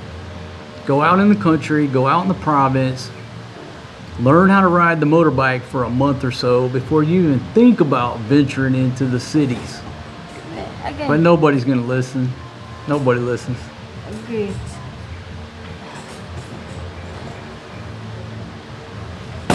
Okay, have I ever taken the old ball and chain to Thailand to show her why? Yeah, she's been to Thailand, what, 2 or 3 times? 3 times? Woo! Twice she's been over there. She's been over there twice. First she's been once, and then, you know, lockdown hit. So, nah, she knows it's paradise. Every Filipino that I've ever taken to Thailand, the first thing they say when we leave out of Bangkok airport in the taxi is they look around and they're like, oh my God, it's so clean here. Where's all the trash?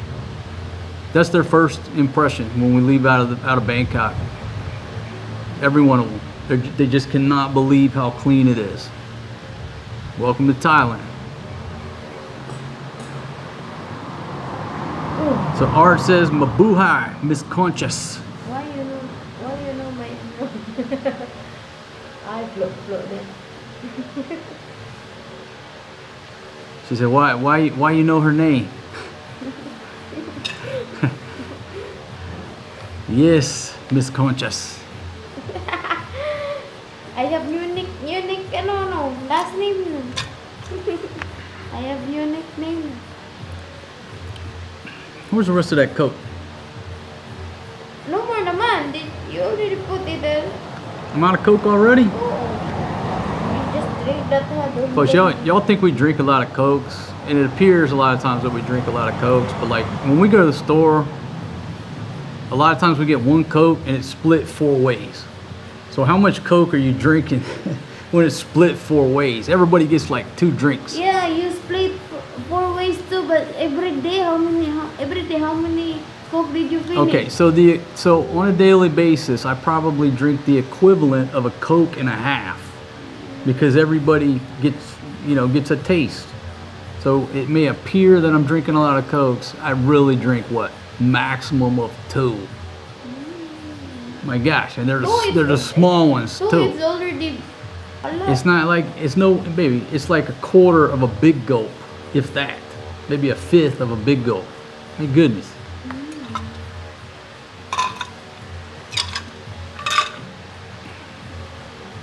Yeah, I enjoy riding my motorbike out in the country, south of Patia. But folks, I've been living there a long time. I know the traffic patterns. If I like to go back. if I'm going to that. somewhere, I'm not in a hurry. I know the traffic patterns. I know exactly where the police set up. I know the potholes. I know the dips in the road. I know every street over there like the back of my hand. Okay? I know how the locals drive. I know where they cut corners. So I don't have a problem riding my motorbike there. That's home. I don't know the roads here because I haven't never bought a motorbike here in the Philippines. So I don't know these roads. Okay? I'm an expert motorcycle rider. On par with Evil fucking Knievel. I know how to ride a motorcycle. I've been through a pretty nasty crash. So I'm a different rider. I was a different rider before the crash. I'm a different rider now. So even though I'm an expert on the bike, I don't know nothing about these streets because I've never rode around on these streets. Okay? I always You guys okay? take a trike. Somebody else does. So I would be very cautious riding a motorbike on these streets because I don't know where the potholes are. I don't know where the dips are. I don't know when the locals go the wrong way. I know that in Patia. That's why I drive on the streets of Patia. But I really prefer just to ride out in the country and enjoy the peacefulness of the countryside. But I'm telling you, if you've never ridden a motorbike before, you did not grow up riding motorcycles, coming over to Southeast Asia, especially to a city, buying a motorbike and leaving out of that dealership is not wise. It's just not wise.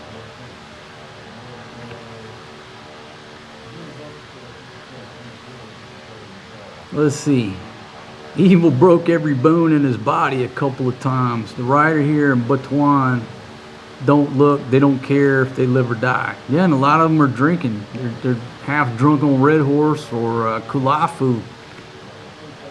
The same thing. I'm riding over there. You don't see me going out a lot at night. I don't do a lot of nighttime videos. Why? Because everybody's drinking at night. Now you're riding around with a bunch of people that have had a few.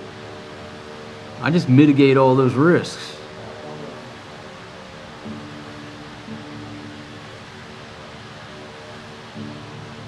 Yeah, 2 Cokes compared to 20 beers a day, not too bad. That's what I think too. Thank you very much, Todd. If all I do is drink a couple Cokes a day, I think I'm doing pretty good compared to the case of beer I used to drink a couple years ago.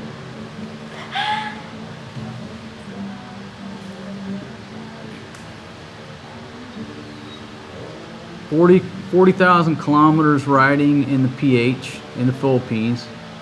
I can confirm it's dangerous, but so is walking on the non-existent sidewalks. That's a good point. That's a very good point. There's so many hazards everywhere you go. You got to live your life. You have to live your life. If your dream is to come over here and ride your motorbike every day, okay, by all means, I'm not telling you not to, but I'm telling you that if you don't know how to ride a motorbike, just be smart about the learning process. Be smart about it. Get you a motorbike, go out into the country, and learn out there. Ride around on some dirt roads. That way, if you fall, it don't hurt so bad. And then when you get your confidence level up, start venturing into the city. Maybe early in the mornings, right? Where there's not so much traffic. You get your confidence up, okay, now you're riding your motorbike everywhere, no big deal. But throughout the years, I see so many jackasses come here, Thailand especially, go rent a motorbike, never rode one before. Never ridden a bike before. Oh, I can ride a bicycle, I can ride a motorbike. Well, okay, technically you can, but it's not wise. And again, you live over here long enough, you see plenty of people lay them down, see the effects. So there you go. I'd love to have me a Dr. Pepper or some sweet tea right now, but I got neither. I just finished the last Coke that Big Pumpkin got for me. She only brought me 2. What I can do here? You're cheap bastard too. What? Baby. You give me 100 only? Yeah, I gave you 100 to add to the money that you already had. No, I don't. Boom! Romano Tomazio, thank you very much. He said, hello, Big Pumpkin, you are out of frame. He wants to look at your beauty, baby. Come on over here. Let's showcase your beauty. Come on over here a little bit, Big Pumpkin. It's not requesting too much. That's not asking for too much just to get you in frame. I said haggard that. I don't think Big Pumpkin would ever win a Miss Congeniality contest.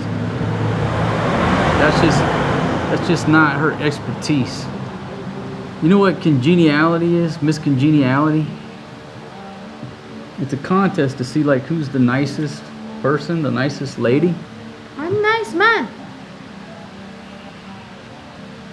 Could you put your hair down and showcase your beauty?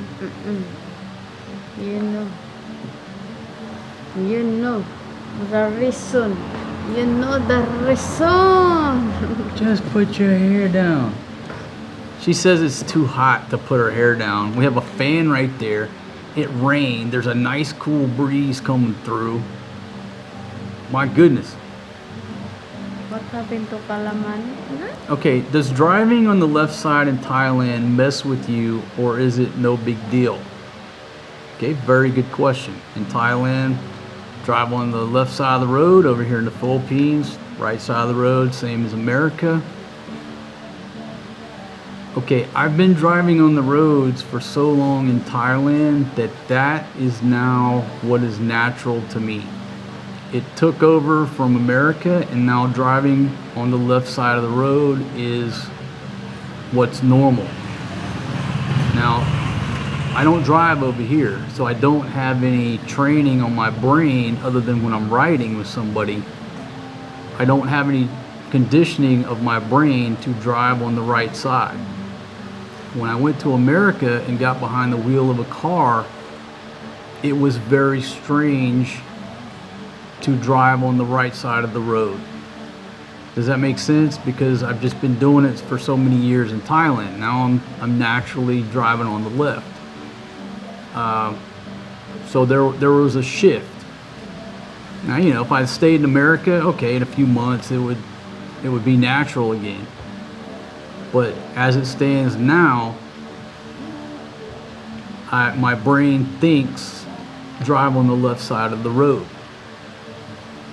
But there was a shift, there was a learning curve and a reprogramming of what's normal.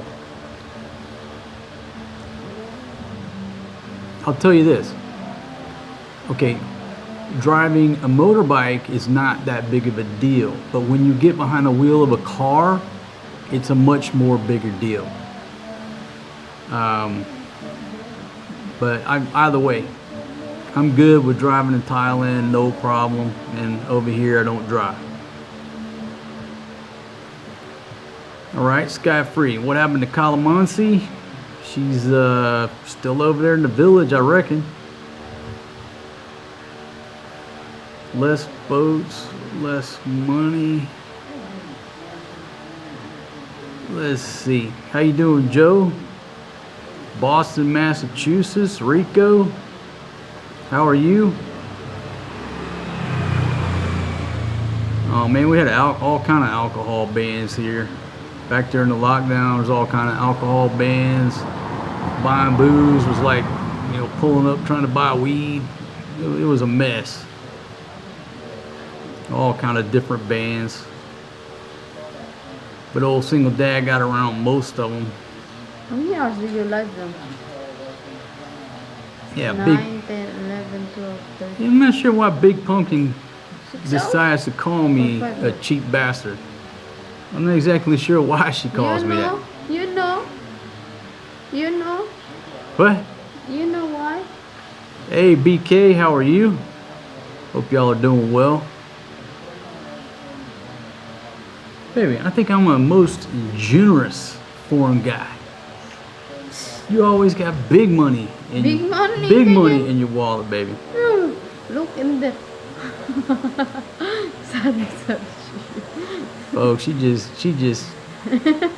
baller. Big Pumpkin always has at least 100 pesos in her pocket at all times.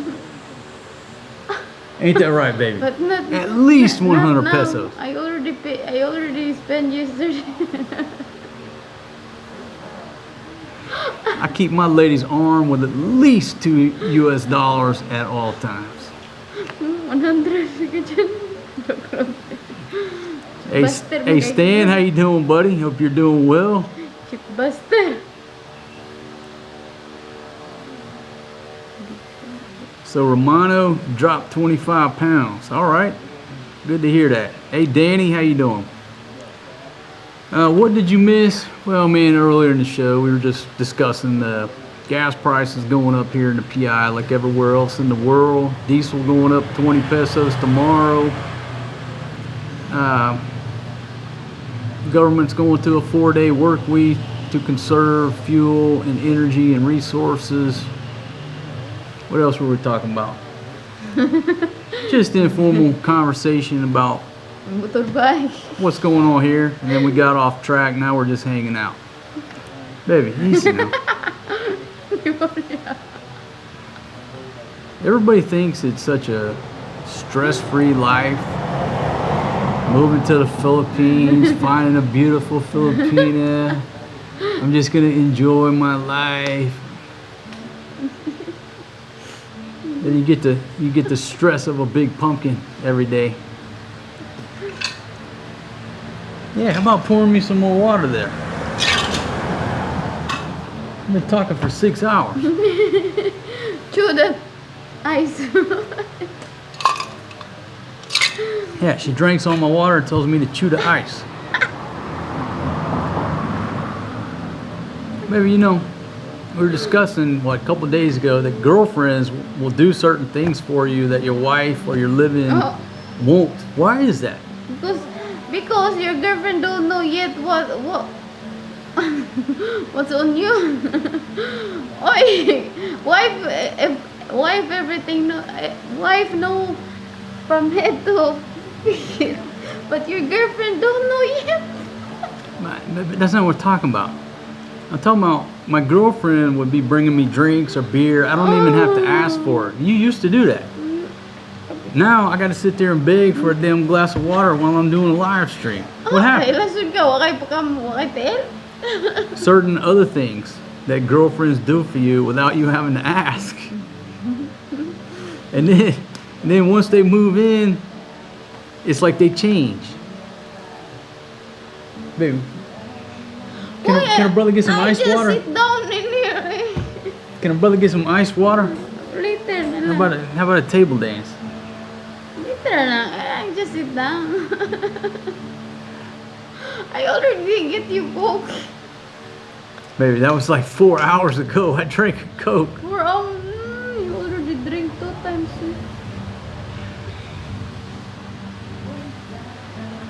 Folks, we're going to take a couple more comments. I'm going to shut her down. I got to go spend some time with the kids, get them ready.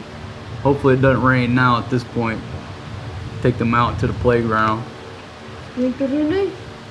How many thumbs ups we got, baby? Let's talk about the Google squirrels. 177. 177 thumbs up. That's If you could it. smash that like button, smash that thumbs up button, we certainly appreciate it. Yeah, Ice Barbie. I talked about old Christy yesterday. Big shout out to Christy Nome. I'm not mad at you, girl. Who's Christy? She was the former Secretary of Homeland Security. Not mad at the girl. She took on an impossible job. I'm not cool with her spending $225 million on an ad campaign What's that? featuring her What? riding a horse. Marketus, what's that? But I'm not mad at her because she's having relations with her, whatever. I don't care about her marriage. I care about money and how it affects my life, her decisions. Scott Free says rain's coming. Yeah, man, we had like 3 seconds of rain and then maybe 4 seconds of rain. It cools stuff off. But that's about as long as it lasted. All right, a couple more comments, folks. We're going to sign off. I got 187 thumbs ups. Can we get 13 more to break the 200 thumbs up barrier for them Google squirrels?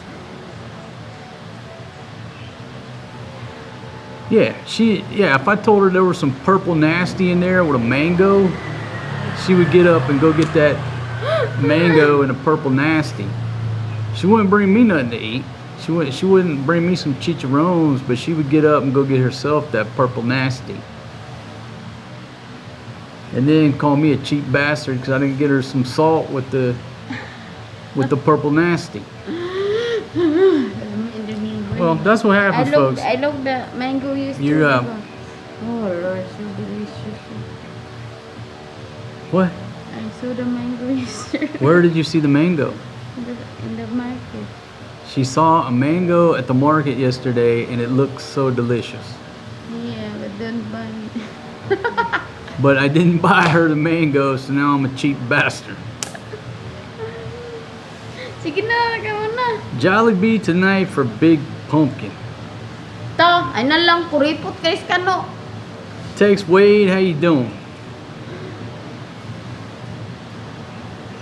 Yeah, thank you very much for the thumbs up. I got 196. I gotta break 197. I gotta break the 200 thumbs ups barrier to make the Google squirrels show our video to other folks. If I don't break 200 thumbs ups, they're gonna put my thumbnail in the back of the storeroom and hide it. Marcos don't want me to buy Jollibee again. He's a cheap bastard. I'm at the Crown Regency with fiance after 2 years. All right, cool, man. 197 thumbs up. I got 3 thumbs down. Boom, 198. 2 more. 2 more to go. 2 more to go. Whoop, whoop, whoop. 2 more to go. Whoop, whoop. Oh! Boom! Thank you very much, folks. 202 thumbs ups. Thank y'all very much. Thanks for hanging out, folks. I hope at least I invoked some thought about something. Maybe you learned something. Maybe you were entertained. Maybe you're divorced, sitting at home with your easy chair, petting your Labrador, sipping on your beer. Did you see it? Yeah, he's dumping his dog shit over there underneath the mango tree. You can't make this shit up. What makes that acceptable? To dump the dog shit underneath the mango tree? Mango shake. Kulo Marcos. Marcos, mango shake. Hey, I'm just looking at this pile of dog shit the dude just dropped in. Marcos, mango shake. Maybe you're just shouting out food items. Let me hear it. Tempura. She wants Jollibee every night, every day. She wants a mango shake every day. She wants milk tea every day. She eats ice cream every day with the Syrup girls. Tako lang kanat every day ni mo, Roy. This one is it's like death by a million paper cuts. Oh, it's only 30 pesos long. Only 60 pesos long, you cheap bastard. The mango shake in If I said yes, if I said yes to everything she wants food-wise on a daily basis, I'd probably be out like 20, 2,500 pesos a day. Oh, it's only 100 pesos long. Oh, only I want to make this. I want to make turong. I want to make lumpia. Did YouTube just place a limit on sending? Just tried 4 times to send Big Pumpkin emergency fund.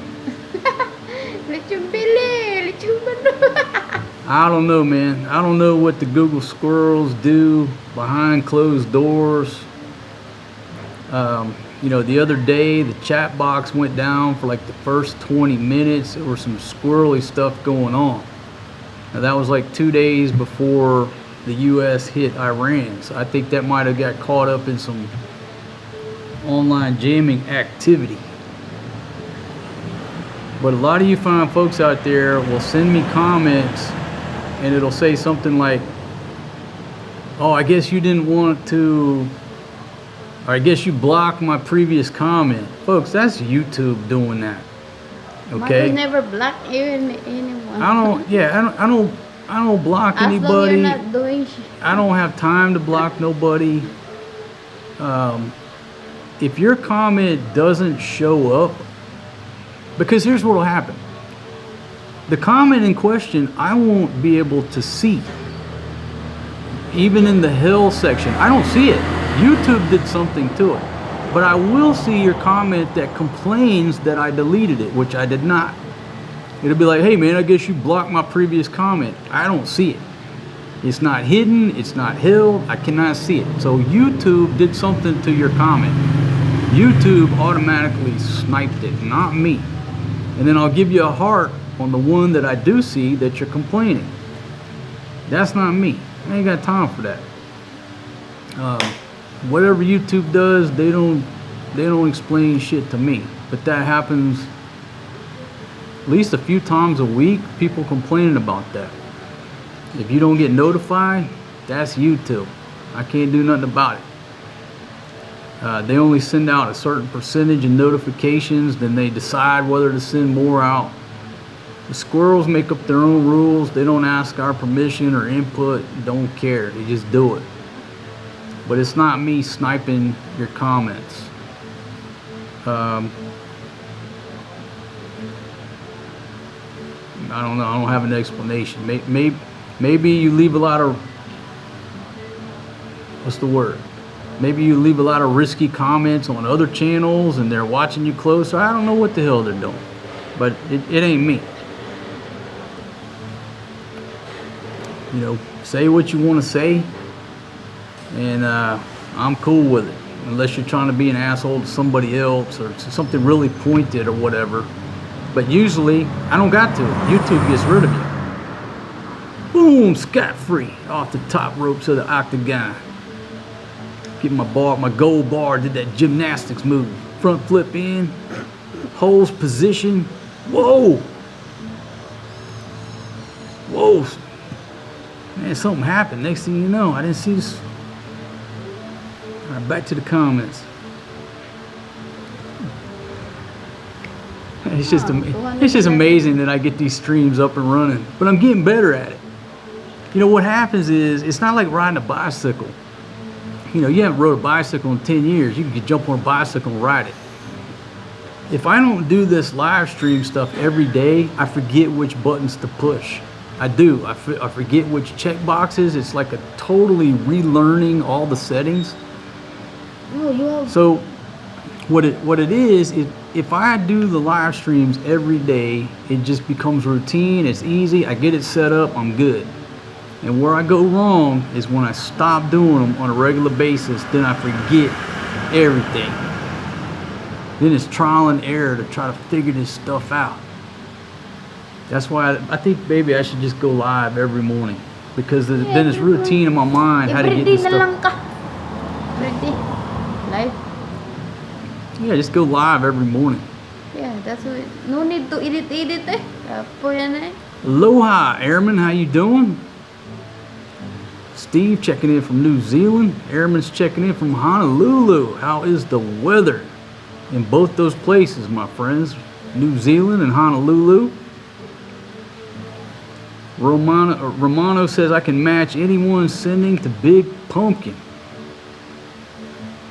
Got a little challenge going on there, Big Pumpkin. They're trying to get you to Jollibee tonight.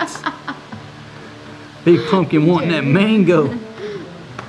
Mango.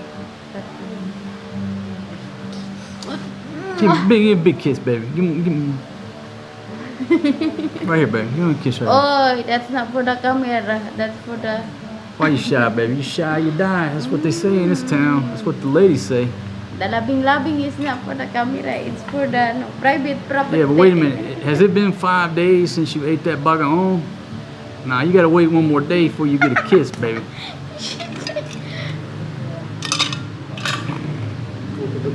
Every time she eats bagoong, she gotta wait 5 days and at least 20 toothbrushes before she gets a kiss from me. Those are the rules. That's my policy. So it's cold and wet here in the western side of New Zealand's South Island. Cold and wet. Western. You know, like I said, I've considered Baguio just so we can sit in cool weather like this, get a change from the warm weather. But again, the kids just love the beach. But wouldn't it be nice to go to Baguio for a year? It's raining, oh? Babe, ready to listen? Wouldn't it be nice to go to Baguio for 1 year? Yeah. There's so much food up there in the mountains and explore all But of the... I'm scared in the Baguio because they don't have truck in there. A truck is easy for me to... Okay, she's scared to go to Baguio because they don't have trikes. There's no trikes in Baguio. You just got to get a Grab or a taxi, whatever. What? That's not a reason to be scared of Baguio. Yeah. Now she's out of frame because she had one drop of rain hit her and she's over there. Hey, baby, come on. What business we in here? My gosh. SoFlo 305. Man, I didn't do a specific video about it.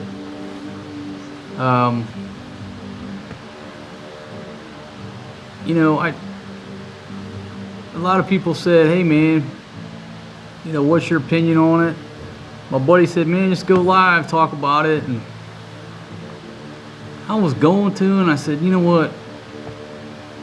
I picked out the one video talking about where the sub, well, at the time I just heard that that ship off the coast of Sri Lanka had got hit, and they were saying it was a sub. The government was saying it wasn't, and you know, my question was, hey, did a U.S. sub just hit it?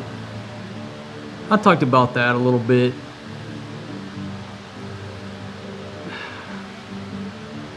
I said a few things, but what's there to talk about, right?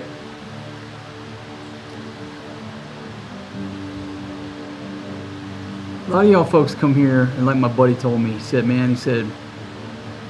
the reason that I like to watch y'all is because, you know, I work from sun up to sundown, and at night when I kick back, whatever time it is, 7, 8, 9, 10 o'clock, whatever time he finishes working the grind all day long, you know, pour him a glass of scotch and turn on a simpler way of life. That's what he said he wants to see, because he spent all day in the grind listening to all this. You know, and I talk about certain political topics every now and then. Just, I don't even consider a lot of topics political. It's just talk about things in life. But that's what he said. He said, I just like to turn on a simpler way of life. I mean, just escape the grind. So it's like the more stuff I talk about politics, does that really help anybody? Certain things, it strikes a chord with me. Yeah, I'm going to spark it up and talk about it. And a lot of times, what do? I just piss people off. Piss off my loyal viewers. If you go back to my political videos, I lose subscribers every time I do it. I told you stop talking that thing. Yeah, Big Pumpkin says stop talking about politics. The Google Square don't like that. Yeah, the Google squirrels don't like it, but also I lose subscribers every time I do. I don't know. Some things it just sparks my interest, or I just feel like talking. Feel like talking every day nga. You talking that? But like today's talk, I don't think today's talk was political, right? It's about everyday life and cost of living. There's no politics, I don't think, in today's show when it comes to cost of living increases. That's the topic here. How are we going to offset the price of onions going up? Less aircon. That's not political, right? That's just talking about cost of No. living stuff. It's not. Yeah, so I think we're good. Every day I heard that politics na yan. But yeah, if I talk about politics, it doesn't go well with the algorithm. I lose subscribers. This one complains.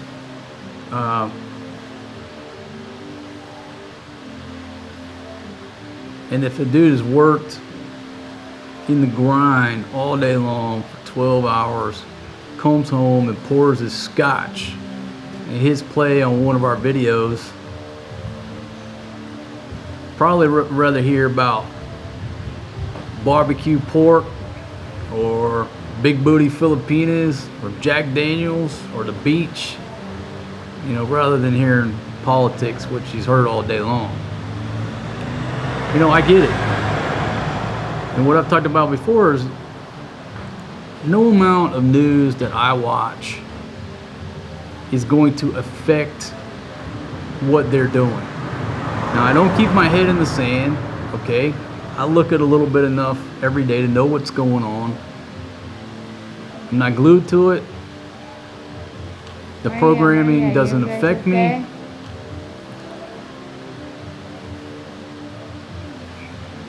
But no matter whether I watch it or not, I can't affect any of the decisions. I don't know. Okay. Maybe I just let it go. Stick to barbecue and cooking. Talking about the problems with a Filipina, the struggles Oh, being you with a just Filipina. talking about you. Huh? Wala yun. What? Read a comment na ba?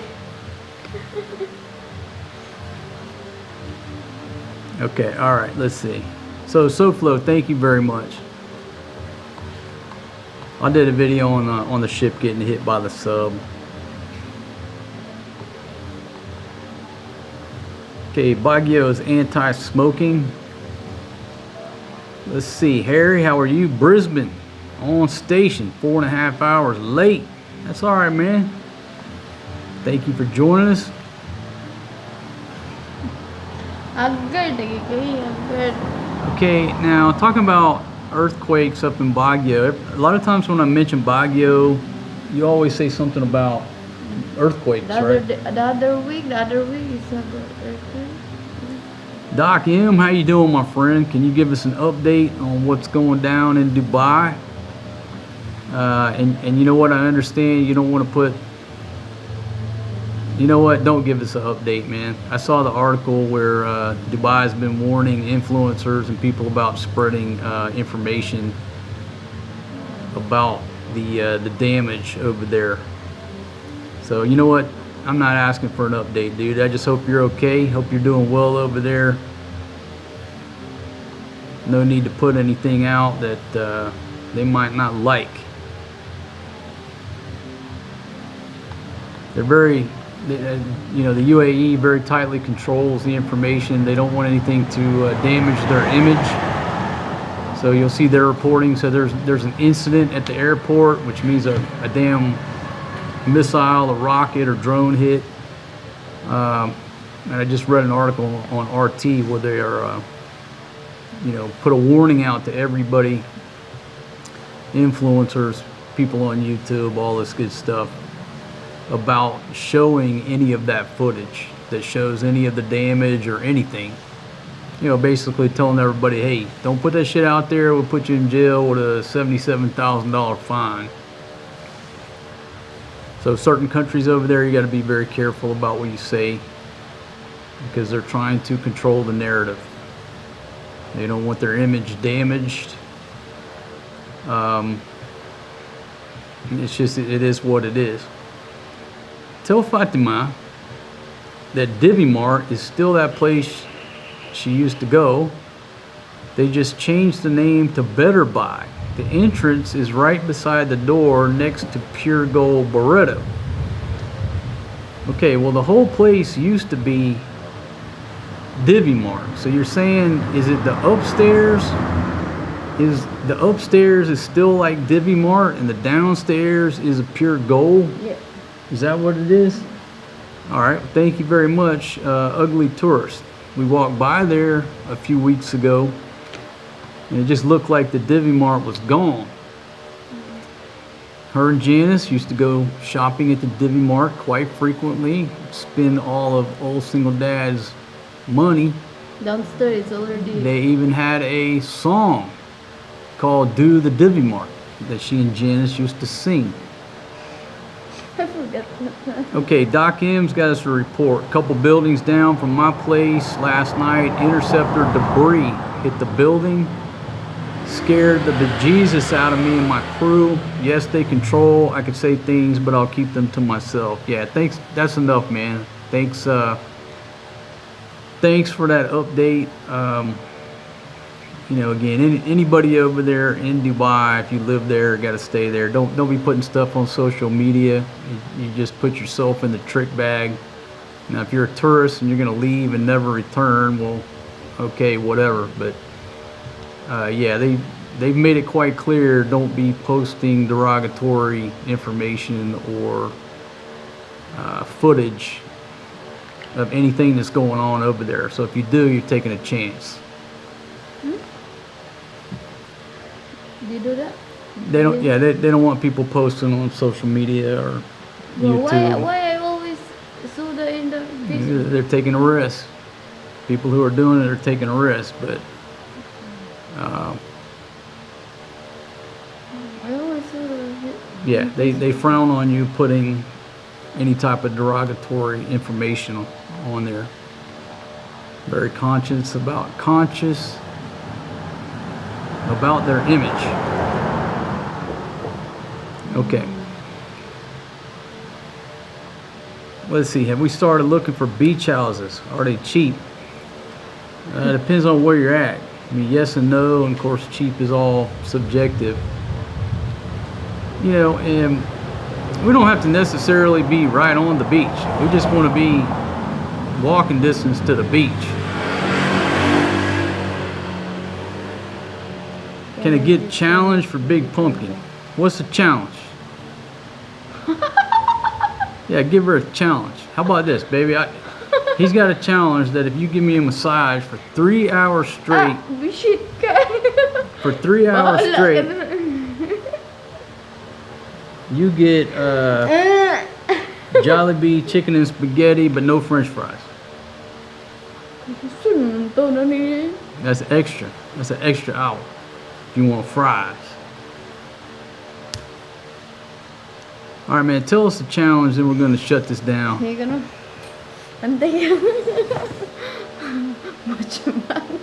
that was 3 seconds. I was requesting 3 hours. I'm not a massage.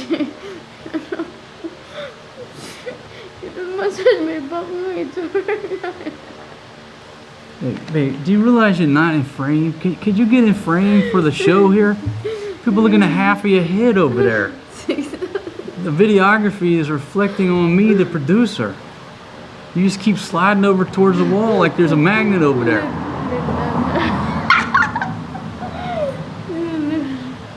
Let down your hair. No, let your hair down. Wait. But Tia, no, Tia, I will do it, but Tia, Babe, there's no conditions. The man has to see it. Let your hair down. Charlie's game. Charlie's. It's not. That's not hair. Charlie's girl. What? Hey, can you go ask Maria to come down so she can translate for us here?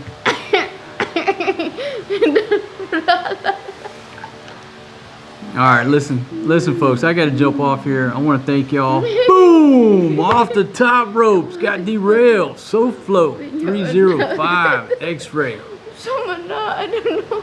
Okay, what is Fatima's opinion on the geopolitics of the world right now? I'm just kidding. Here's something for the next barbecue video. Corruption. Corruption. Okay, so everything going on in the world, you have a one-word response. So she did answer your question. Corruption. Yeah. Okay, well, thank you. Thank you for your response, Congresswoman from Northern Cebu. Can you elaborate? Can you elaborate on the corruption answer? To bola, I don't know about politics, so I don't care that too. And also, I'm not both them.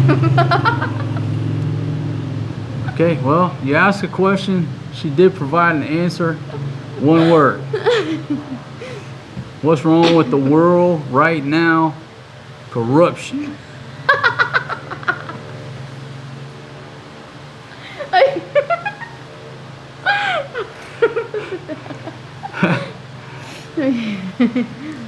King's Elbow says $1 million for the 4-hour massage.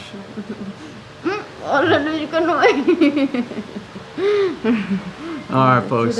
Yeah, for me, that's good. For massage, start. Start. How about 1,000 centavos? I'll pay you that. Boom!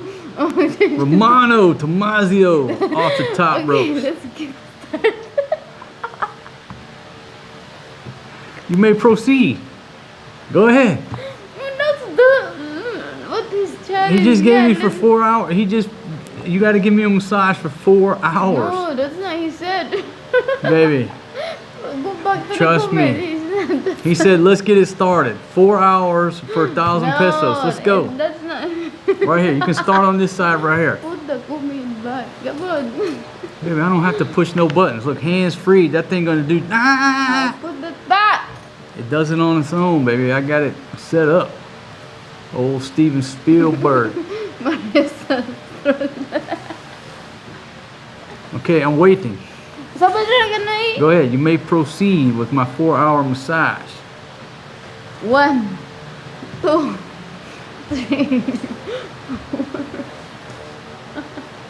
Baby, why is it that 1 hour. Why 1 is it hour. that you 2 girl? hours. That's 3 not. hours. That's not a 4 massage. hours. Why is it that your girlfriend will give you a nice, loving massage like this, be all over, kissing on your neck? Maybe you need something to drink, and all I got from you is like 5 karate chops. Hello, Marcos.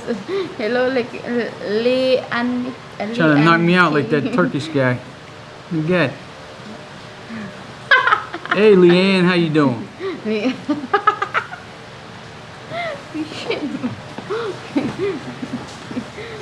Hey, what does be shit mean?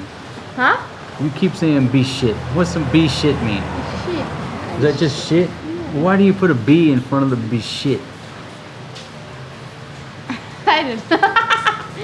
Expression. Well, I did have an old first sergeant from Mississippi that he put a P in front of it. Put shit. But she puts a B. Be shit. It's not harsh. After it's not harsh. It's not harsh if you put a B. If you just said shit, that's so harsh. That's harsh. Oh, Okay, but put the B in front and see if it softens up. shit. Oh, that's not harsh. It softens up the image. It's so soft and. You get to work. All right, so Leanne just got home from work. Hope you had a good shift. Baby, if you don't give me that 4-hour massage, I gotta tax you. I gotta take it out of your purse when you're sleeping. There's gonna have to be some sanctions. It has to be sanctions. Remember the time you yacked me? I spent your whole piggy bank at the bar. That's why I don't do the piggy bank anymore. That's why she don't save. if she gets some coins, I she's give to Maria. spinning that as quickly as possible. Sometimes I go Boom! give- I Off give the to top Maria. rope, scot free. Smack down, 1 minute. 1 minute. Utang massage. Auto. So she stopped saving a piggy bank because she knows I'm gonna get my hands on it. I'm gonna spin it. So now, any coin she gets, if she gets 50 pesos of coins, she's gonna spin it right away. There's no waiting. There's no waiting period. There's no cool down period. No, Maria can do that. Started getting some rain now. It's nice and cool up in the Philippines. Yeah. Good. Back to the comments here. Go to the comment. So thank you very much. Yeah, that was a great time. She yacked me about something. I don't remember what it was. I don't remember what she yacked me over. You don't remember? But I don't remember. It don't matter. I got them coins. Had a great time at the landlocked bar. I told you. Shout out to my beautiful ladies. I told you to make that paper. That you just go to the bar and. No, you yacked me for some reason. What she yacked me, I don't even remember what it was about. It pissed me off. But then she gave me her coins to go to the bank to change them into paper and bring her back the paper. Instead, I went to the bar with a bag full of treasure. That's what I don't want to say.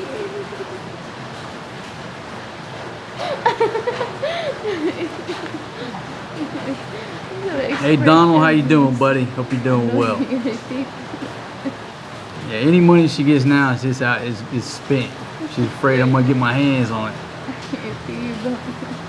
Well, baby, if you would just stop yakking and stop running that flapper all the time, just that constant chatter, you don't got nothing to worry about, Big Pumpkin.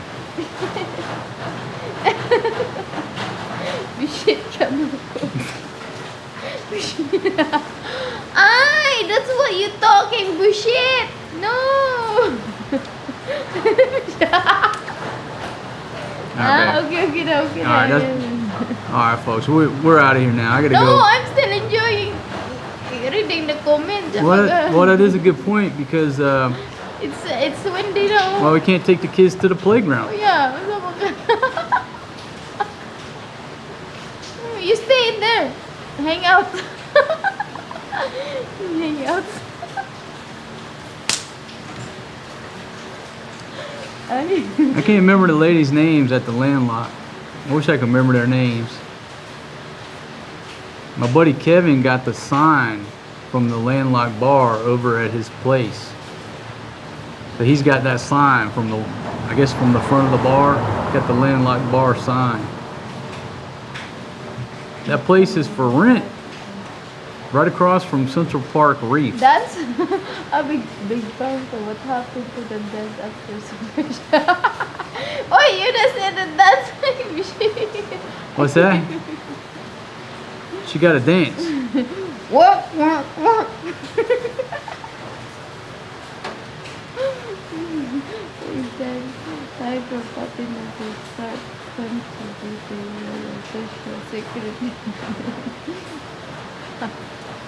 I mean, Fatima had a few dance moves at that disco at the fiesta in the village. She had a few dance moves.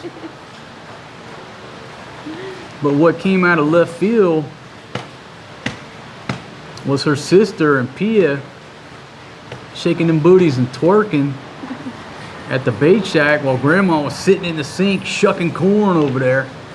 If you have not seen that music video, you got to go to my the home page of the channel. Go down to music. I'm not good Or at just dancing. search Kid Rock, Lay It On Me. If you want, You got water coming in here. Yeah, it's there. You want me to challenge? Just Search- eating challenge. Search Kid Rock, Lay It On Me, and you'll see Pia and Flo on a beautifully produced music video. I mean, I'm sure Kid Rock has seen it. He was probably pretty damn impressed. Big shout out to Kid Rock, man. Hope you're doing well. But I'm still shy. it was very I was not expecting this, the twerking activity from her sister Flo. I was shocked. But Oh, I you're think not the there, no? funniest thing... Oh, you're not there, right? When it's No, I happened? wasn't there. That's You're why the in video quality is crap. She was recording on the action. action camera, but it still worked.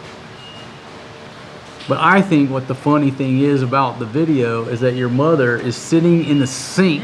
Doing She's that now. sitting in the sink shucking corn the whole time. Kid Rock, lay it on me. 2 Filipinas twerking, grandma shucking the corn. Sitting in the sink. Why was she sitting in the sink?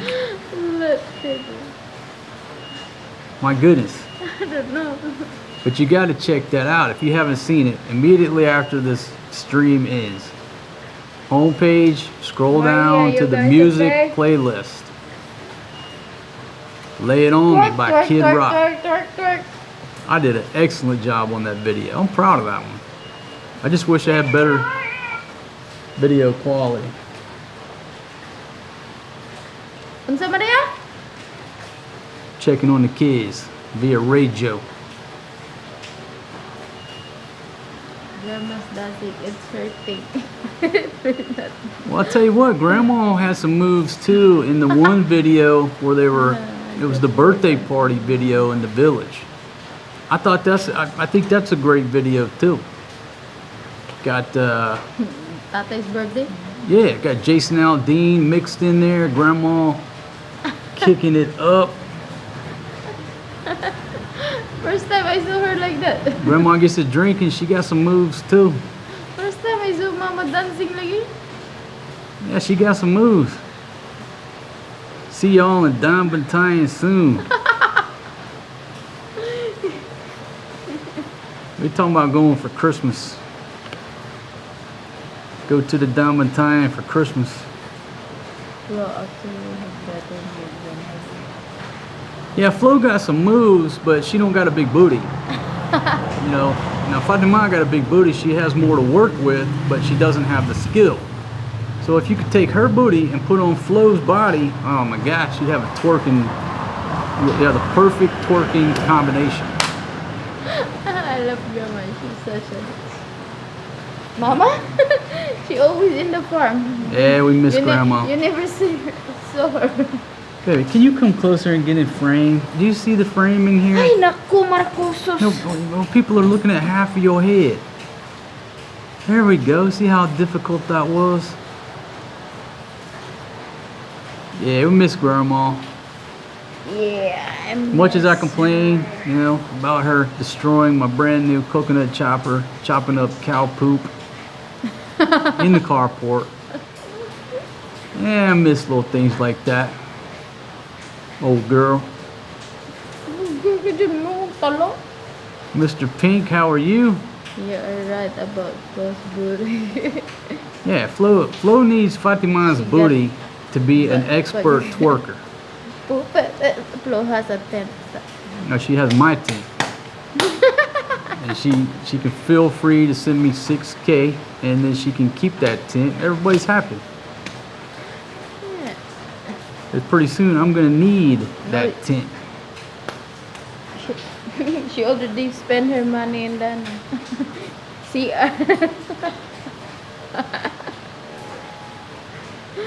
Folks, once we get out of here, the focus is gonna be on outdoors. Camping, outdoors. Back to what we used to do, what we used to enjoy doing. Camping on the beach, cooking on the beach. That outdoor lifestyle. And the best place that we lived that lifestyle was Barreto. I mean, the village was interesting and stuff, but you know, it's a lot different going up there to those coves where there's nobody there. What happened to your goat again? Baboy. It's dead. Dead na. It's in the tummy. Everybody in that village knows what happened to my goats except for me. Okay, everybody knows. I see, but okay, so let's go through the roll call. Where's my tent? Your sister took it. Where's my refrigerator? Mama. Where's the refrigerator? Mama. Where's my grill? I don't know. You don't know. No. Oh, well, at least we got some honesty. Well, I say honesty. She probably knows, but she's coming up with I don't know. But she does know the grill is probably not at Grandma's house anymore. It's left the building. Yes? Huh? You can tell when Fatima's lying when you ask her something and her first words is, huh? So man, I reading the comment. What did you say? Hey, Rico. Yeah, man, you know how good I treated those ladies. That imported pork from Denmark. Man, I treated them ladies so good. Huh? I never eat that thing. It sliced my hands too. What sliced your hands? The can of that. The can of the imported meat from Denmark? Oh. Well, You don't remember? Baby, it's a high quality meat. The can is extra sharp. You got to be careful. I remember that. Dutchie says, I feel there's a greater than 80% chance of you moving back to Olongapo based on observing you guys. Well, we took a vote. I took a poll. And I just asked the question. It's still over there under the posts tab. Where do we produce your favorite videos? And the last I checked, it was what, 49% said Barrio Barreto, 27% said the village, and then it went down from there, Angeles, Thailand.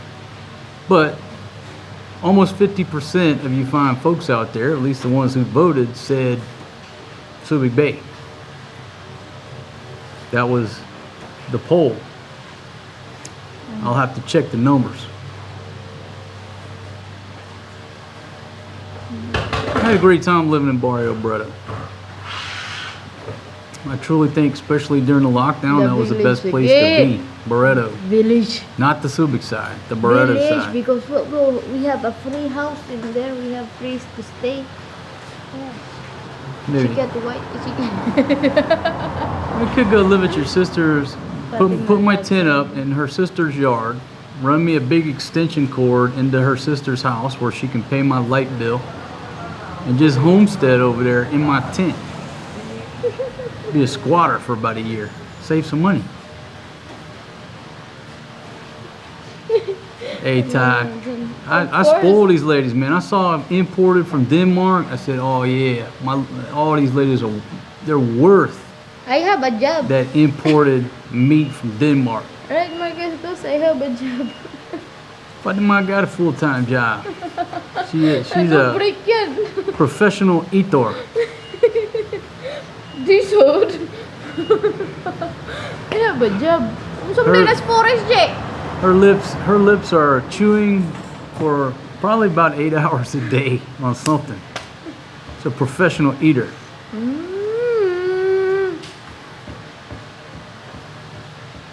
Let's see, Sky Free drinking beef eater and tonic with my lady. All right, man. Sounds like you got it going on over there at the Crown Regency 21st floor. All right, awesome, man. Got a beautiful view. I mean, I could live in that tent, no problem. Yeah, you put your aircon in there. Let's see, Leanne said, I would love to see y'all back at the village, but that's just me. I understand it might not be as entertaining for you guys. Well, everybody loves watching the village, watching Family Day. But the numbers say 49% loved what we had going on over in Subic. That's just everybody who voted. I mean, wherever we go, we're going to make the best of it. But I mean, our main requirement, I guess it's a want. We just want to go back to the beach lifestyle. It's been wonderful here, quiet, peaceful. Village in the they have beach in there. Yeah, got a beach down there in her hometown, obviously. Plenty of places to camp over north of Subic and the mountains over there. And those aren't the only two places, but my heart was broken when y'all left. Yeah, mine was too.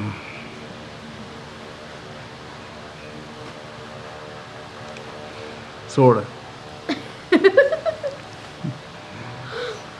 I ain't gonna lie, I was ready to get the hell out of there. 2 years, I needed a break. But I've been up here for a year, so I've had a break. No, you have a break, so we going back. Yeah, we're still exploring all options. All options are on the table, being explored. And it all boils down to what's best for the children.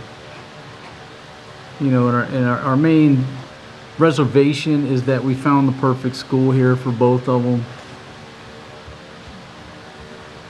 That's the one reservation about leaving Angeles City. They're just wonderful in the school.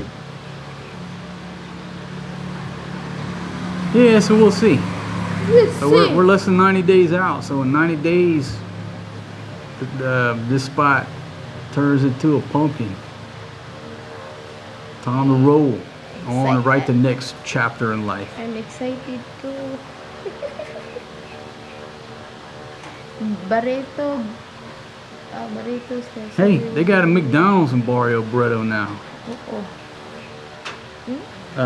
Shamboli's Pizza moved into a new location. Got a big restaurant. Big changes over there. Improvements. Marco, you got to extend your life. You got to get away from so many of her family members. I'll never go back.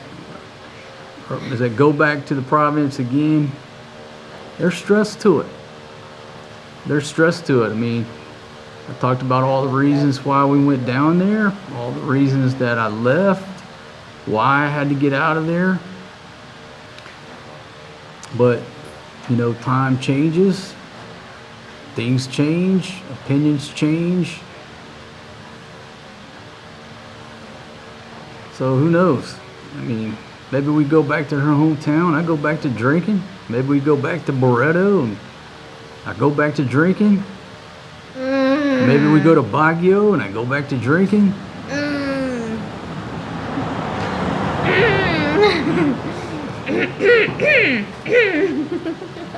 Maybe the way to cope with in-laws. Okay, you know, Christmas time when people in America, they go visit their in-laws. You know, as long as you sit over there with a Jack and Coke, scotch, some rum or something, okay, you can deal with your in-laws. You go there sober, it's rather challenging. They get on your nerves. Yeah, Fatima needs to get back to her bikinis. I need to lose my ability. No, just put them on, baby. Because the bikinis used to be like this, now they'll be like this, so good deal. Yes, back to drinking na ko naman ko. You have to drink, good drink. It's okay. Alright, so we got 221. Yeah, folks, we got to shut her down. Go get these children ready. Stop raining. It's raining. Nah, we're back on for exercise. Bring our own finance up. You know, dealing with the small children, it's all about energy management. You got to just get them out of the house, get them on a long walk, do some running, a little playground time, whatever. And they're so much easier to manage. But if you don't manage the energy levels, you know, everybody's more difficult to you know, to deal with. So very important, get them out of the house, get them all tired out. This one here, she would just rather sit around and not do the exercise. Okay. I realize, baby, you're carrying around, you know, a little bit more junk in the trunk these days. I dropped all my weight. It's easier for me to run around now. A t-shirt, Mercatus ba? Oh yeah, What's what that? happened to your t-shirt there? Huh? Where I can buy the t-shirt. Hey Donald, merchandise still available. Man, I took everything down off of there. I gotta get something back.